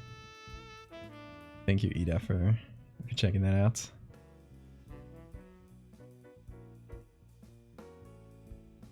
What might Bean be up to right now? Hopefully no mischief. I hear sounds, but he might just be playing with one of his toys. He has way too many toys, y'all. To the point when Morty left, and Morty was the cat we were cat sitting over the past week or so. we gave him a bunch of Bean's toys because we had way too many. And he doesn't use a lot of them. Morty lacked them. So we were like, yeah. You can take them home with you. It's a little gift.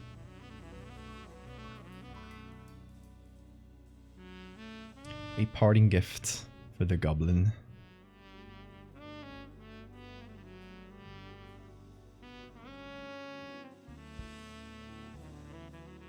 If you guys didn't see Morty and how he interacted with Bean,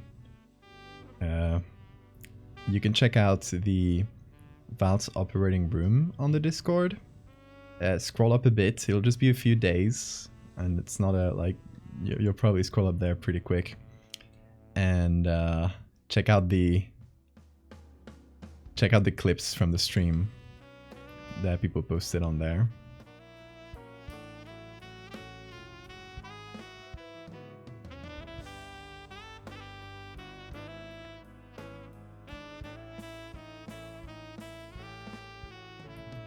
Ballot Wolf, hey, welcome. Were you raised in Asturias?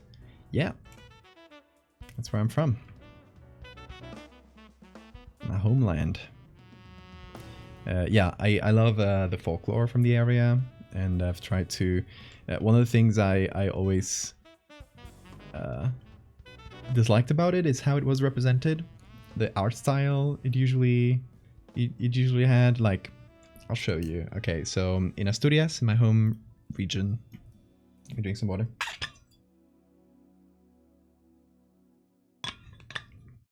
There's a bunch of cool myths that come from all the way back in Celtic times, but you usually see them represented, I'll show you, like this. It's a very specific art style that I don't vibe with it. Like, well, this is El Trasgo, it's kind of like a... Where are you going, Bee?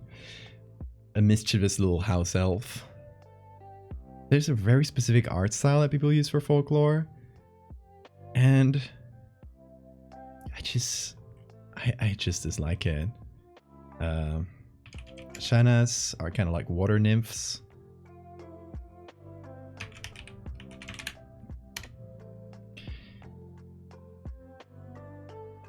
And once again, it's usually represented in this really, you know, this style. I don't like that very much.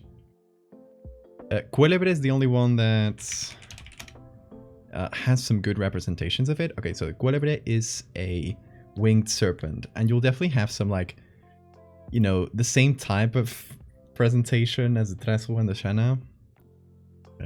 But then you have these swans. Like, this picture is dope. I don't know the artist of this one. It's signed here, but it's very small. This one, which I think might be the same artist, where I love that the girl here, the woman, is dressed in the traditional Asturian like garb that you still see at like folk celebrations. Let's see. Oh. Well, I'll try to find out who the artist of this one is. And look at this one too. Like, Cuélebre has so many good art of it, which is why I haven't like gotten around to representing it. But like, for example, if you look for a Santa Compaña,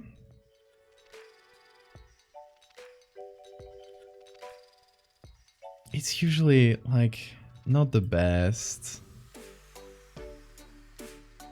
It's kind of the art style more than the execution, you know? So I did it in my style, and oh, it doesn't appear in Google, this one. A lot of the ones I did, like valdés-hevia, they do appear on Google. Like, here it is. My own website too, which is fun. But yeah, valdés-hevia can have like multiple forms, sometimes just a hand, sometimes a male goat. But here, it appears pretty far up. Anyway, enough about Asturias for now.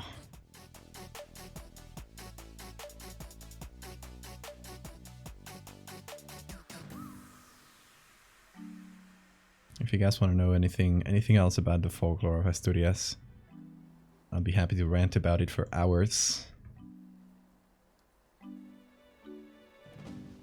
It's a topic that's near and dear to my heart, as you can probably tell.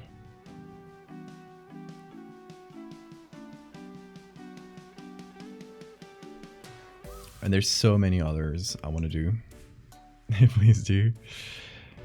Okay, there's so many other creatures I want to represent from folklore, from Asturian folklore specifically. Because there are some that barely have like any drawings of them, especially online. It's like you'll see them around sometimes, drawings of them, and just art representing them. It's out there, but it's not online really. It's a type of like really traditional artists that don't really, you know, they're not of our generation. They don't really post their stuff to the internet. So it's really rare that you'll see them. And if you do, it's going to be like those really like campy style of drawing. But one I really like is La Guasha, which is kind of the old witch, hag, crone type character. But it is a vampire. It is the Asturian vampire, basically. And she looks like an old woman. Which Guaja in Asturias means... Guaja is like a kid. It's like a child. So it's really fun that they gave her the name La Guasha to an old woman. I guess that's kind of like the name comes from there, just from that strange dichotomy. But she's an old woman that can turn into an owl or travels around with owls. It's not really clear. But her one distinctive feature is that she has one single tooth. So the way she will, and this is like my favorite art of her. And this is like modern digital art. So this is the only one that has like at least one good piece of art. But yeah, she has one single tooth, and she'll usually target children. She will bite them with the one tooth and create one hole that she will then take a straw and drink through. Like not a plastic straw, like a wooden straw, like a hollowed out stick from I don't know which plant. She will bite and then take a little wooden straw and drink the blood through it. And she will only drink a little bit, but she will come back every night. And it is what people used to explain like anemia and like chronic conditions that weren't really understood. And you had a child that was really sickly and weak, and it was mostly like heart conditions that nowadays we could explain, and nowadays we'd have a treatment for and surgeries for. Back in the day, you didn't really know, so that's where folklore came in.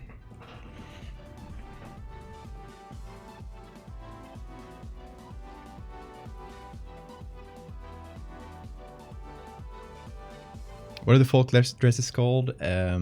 So it would be traje de aldeano or de aldeana is kind of the standard.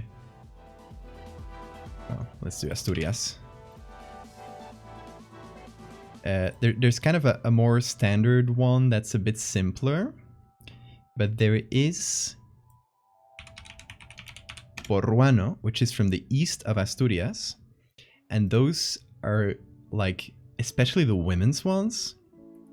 And I can find pictures of me dressed in this, the men's ones. The women's ones, let me see if I can find a close-up picture of them. Okay, you can see all these black parts.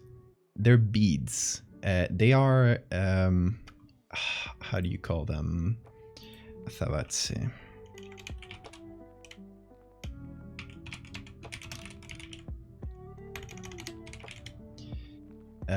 They're made of jets, which is this really black, pearly stone.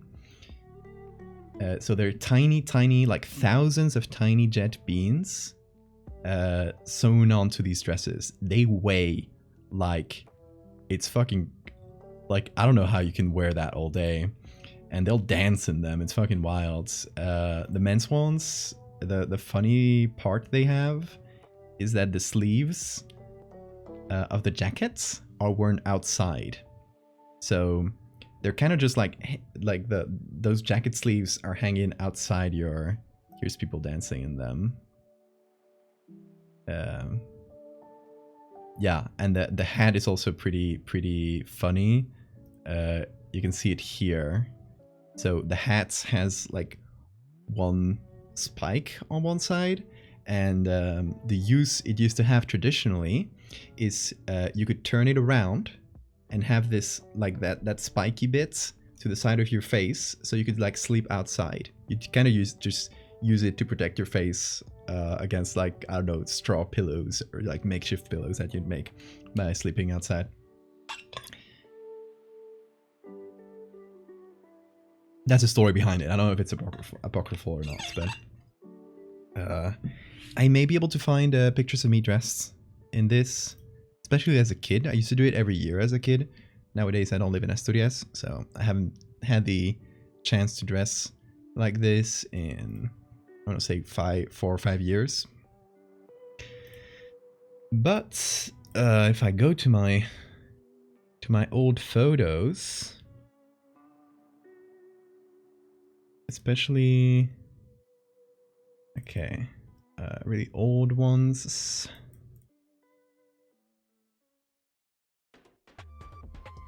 I think that's me and my brother. Yeah. Okay. Oh shit! Wait, we are on browser. 1 sec. Okay. This is me on the right. It's my grandma. And that's my little brother.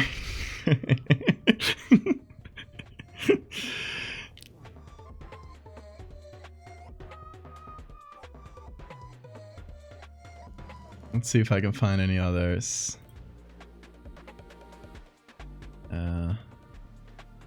This is 2005, the picture you're seeing.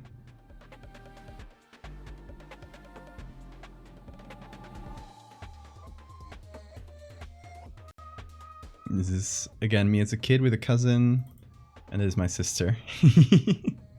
With the shoes were not standard. Like, imagine that amount of beads on you. Like, those things weigh so much.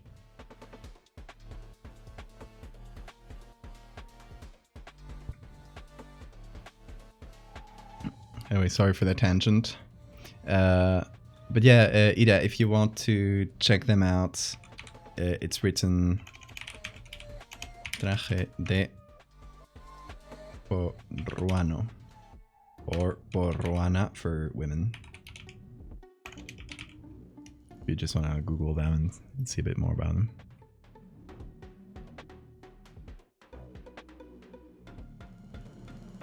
There's special myths about cave systems. Cave paintings and stuff found throughout the region. Oh, okay. There's really interesting stuff about when history... Hold on, I'll put myself in tangent mode.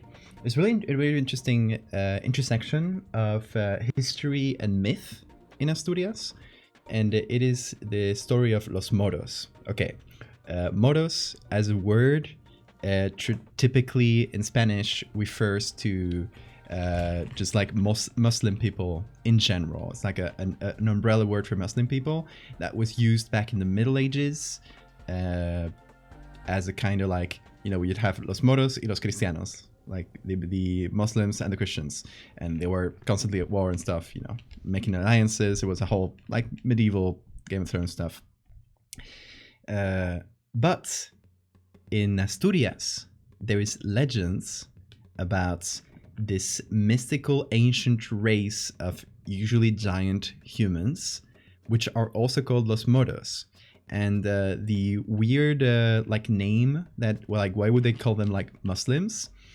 The idea is that the word for moro in Asturias got conflated with the general word for like non-Christians.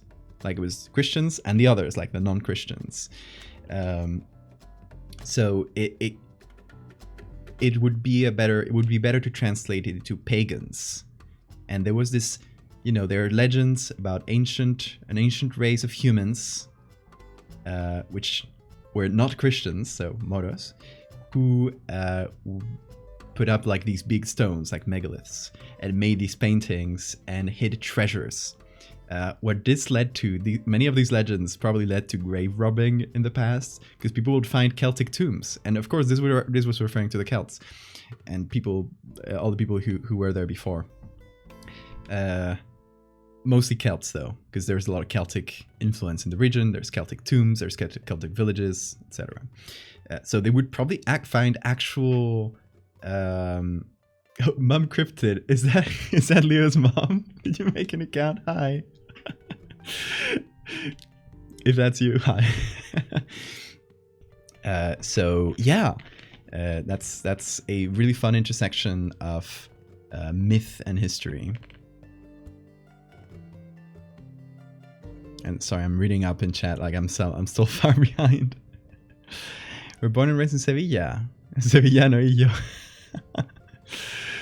Fell in love with Asturias and Cantabria. I'm glad you like it. It's a beautiful region. History nerd. I love seeing the solar circles in the Beñas Monastery. Oh, nice.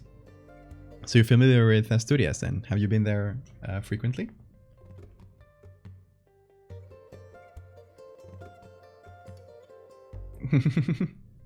Made her an account because she wants to watch the Monday stream. That's fantastic. All right. I've ranted about folklore for a while, but we gotta do this. Okay, there's still a part here that isn't finished. Like there's the background there, but we're gonna put the jawbone on there, so we'll probably remove it. So I won't cut it out yet. If we end up needing it, then yeah, but.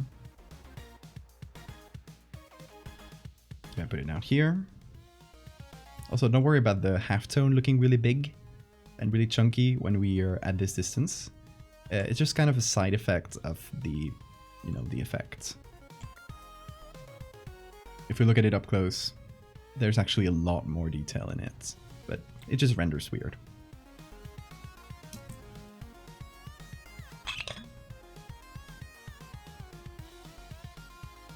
Been working on a replica of an Iron Age dress from Finland. Oh, bronze jewelry and thick wood fabric on that thing are so heavy. The whole thing weighs multiple kilos. I can imagine. That sounds wild.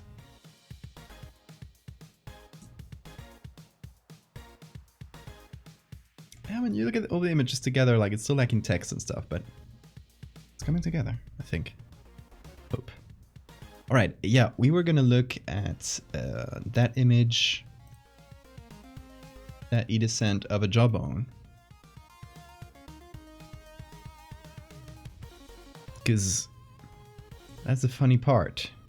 It is under this license, free documentation license, which I'm not really familiar with, because you see this license like GNU or GNU, I don't know how it's pronounced in English, licenses. You see them sometimes on Wikimedia, but sometimes they're 100% of the time there's also a CC, like an equivalent CC license, which is why I look for.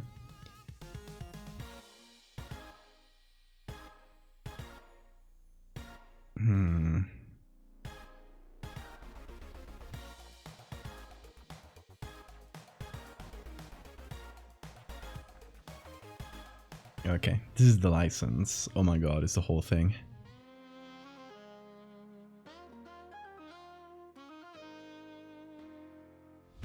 So it's a share-alike.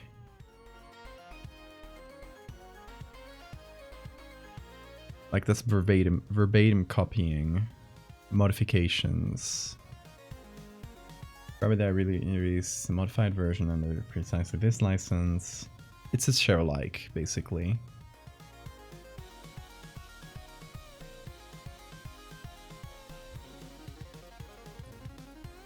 Collection, aggregation, translation.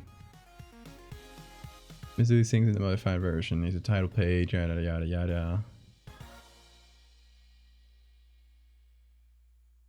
Okay, so it's share-alike, which is not the best for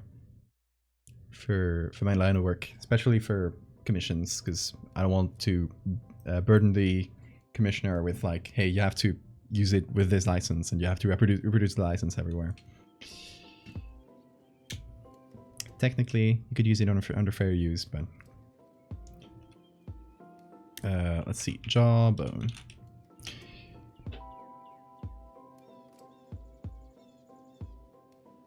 You unlocked a memory for me about one of the dances you do in your hometown. Oh, what kind of dances do you do?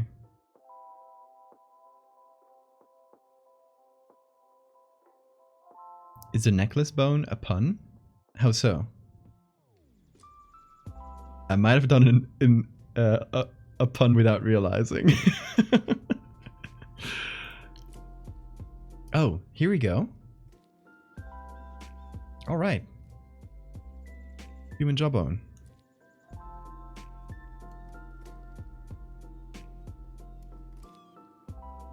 Oh, because it's a necklace and a vertebrae. Oh, sadly, it's a thoracic vertebra. Now that you say it, I should have used a cervical one. But, okay. In my defense, if it's a big necklace, it's not like the cervical vertebrae are here. There's thoracic vertebrae started here at the first rib. So if it's a necklace, it'll fall like within the thoracic vertebrae. So it might very well be that the same vertebrae would be at the same height as the vertebrae you're wearing on the necklace would be at the same height as that same vertebrae back there, which, you know, still works in some way.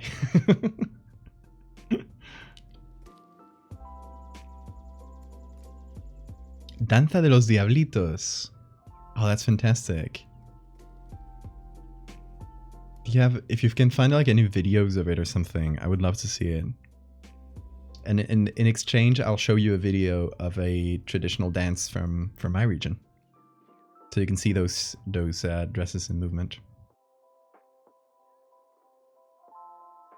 It's cervical bone from punnage. It still works in some level though. Could have been an atlas. That's true. Atlas, I feel like an atlas would be better as a ring or something. It might be a bit big for a ring, but you know, you gotta wear the bling.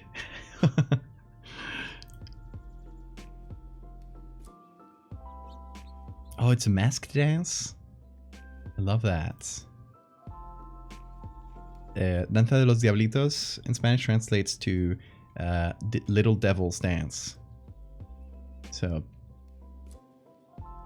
that might explain the masks. Okay, let's see. Might have to break this jawbone. That sounds horrible.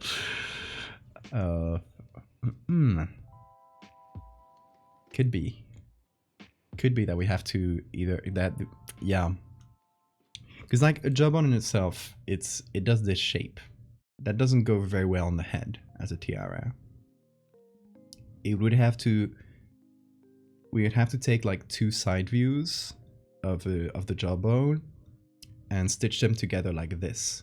So it feels like they've taken like the two halves, kind of cut it in the middle, and just brought them together instead of having them like this, and this makes a better tiara base.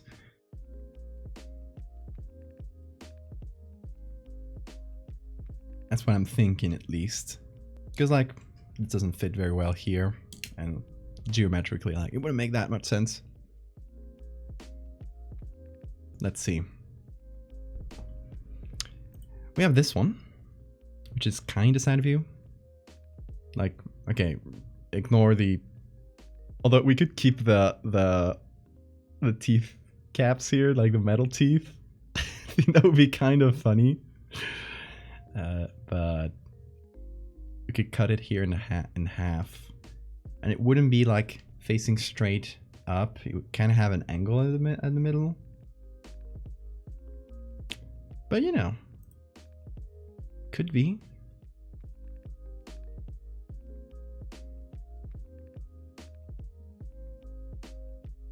Oh, this one's even better. Pretty broken, but hey, I'll take it. Okay, let me download the two of them because they have different. If we just take the same one twice, it might feel a little weird because they have different. They would just feel very mirrored because it has the same set of teeth. Oh, this one's been grinding down.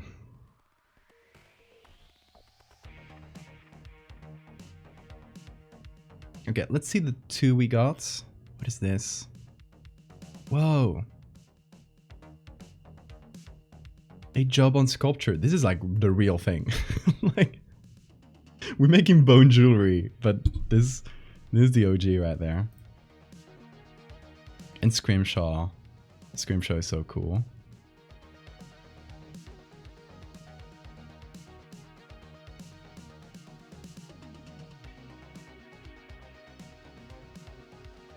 Let's see. It's a Gumby. Isn't Gumby like that cartoon character? Yeah, the green one. This guy.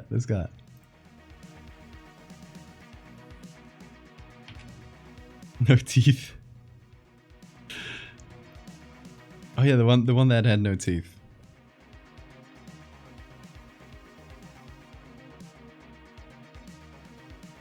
Okay, will this work? Let's hope so. Time to fuse these. Make them the same size. Approximately. Yeah, that kind of works.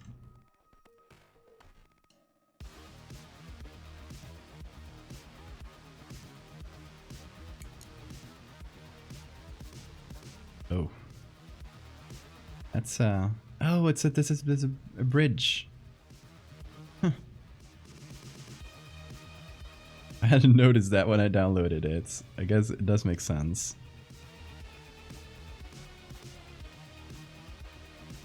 Put in teeth with crowns and another. Oh, it's true. They're called crowns.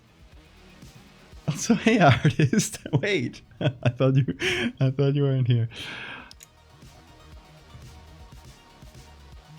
Welcome back.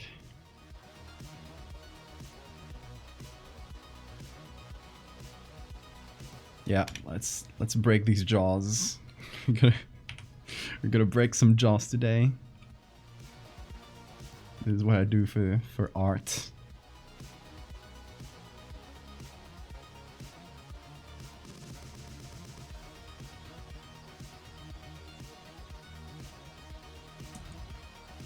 Could you find one from your pueblo, but found one close by? Ooh, insomnia. I getcha. I getcha. It's currently 7:20 a.m. here. Pianta de los Diablos. Oh, look at those masks. Oh, that's dope.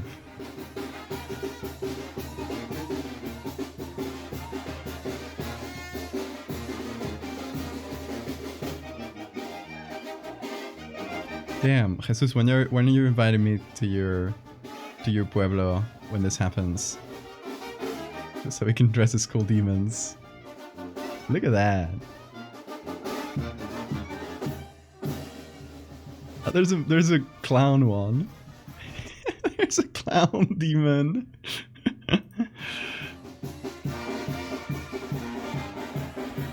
I love how it ranges from like really cool wooden mask to like Halloween mask.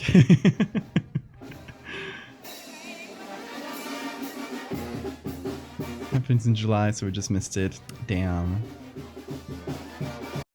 Okay, now let me find pericote or something.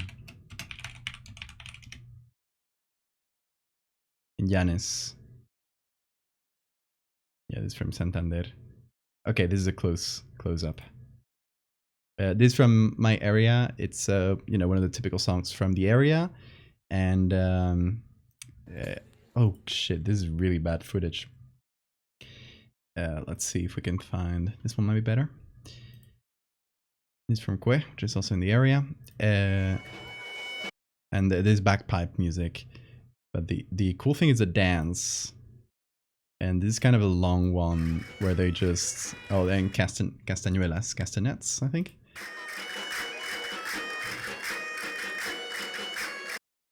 And it's a dance where they kind of just turn around each other. So it's like kind of a big group dance where they all gotta coordinate. Let's see. Let's see if we can find a Pericote Antiguo. Jota Asturiana. Jota Asturiana might be good.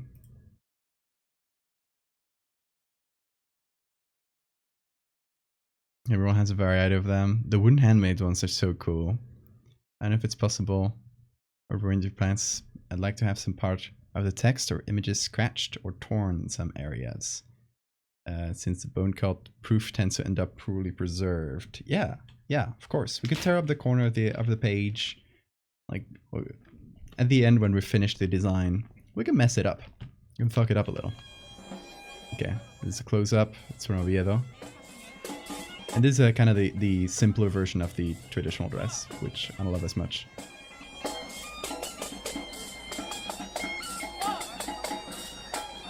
And the cool thing about the dresses, the women's dresses, is that when they turn, and you'll see it, and it's more beautiful in the more complex ones. They do this strange like conical shape. It's cool. Let me see if I find any other good ones. Picote de Llanes.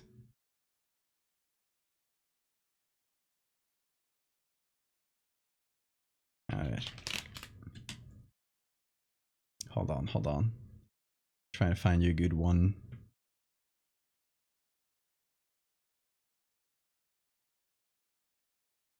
Yeah, go to bed, artists. Sleep. Thanks for the save reminder.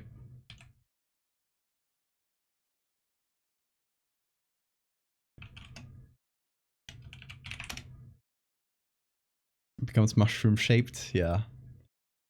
Okay, let's see.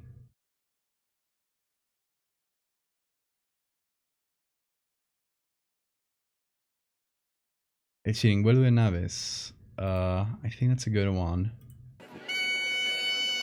Okay, let me see. Oh, this is from very close by to. Yeah, okay. I think I know this one.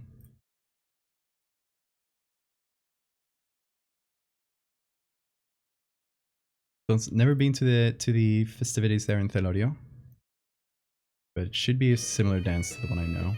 Yeah, okay. So this dance kind of has a story to it. It's about like one guy hitting on 4 women, and it's really fun because okay, so the guy does a really like it's a pretty complicated dance and really fast one. Let's see how well he does it. I'm gonna judge him. I've seen this dance a million times. So he'll start with one, and slowly he'll bring them out over to the left, and dance with each of them.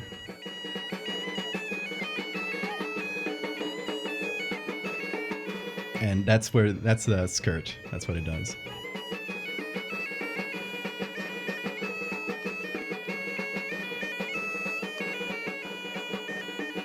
You got that Riz. Exactly, it's the Riz dance. So he'll do like one dance with each of the girls. I think they join it like that. Now the 2 of them will repeat it.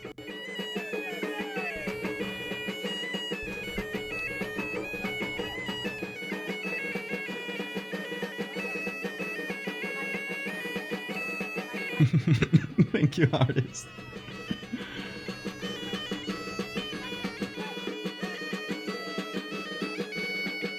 Like, I can't imagine dancing with a dress that weighs like, I don't know how much these weigh, but like it must be incredibly hard to spin around with them. Yeah, they're doing very well.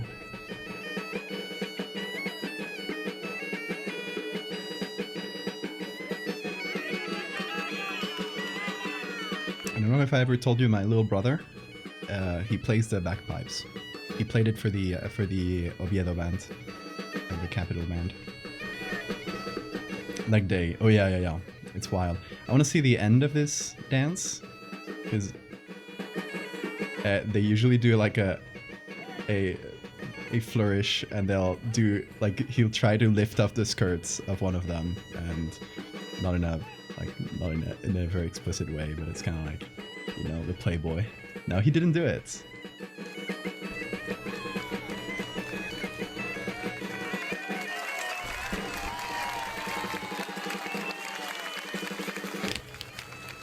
Oh yeah. Like these are very calf heavy dances.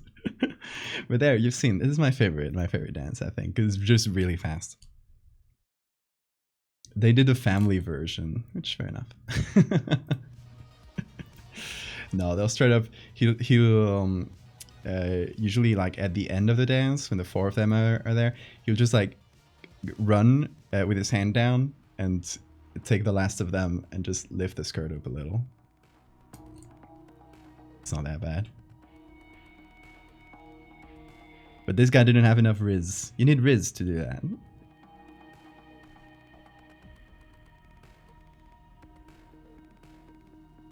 G-rated. I don't know. It's fun because it's like a dance with like a story to it. And some of them have this type of thing where they have like a little story to them.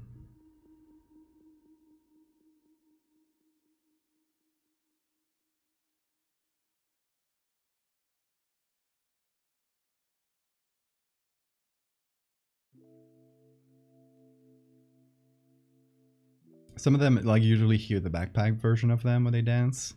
And some of them have like lyrics. And it's about like dancing with a drunk guy that keeps stepping on you.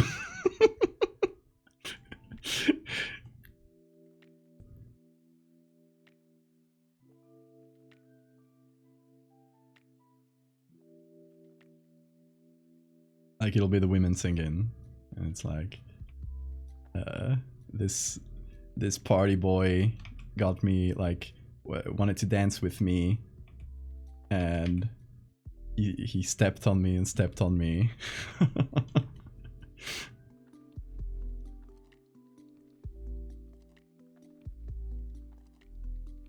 Okay, let's see. We'll like fuse them later, but I just want to see if this works shape-wise.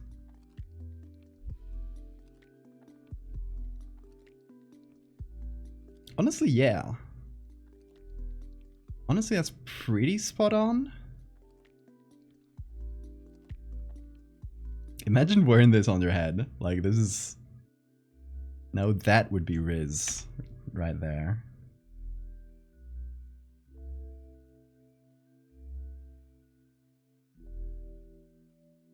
Very pointy. I mean, it fits your head very well. It won't move.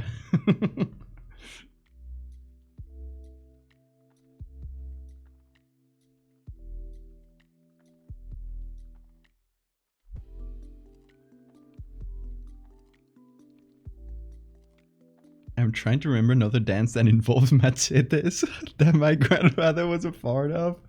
Wow. For real? That sounds wild.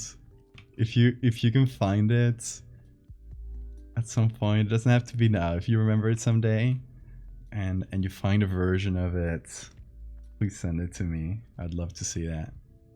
Machete dance.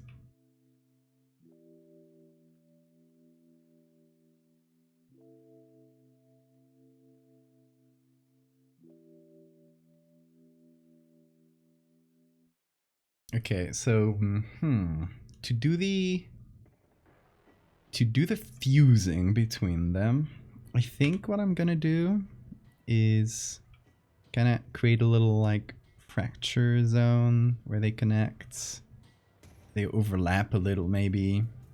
Just draw it on like this, and take two of these little screws.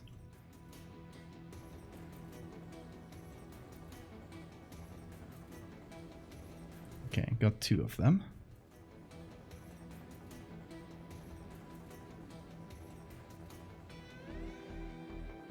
And I'm gonna put it, where's the tiara? Here.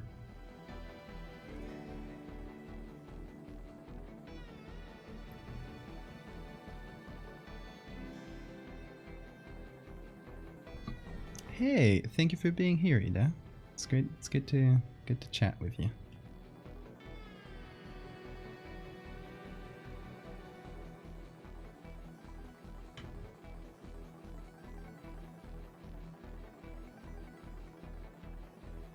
Have a good night.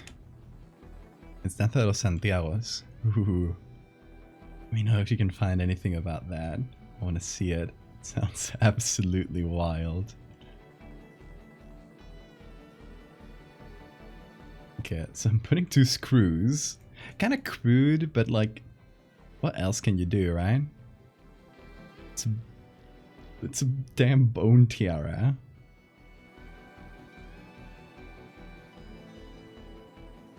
And then I guess you'd need like a metal structure behind it, which is hidden, like we can't see it from this angle. But it would need to be screwed in at a few places. Like here and here, maybe? Just to hold it in place.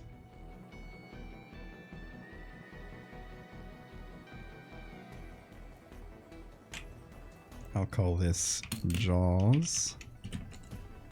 And I'll do a little shadow, light and shadow work on them. Also on the tiara. Because, like, you know, there should be some shadow and stuff.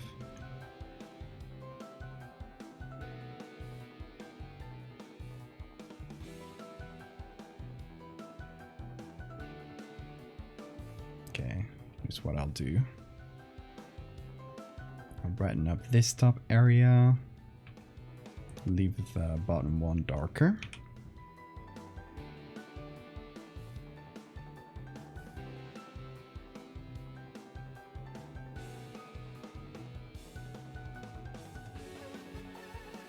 I kind of like the idea that the bones are kind of crude and the rest of the jewelry is like superbly crafted. But the bones are just kind of tied on there. Like someone took actual jewelry, which is what I'm doing, and tied bones to it.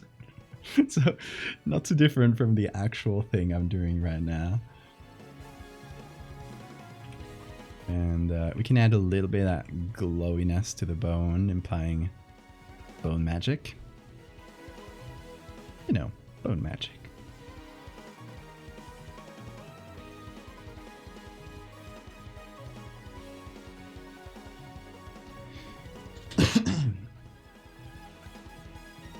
Bones duct tape the jewelry. Like, pretty much, yeah. That's the kind of shit we're on today.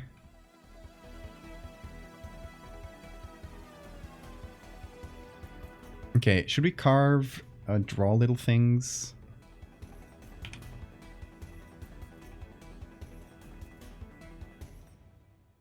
I got this pen here, and we can draw.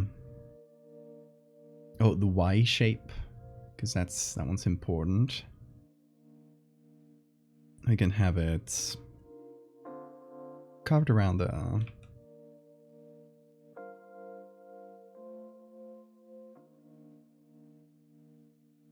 Like this, in each of the little holes.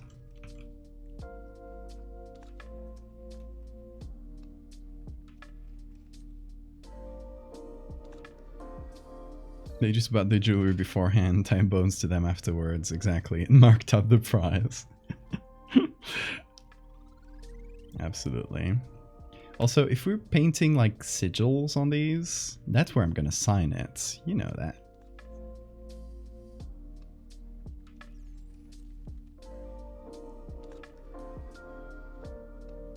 That's where my signature goes.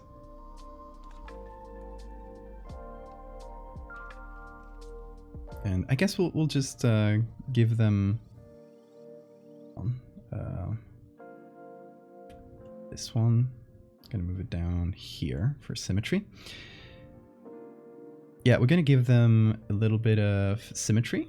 So this one's gonna be an inverted version of my signature. For, you know, signature for evil me.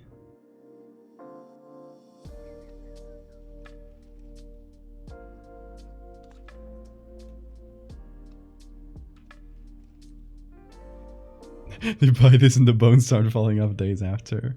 Bone! Hey, Laz! Good morning.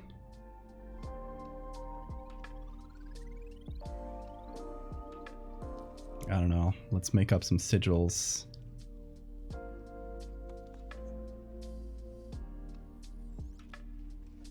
That feels like electrical wiring symbols. It's a resistor or something. I don't recall which one it is. It's been a long time. Hey, Reese, is that how you pronounce it? Welcome. We're making bone jewelry. Let me show you the whole thing without the effect getting in the way. There we go. Just had to render it. It's a newspaper ad for this brand of bone jewelry. The idea is, you know, they're a weird cult that does bone magic. They're trying to sell bone jewelry, and they call it a human ivory, of course. There's euphemisms. Discover the newest additions to the Atlas collection from the world famous Osfèvre, which is like, you know, like gold workers, but they changing gold to bone. Of Lozeux, the most exquisite selection of human ivory adorned with crystals of the highest craftsmanship. Well, I have to pad out this text a little bit, but I wanted to do the images first. And what we have is a necklace with a vertebra on it. We have some earrings with finger bones and a tiara made with jaws. What kind of magic can bones do? Anything you imagine. Curses, good luck, cure you of any illness, etc. There is an Atlas pun, there is. Skedaddle skedoodle, your femur is a noodle. Femur. I don't know why I do femur. No, femur. Bluetooth logo sigil. You know, that's an actual Norse rune. It's the signature of Harald Bluetooth, who the technology was named after, who is an actual like Norse king from, don't recall which country.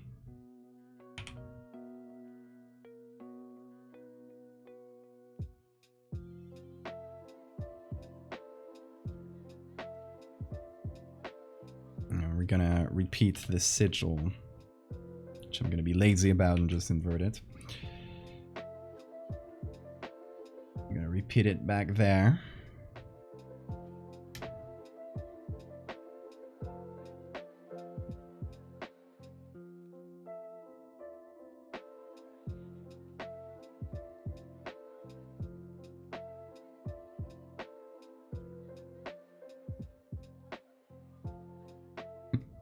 Bones keep muscles from flopping around. It's a really funny phrase. They should say that in med school.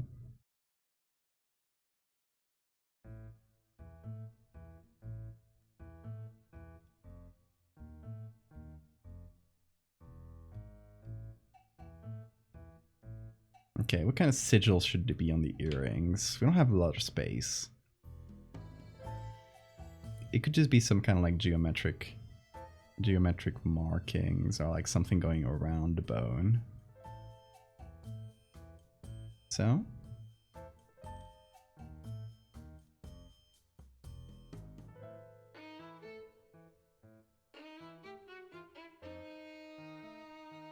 the sigils are where the magic goes.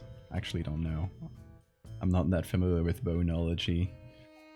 This has lore to it. It's like this is going into a a zine with a bunch more stories. But since I've just come in to do this commission, I don't know exactly what other people are gonna do for their bone magic stories.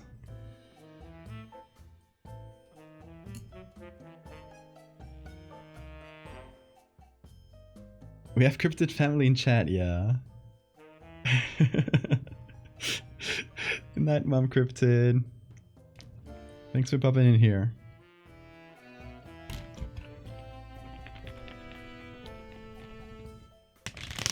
I'll see you Monday if you can make it. Because yeah, Monday we're doing a commission for Cryptid for Leo. For baby Cryptid. I was gonna say child Cryptid, but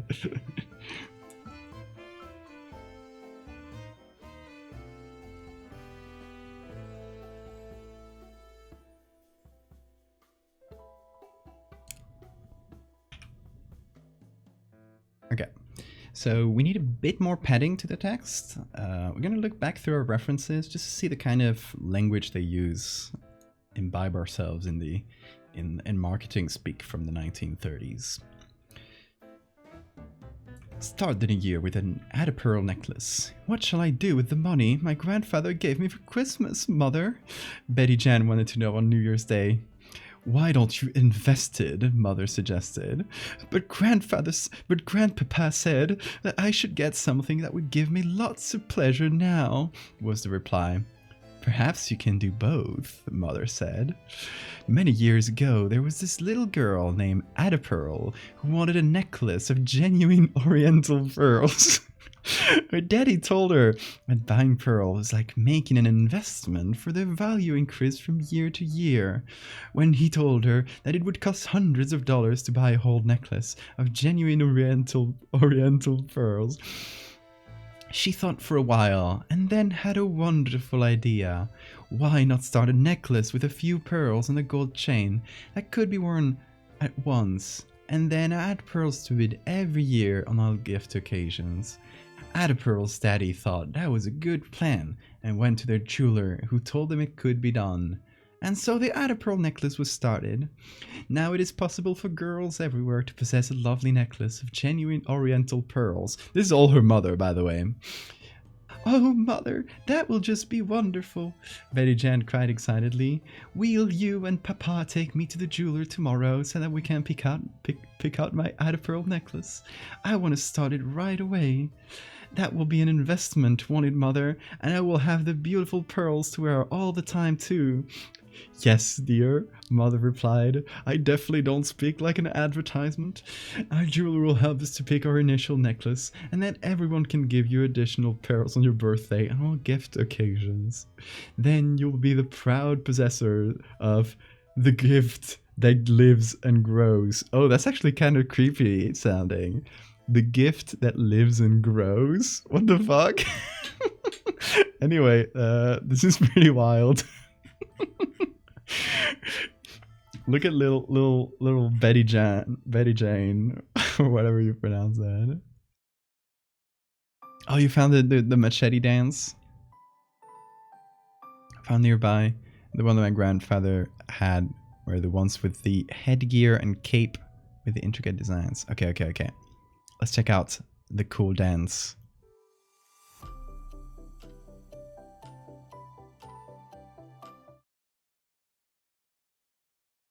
Whoa! Look at that drip, though.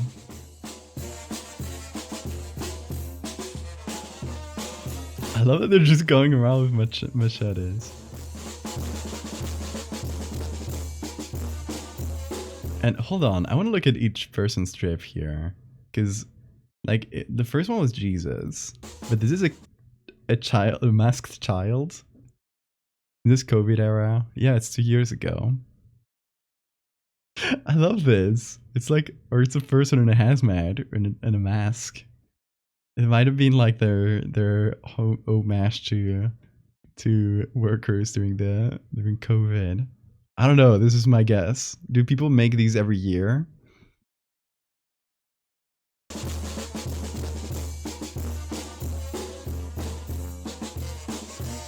Yeah, look at the cape. Whoa. Those are so cool. Look at the hats too. I haven't been paying attention to the hats with how intricate the capes are.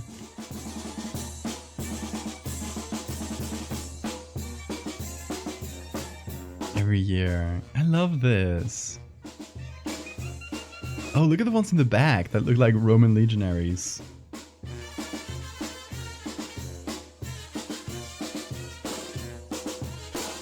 And the kid. This is cool.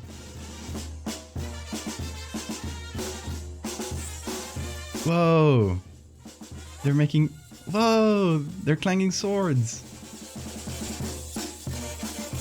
Look at the sounds they make, though. Is that... hey, hold on. Zoom in on this guy. Is it this one? No. This guy has a scary clown. Whoa! Whoa!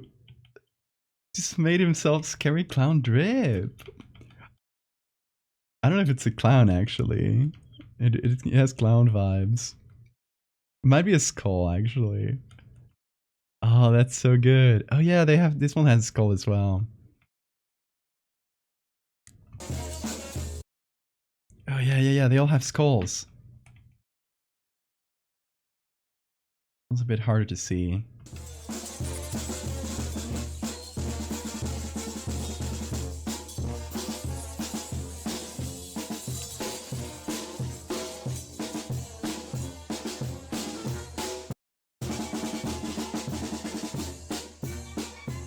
That's so fun.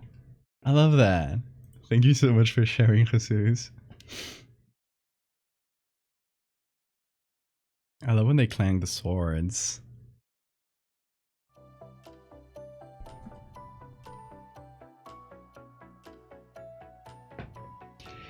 Oh, so it's like, yeah, it's like a fight.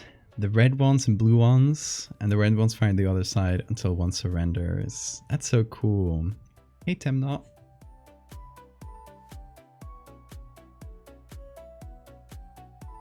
Okay, hold on. I gotta note this down. The gift that lives and grows. I know that's like marketing speak for like, oh, it's a necklace and every year you add a pearl to it, so it's growing. But what a tagline. Fucking horror movie tagline. I'm gonna note this down. The gift that lives and grows. Yeah, like Griffin said, I'll find and dandy until the pearls start hatching. What lives inside them. It does sound very eldritch. Okay. Really good, really fun ad to read.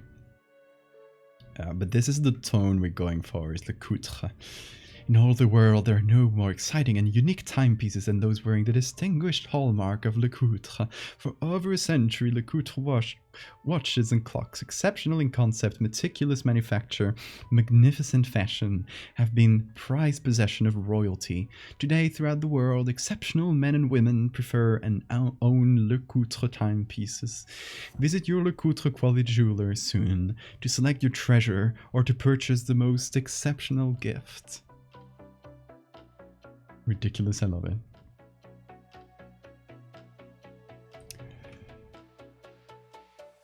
Okay, so here we're going for a similar tone, the finest in human ivory accoutrement. Discover the newest additions to the Atlas collection from the world famous Fèvre and Lezeux, the most exquisite selection of human ivory adorned with crystals of the highest craftsmanship.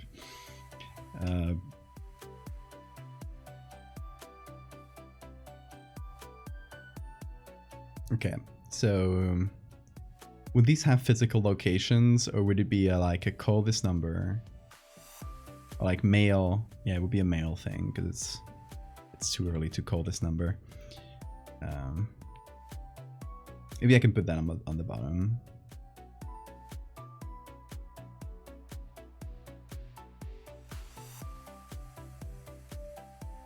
Maybe I can describe some of the products that we're seeing around us.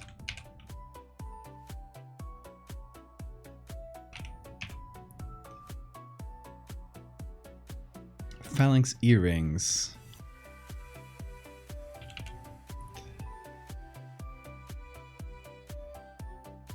Oh, thank you for the save reminder. Call no now on your mobile phones.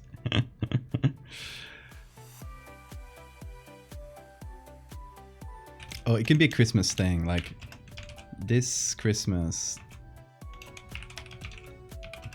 Give, like, I want to do something like give the gift that lives and grows, but more bone-like.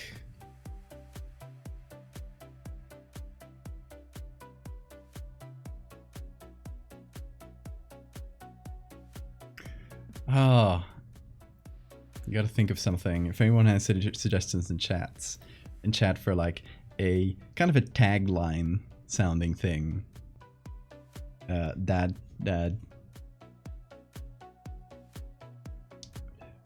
will work. And we can do one pun. Artist said we can do one pun. We can call it the backbone of your wardrobe or something. Is it? You don't really put this in your wardrobe, but stop your muscles from flopping around. Telebones is a great creepypasta name. Yeah, to be honest, it's really good.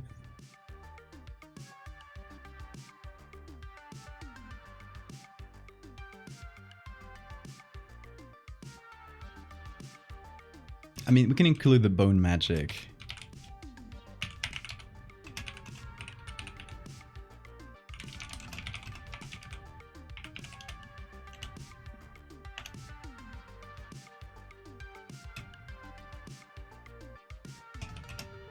Okay.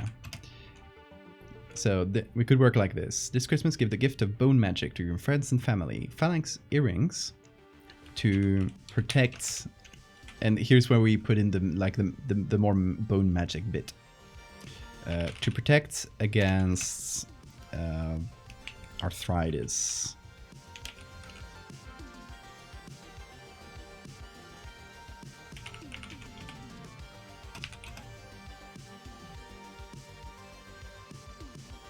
Or vertebrae.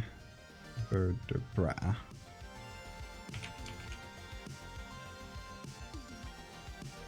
Oop. Necklace to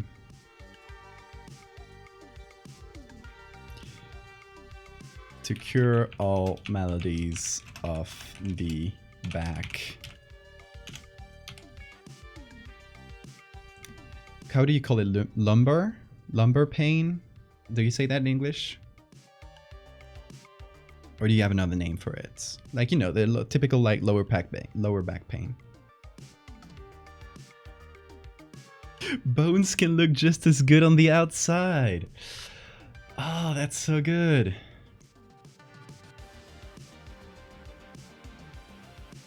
Hold on, I'm gonna make the text smaller because it feels like it's too large of a print for like the body.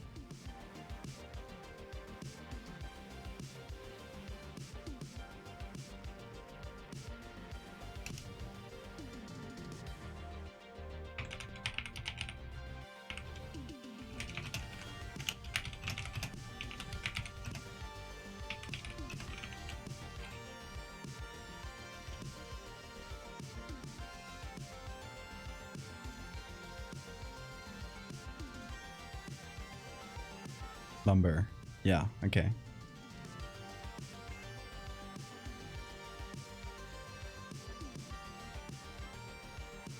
Let's say all lumber melodies. Would that make sense in English? As in like an old-timey way of saying it.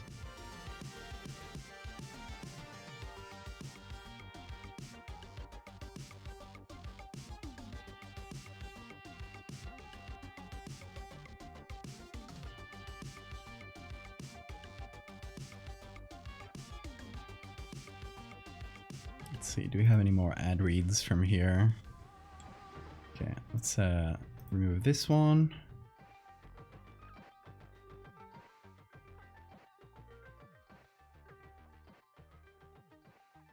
Okay, order by mail from our catalog would be a good way of putting it. Large stock is waiting your call. What's this one said? Too small to read. The most beautiful watch in the world. Vivienne, striking, bound to be admired. Something I can't read, the sapphire crystal.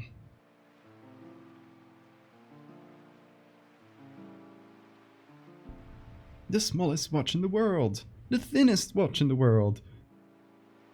The most complex watch in the world.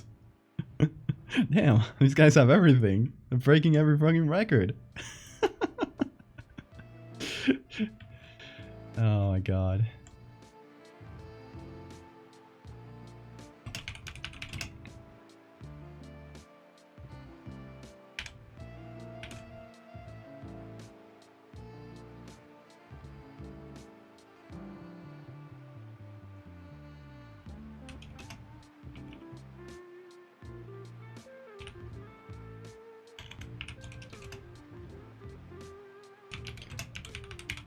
Distinguished royal look, for example. It's like an exercise in saying like literally a bunch of nothing.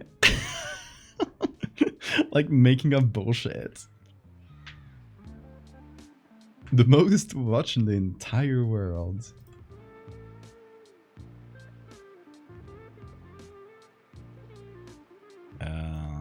This should be italic.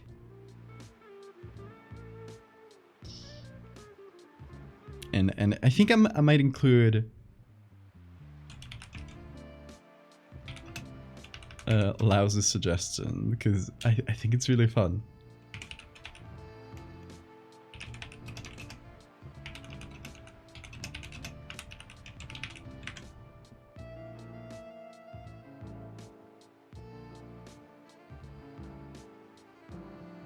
Don't know if I'll do the exclamation point.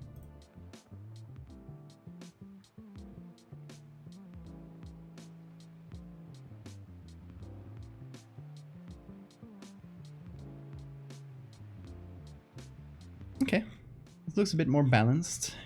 Text-wise, it's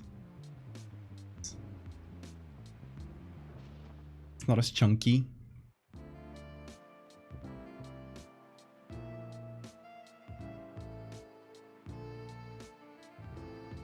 And over here, we can put like the more practical stuff, like order by mail.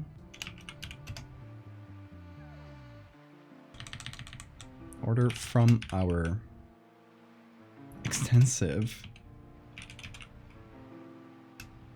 catalog UE. Hold on, it's written here. No, just catalog. Can it also be written catalog UE? Or am I just mixing my French inside the English?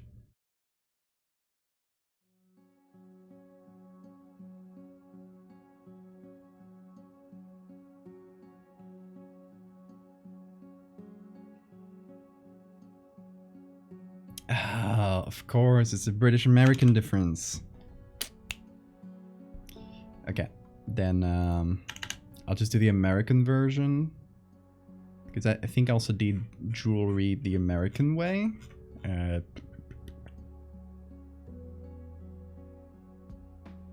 Actually, I don't know if I wrote jewelry.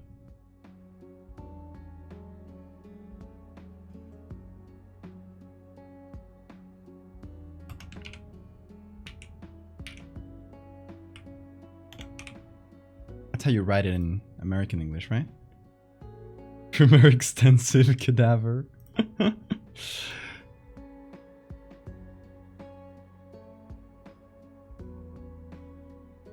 Okay, and we're gonna break this ad a little bit. Like, we're gonna make this page, we're gonna fuck it up a little, you know? So I'm thinking this corner is the most liable to be broken down. It won't break any of the images. It'll just cover some text. We'll still gotta make up the text that's behind it, because, you know, it might just be stained and stuff, but it still has to make a certain sense. Yeah, like, even if we break like the notice here with so it's not liable for ill effects. Like, as long as we get this first part, that the brand is not liable for ill effects, I'm fine with it.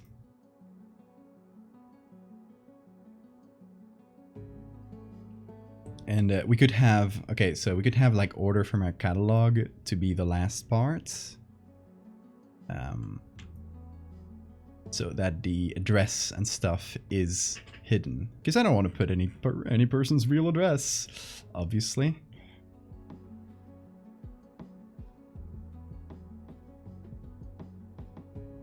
Yeah, like something... the signature like that. Okay, I'll just do that. Let's do le se, co, or something.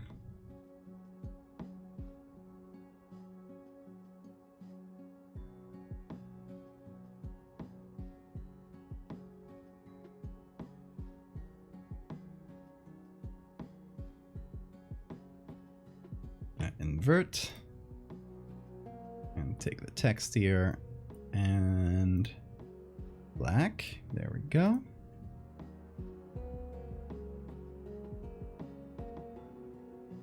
Gonna bring it back to more or less be aligned. Put it down here.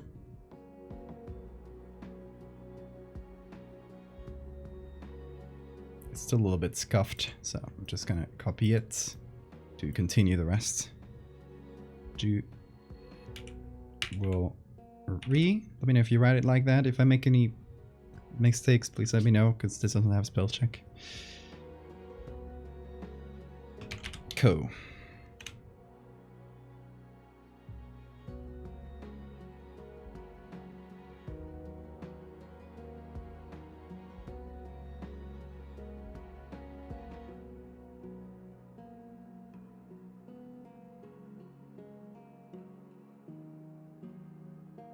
Yeah, that looks nice.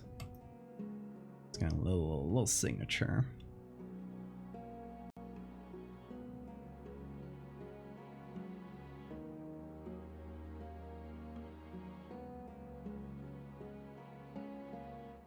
And this part is gonna be broken anyway.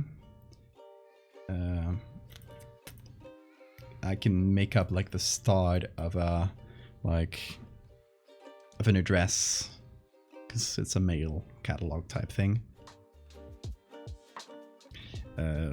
Like 423. I don't know. American addresses are long like that, right? They just use the. Okay, here it doesn't say it, for example. Just trying to see. Okay, these ones don't have addresses. Just this one, and it just says the name of the streets.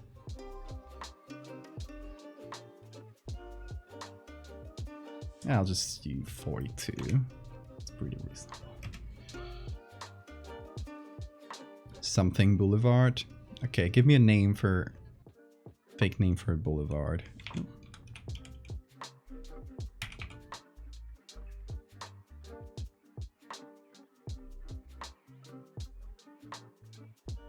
Street Boulevard.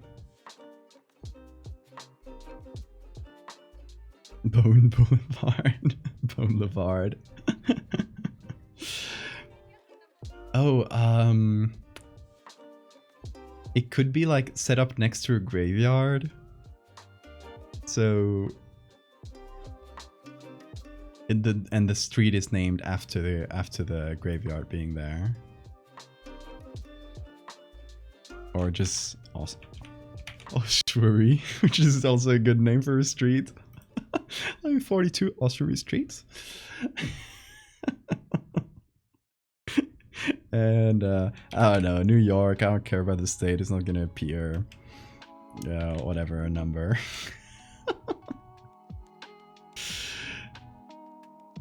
Okay, so yo Jesus, thanks for being here and for sharing your cool dances. Oh yeah, I love to see it. Oh, that's too long.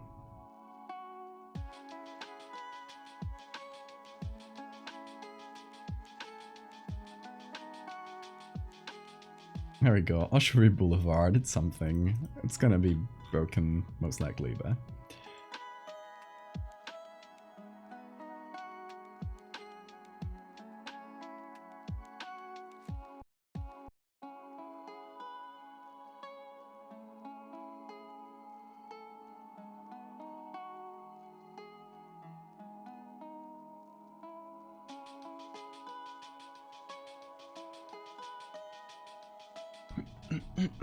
Okay, we just need a little bit more padding text.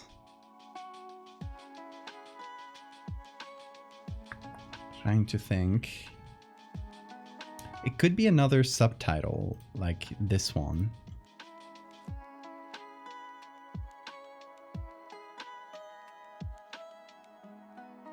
Could be...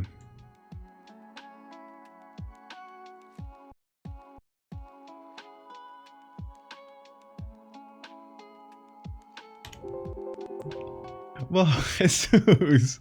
Oh, thank you so much. That's super kind of you. What a way to make an exit. Have a great night.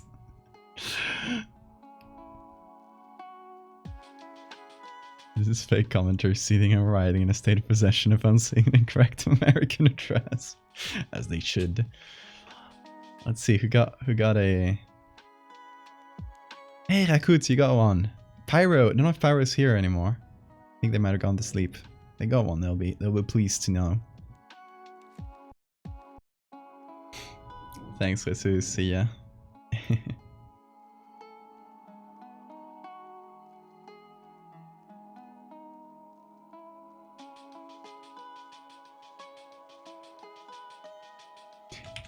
Give the gift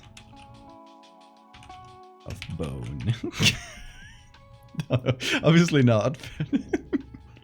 It should be something simple and kind of tagline-ish. We just did bones can look just as good on the outside, so... Hey, Pyro, that's you. You got a gift sub.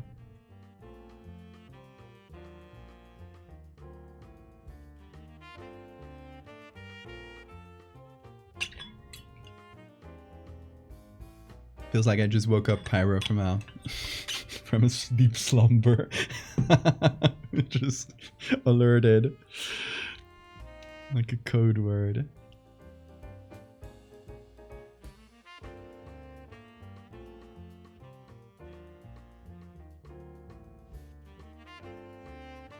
Don't even know what you can do with a subscription. Well, you can use the emotes for one. You can take all the channel emotes and use them. For example, we got a bone. Drop your bones in chats.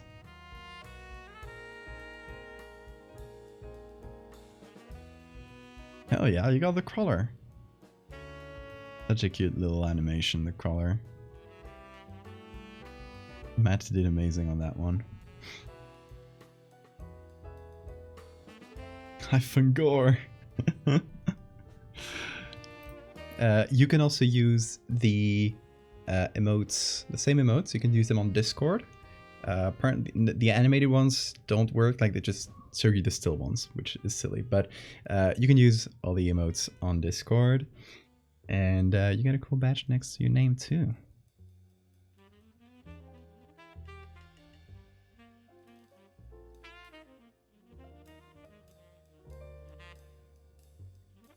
And the badge builds up. Any boners in chat? Like Siphon, you got the 9-month badge. Which is wild. Is that all from gift subs? Just the receptor of the gift subs.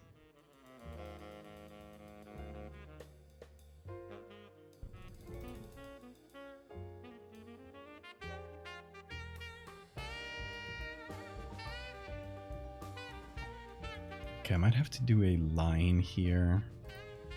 This feels incomplete.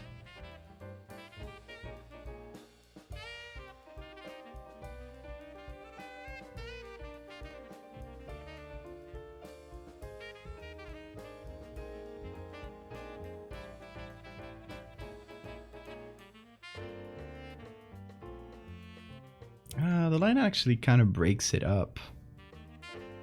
Now, let's do away with the line. Let's see. I'll just get the pictures really close together. We're like this one, and honestly, they just got the pictures really close. And they had some blank space that they used.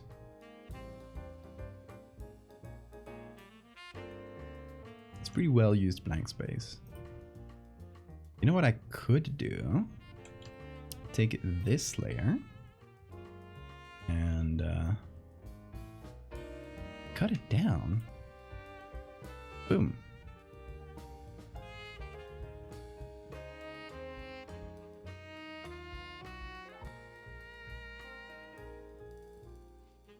Let's see, at least one jewel pop out from here. And yeah, what I can do with this, I think, is just like make the images a little bit bigger. Just use the space for more images.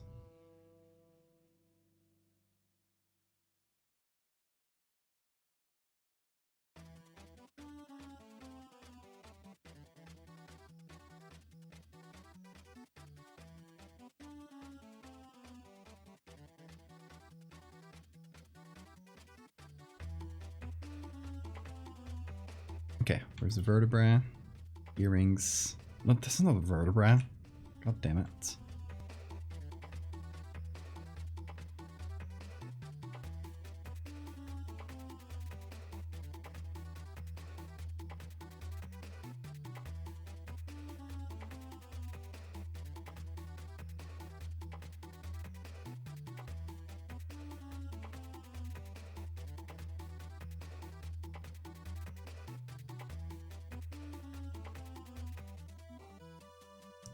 It's not wasted, Siphon.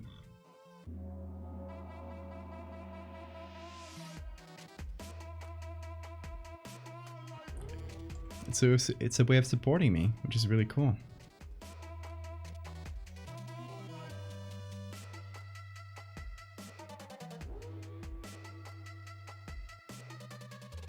Oh, you know what I might do? This inward a little bit.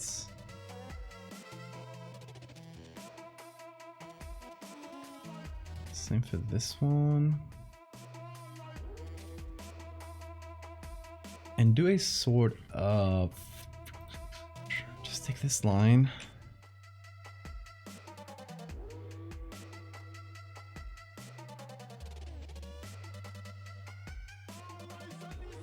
And create a box around the ad.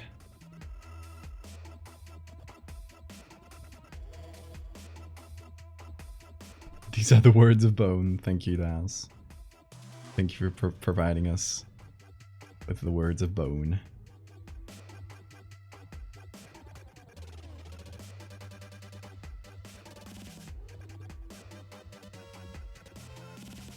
Okay, what about this layer? They moved 1 pixel. This one seems fine.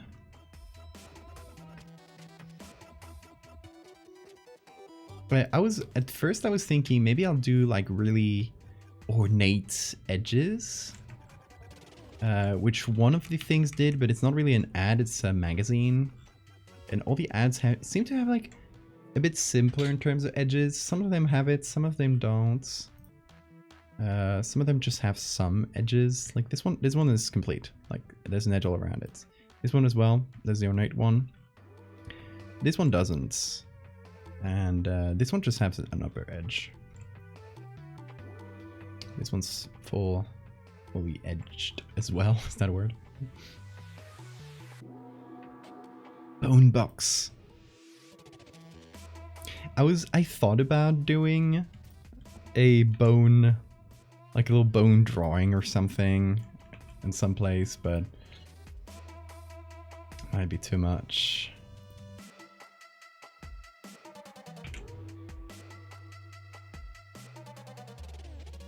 Too over the top, perhaps. For something that wants to appear luxurious.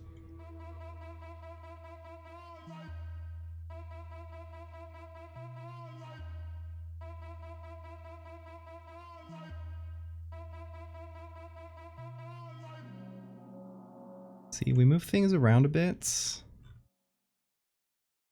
And, suddenly have more space for images.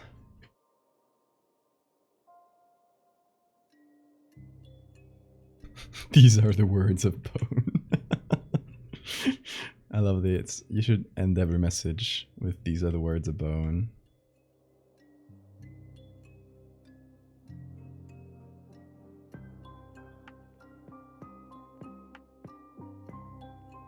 Give the gift of bone. We need to change that tagline. It's really bad. It's actually quite bad.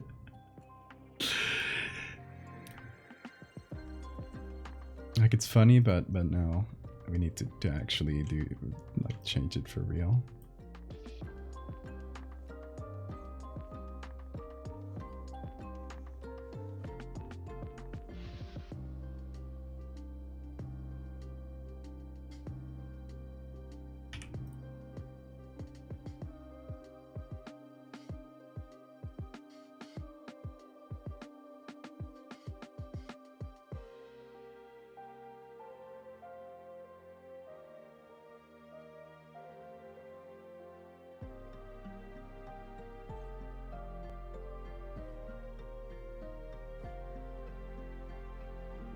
Bone your loved one.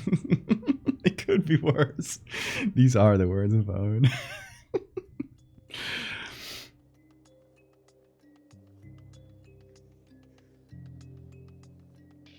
Is there bold italic? Yes. Come on, get my accoutrement in, please. There you go.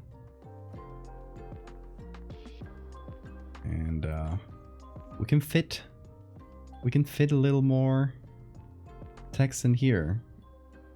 And we'll hide this one. This one can be just regular italic.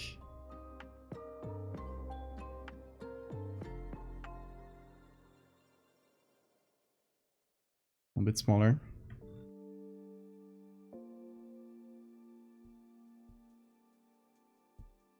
We could have bones can look just as good on the outside.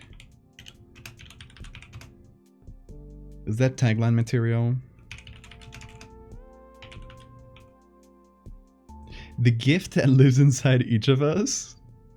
Holy shit, I should just hire you to make taglines. That's really good.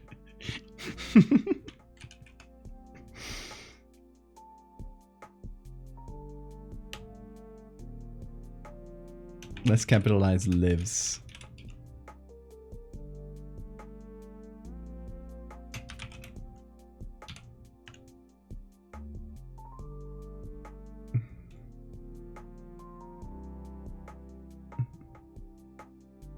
I'll name you Laos, the tagline maker.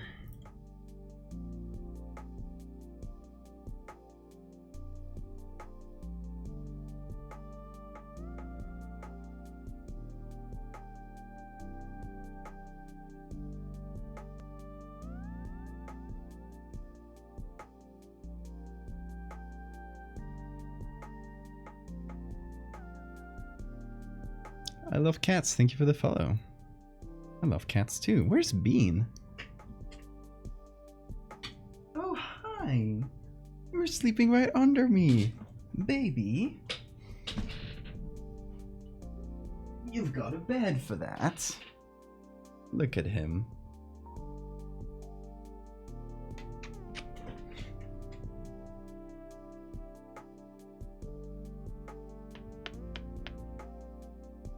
Easily beat. Alright. I'll put you in your bed, okay? Oh. Don't shake around. There you go. You gonna stay there? You can sleep there. Oh, he's not gonna stay. Do you want cuddles? Yeah, you do. He's right here. Hold on.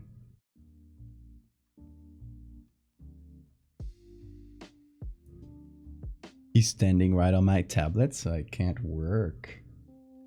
He's a smart boy. He knows that he stands there. I have no choice but to pay him attention. Don't you, baby? Yeah.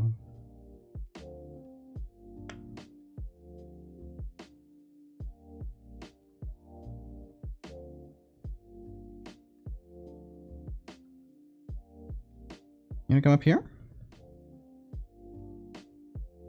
Let's see. You wanna come up here? Oh, he's looking at my tablet pen. You can't use that. You can't bite that. That's mine. That's for work. Come here. Come. Come. Come on. Yeah, a little kiss. Okay.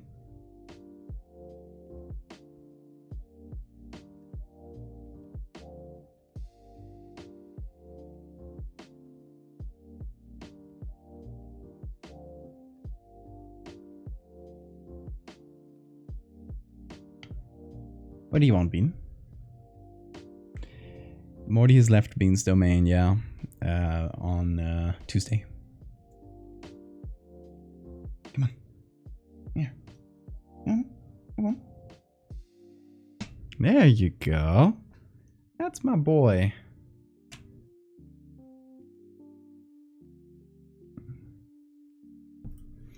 There you go. Now I regain use of my tablets.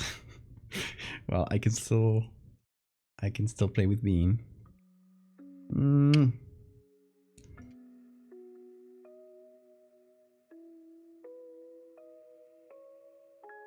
What did I just do? Oh. Change the another scene. One of the unused ones. He's a little shoulder boy.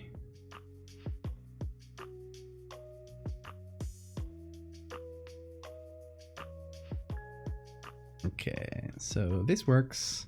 Oh, we should do a page number. Why is that Myriad Pro? What are you talking about? This should be page... No, 50 cents. That seems like a lot for an old magazine for some reason.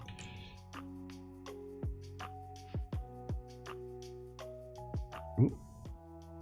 Cat hair in my mouth. Who could be responsible for this? He's a familiar, he is.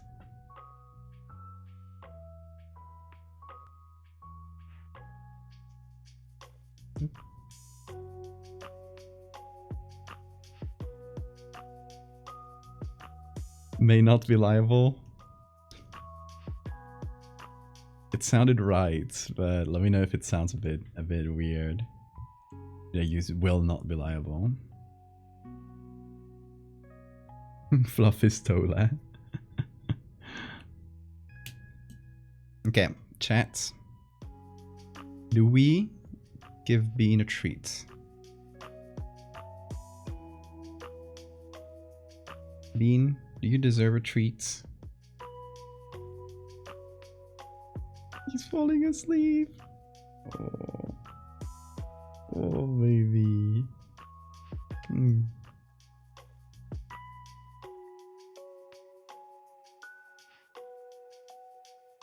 You smarty, said Bean, you foolish cat, you silly beast. That's man's without hair. Is that even a question? You guys have to decide whether he deserves a treat. Is that even up for debate? Okay, Bean, I think they want me to give you a treat. I'm gonna do a little whistle, and you're gonna open your eyes. Oh, can't whistle. There you go. See?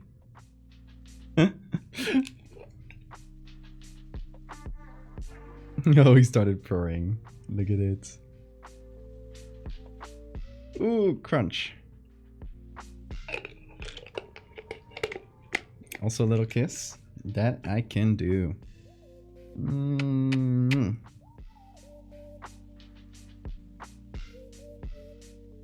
Good Bean. He is such a good boy.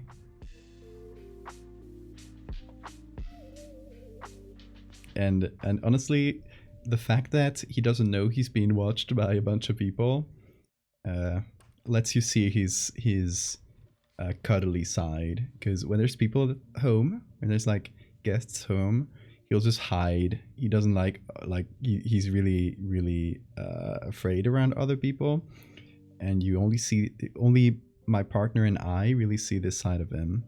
So you guys are able to see him at his best, at his cutest, for sure. Bean, I understand. Oh, relatable little Bean. I thought the lid sound was you crunching on a cat treat. No, they don't put salt in those. They're not very good. I don't know if cat treats are the same as dog treats, but I almost tried it. Because curiosity gets the best of me.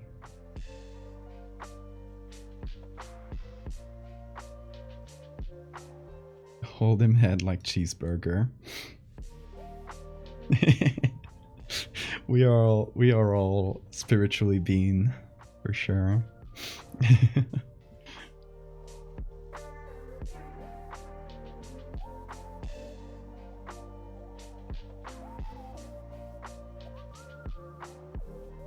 Oh, the problem with this tagline is it's very short.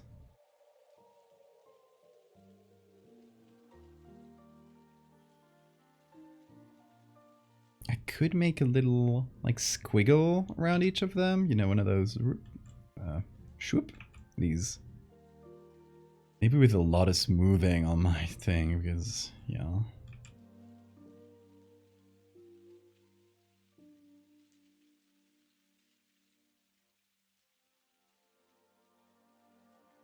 I mean, that's not bad. The smoothing did a lot of work for me, but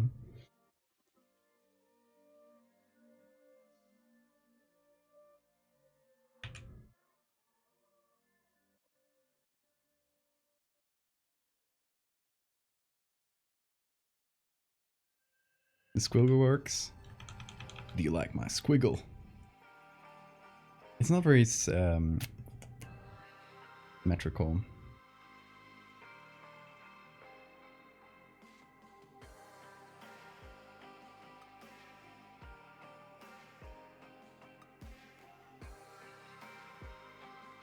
I could just take the best looking side of the squiggle. That's kind of the problem with it. The smoothing.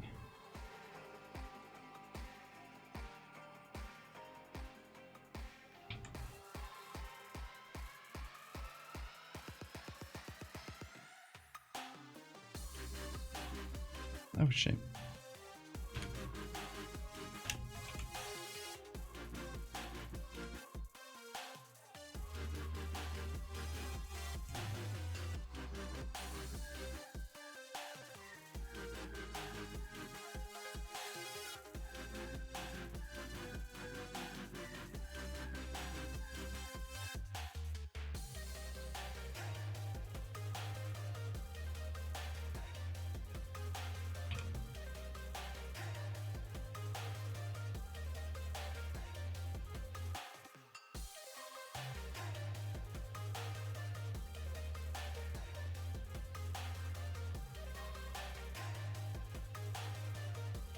It's still in smoothing.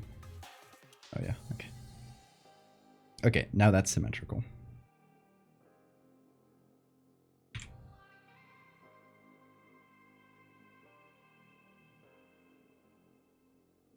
Man caught an eternal strife, chasing perfection of the squiggle. It's a hard life to be a squiggler. Squiggle maker, squiggle crafter. Now we can have a little thing here. How about a little thing here? Is that anything? I don't know much about calligraphy squiggles. It is not my domain, it is not my expertise. What I will do is group them. One of them should be flipped.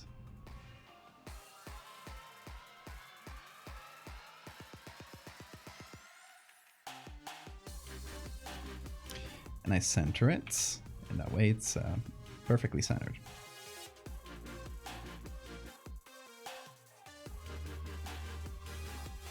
Squigglers versus boners in chat.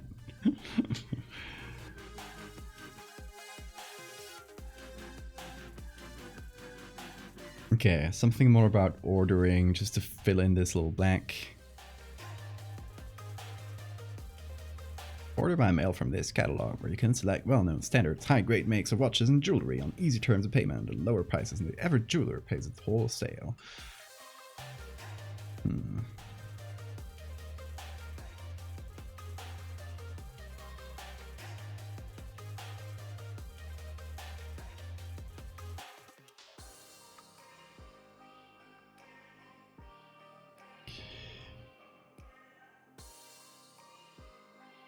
Okay, maybe we make a call to action like, oh, limited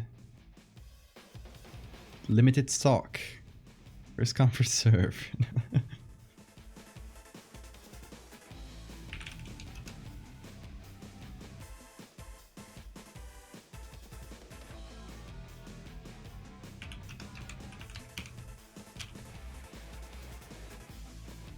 We donate your grandma's skeleton, get one earring for free. It could be like, we also take bone donations. It could be funny.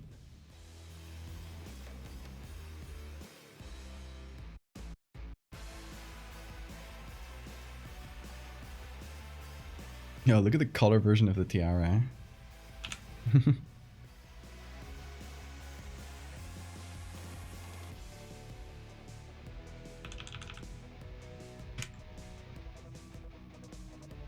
I give it a little space here.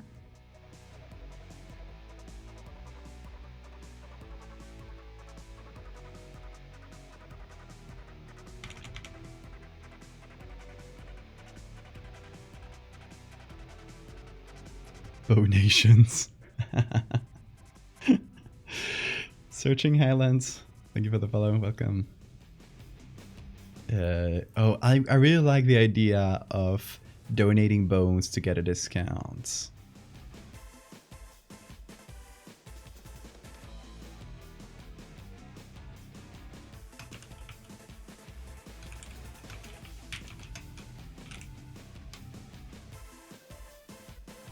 How about this?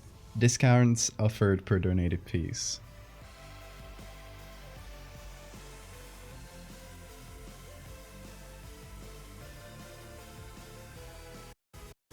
A bone for a bone.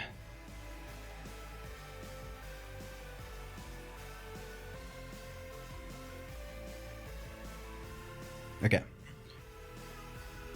Let's put it all together. Let's take a look at it. And let me say bye to all the jewelry we didn't use. Goodbye, jewelry. And our thing that we did not follow. Whatever.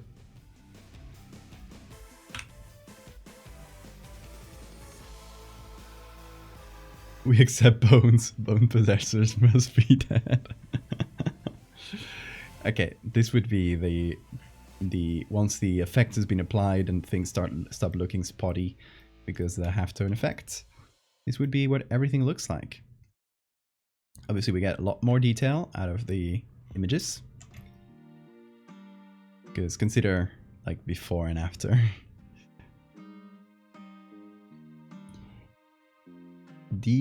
How you pronounce that? Zethos. Thank you for the follow.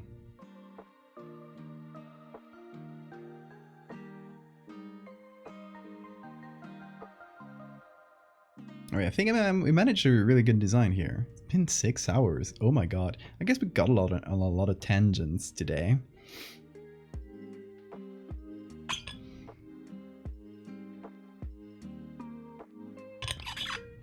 Something important is we need to mess this up, like bad. We need to make this look...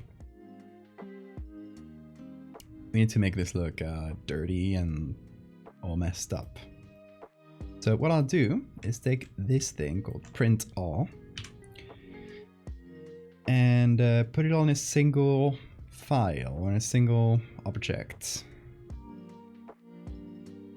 Give that a second, because like everything in there.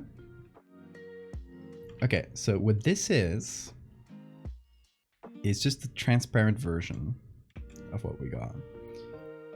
So we can hide the original. Put this once again in, what was it? Multiply, darker. No, because darker color won't really work. Let's put some multiply. Or just on darken. Yeah. Darken doesn't change the color as much as multiply, so we'll use that. And, okay. Let's see. Let's go to my resources. We'll go to paper. We can start by introducing some folds.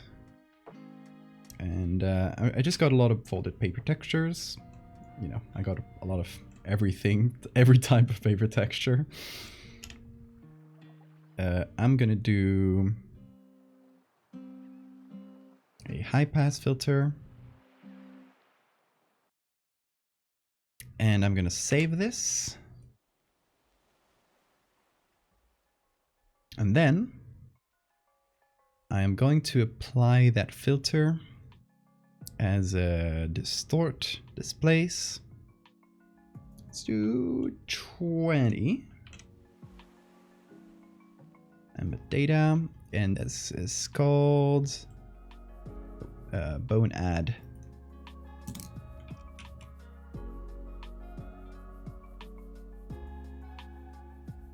Ooh, okay. It's pretty strong. I might reduce that 20 to 15. Just a little.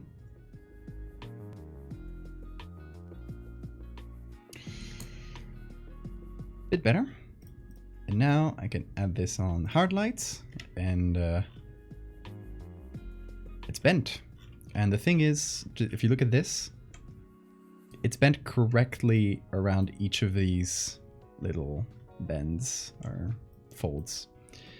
What it's done as well, which I don't like, is it created a lot of paper texture, and they just like made things kind of noisy. So I might, yeah, do this. Just save a blurred version of it. And then just repeat the displace with the blur.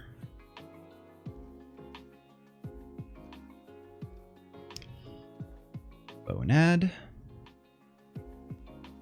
And now, see, it doesn't displace the, it doesn't displace the text as much, just like that grainy thing. But it still works. Hey Bean. How are you doing, my legs? Hello.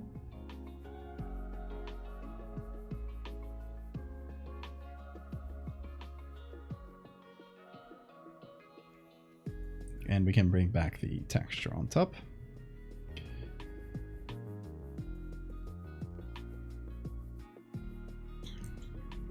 So we have done a little bit of bending, which looks pretty good, I think. Then I want to add stains. Stanislav, thank you so much for the follow. Welcome to all the new folks. Good to have you here. Okay, we can do coffee stain. That's a classic. Why is that so transparent? Pentagon multiply. It's not doing much. Oh, can do. Oh, linear burn looks pretty good. Just creates a little ring, like someone put a you know, glass of water. Nothing super bad, but just a little glass of water, you know?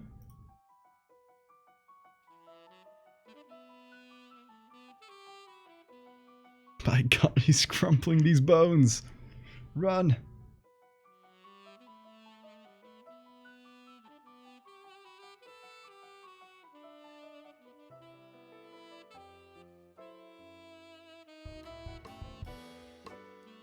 Okay, I'm gonna do something on top of this layer. Alright, I'm gonna take the paper. Without the displace. I'm gonna add it as a color layer, I think. Or... whoa, these are funky.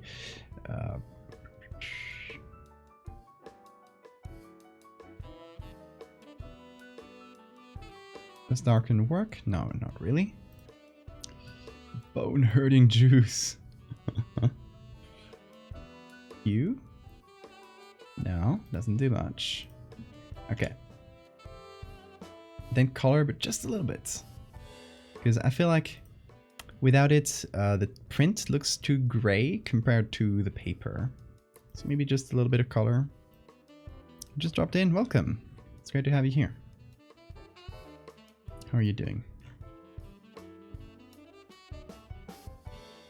This looks like a mile away from the uncrumpled version, to be honest. Like, this is where the edit is made, usually. Okay, we can add some of these stains. These, I think, go in multiply. Though color burn, linear burn looks good, too. I think multiply is the best. These are your classic paper stains. Like discolored stains. And they just tend to look really good on old stuff. Just blend together really well. What is this one? This one's called glue? Oh, just like, you know, a sticker that was glued on or something. I don't think this one makes a lot of sense here. Edge curl. Oh, that one's quite good. Let's do an edge curl.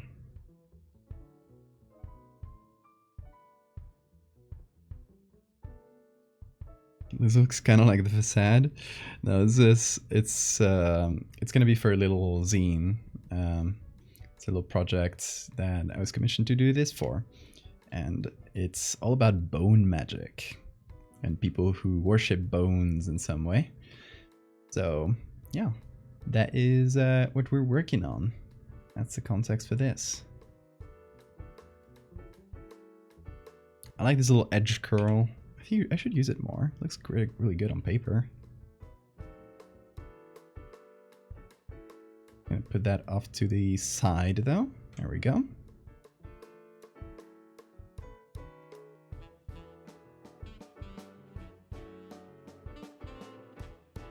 Because it kind of finishes there, so it has to be on one side. There we go. That's good.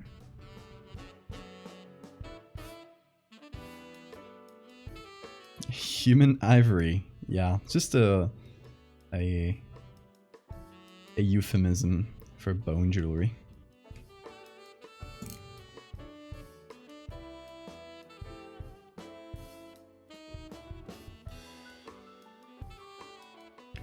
Okay, let's see. What kind of messed up stains can we add?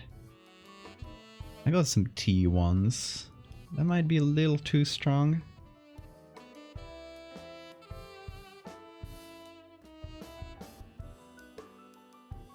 They're pretty good on color burn because they're gray.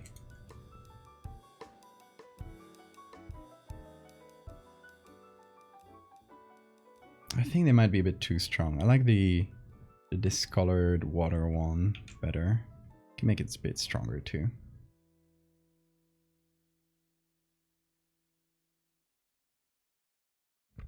How the upper skull part jewelry look like?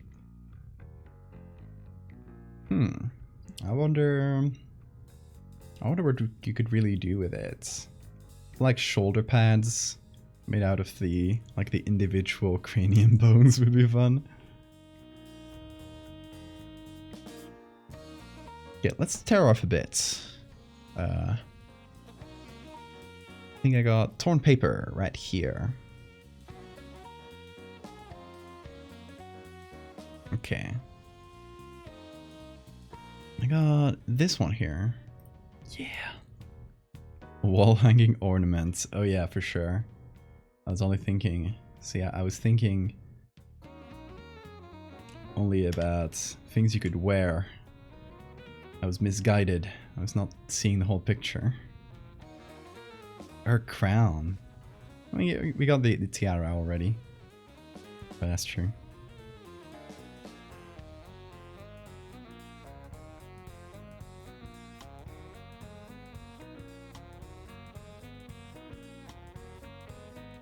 Okay, let's start off a little part.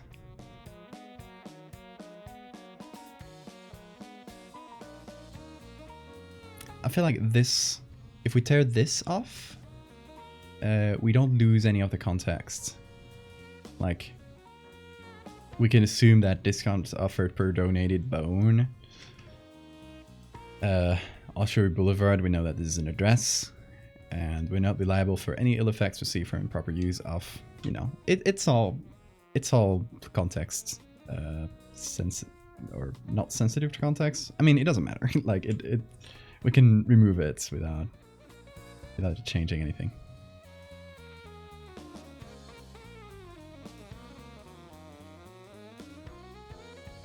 I think I'll leave the background black like this. Just clashes less. Facade's cold jewelry. That would look all sorts of messed up.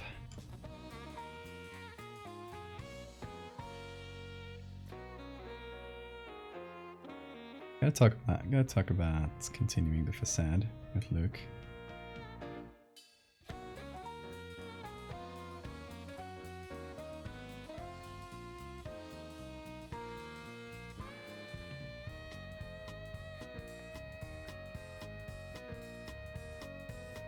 Icicle chain necklace.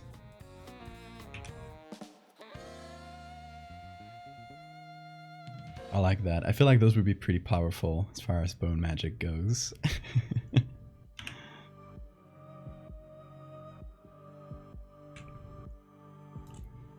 Alright. Let's try some final effects before we call this one done. And probably not done, because I might go back and change the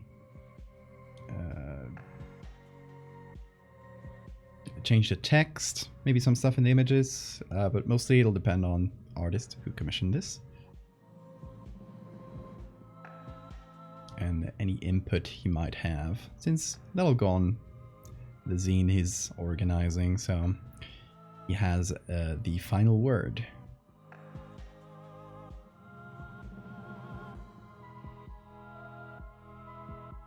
Okay, just a final couple touches. There's not that much to add. I'm gonna add some grain that will help break up some of the more, you know, some of the artificial, like, super cleanness of the halftone and the lines, you know? Like, they're too perfect. A little bit of grain just roughens that up a little. Up close, at least. It's not that it matters too much at, like, viewing distance, but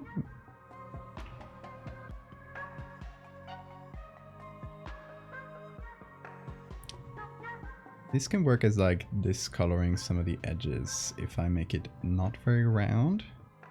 Feather it a bit. It can just be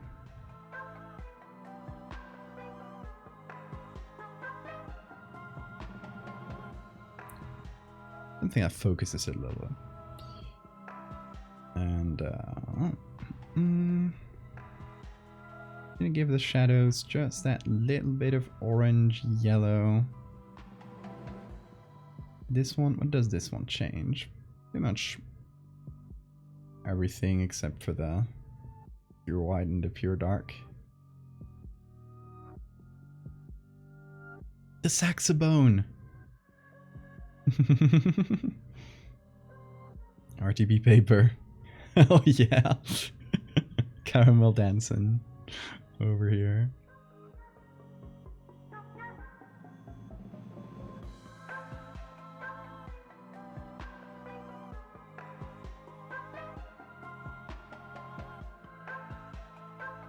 All right. These are just some final touches. But quite happy with it. What do you guys think? I want you guys' honest thoughts on things you would change or that it looks good to you. Ooh, 6 hours. I mean, considering we've done a lot of tangents today, but probably 5 hours of actual work.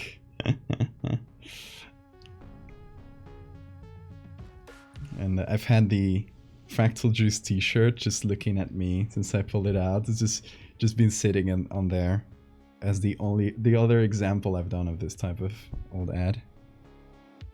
You can get this at the merch store ad.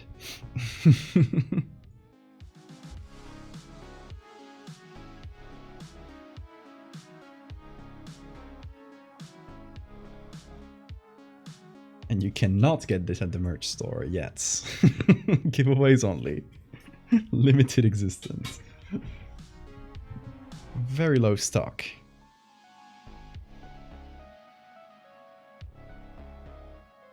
Gonna buy the t-shirt. It's still up.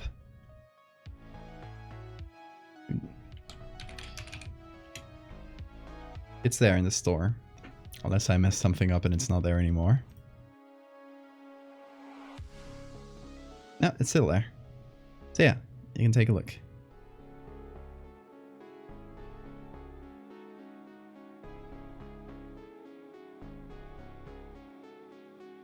What about a modern incident of like bone magic? They'll surely be in the zine, but I'm not privy to what everybody else is doing for the zine. But if you're interested in like this whole bone magic concept, go to the Discord and find in the collaboratory channel, which is the collaboration thing. It's a thread called the Museum of Absence, and it's where they're organizing all of this.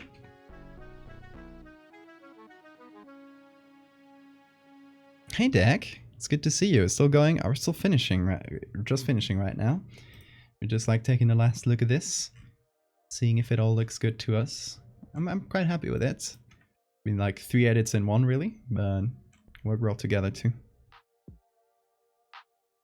Glitch team on Discord. I'll see you there.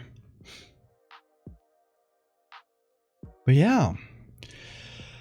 Whew, it's been a fairly long stream, but I got a good thing done. We will be back on Monday, although I may or may not, because I'm gonna try and do this starting now. I may do some extra streams on Sunday, or like Saturday maybe, just like during the weekends. I may do some extra streams that are unrelated, just like some gaming, some more chill stuff, like just the other category that is not art. We'll see if I have time for them, because I might be a little bit busy this Sunday, but if I got time for it, I might do a stream. Otherwise, I'll be back on Monday, just at the usual hour. We'll be doing a commission for Lord Cryptid in chat, who's Leo. It's going to be a goopy slime creature that eats everything around it. There's 2 options we might go for depending on the pictures we find, but we'll more on that as it develops, like during the stream, because we'll see. We'll adapt to whatever pictures we find. Goopy slime. How many people have been here the entire stream? No clue. I can get that in the stream analytics later, but I can't know during the stream. Where's Bean? Bean, you're here? Bean, do you want to say bye to people? Where is he? Bean. Oh, he ain't here. He left somewhere. Off on his little adventure. But if he comes, I will show him to you. Bean escaped. Yeah, he's not coming. He's probably asleep somewhere else. That's my assumption. Oh yeah. Oh yeah, the door to my bedroom is open, so he's probably sleeping on the bed. Containment breach. He has found the bed. Everyone run. Alright. Yo, thank you so much for being here. I really appreciate it. Sticking around me for a pretty long stream. Especially those who've been here since the start. Who I think it's only Siphon and maybe Deck. Not sure. But yeah, thank you to everybody. You have a record of staying the entire runtime of the stream. Bean! Oh, he's here! Oh my god! Come here. Come here. Come here. Yeah, we're gonna say bye to people. How about that? Bean is here. He made it to the end of the stream. There he is, the boy. Yeah. Look, everybody loves you so much. Alright, everybody. It's been great having you. We'll be back on Monday. Unless things happen. Whoa. Stay there just a sec. Until then, I hope you take care, everybody. See ya.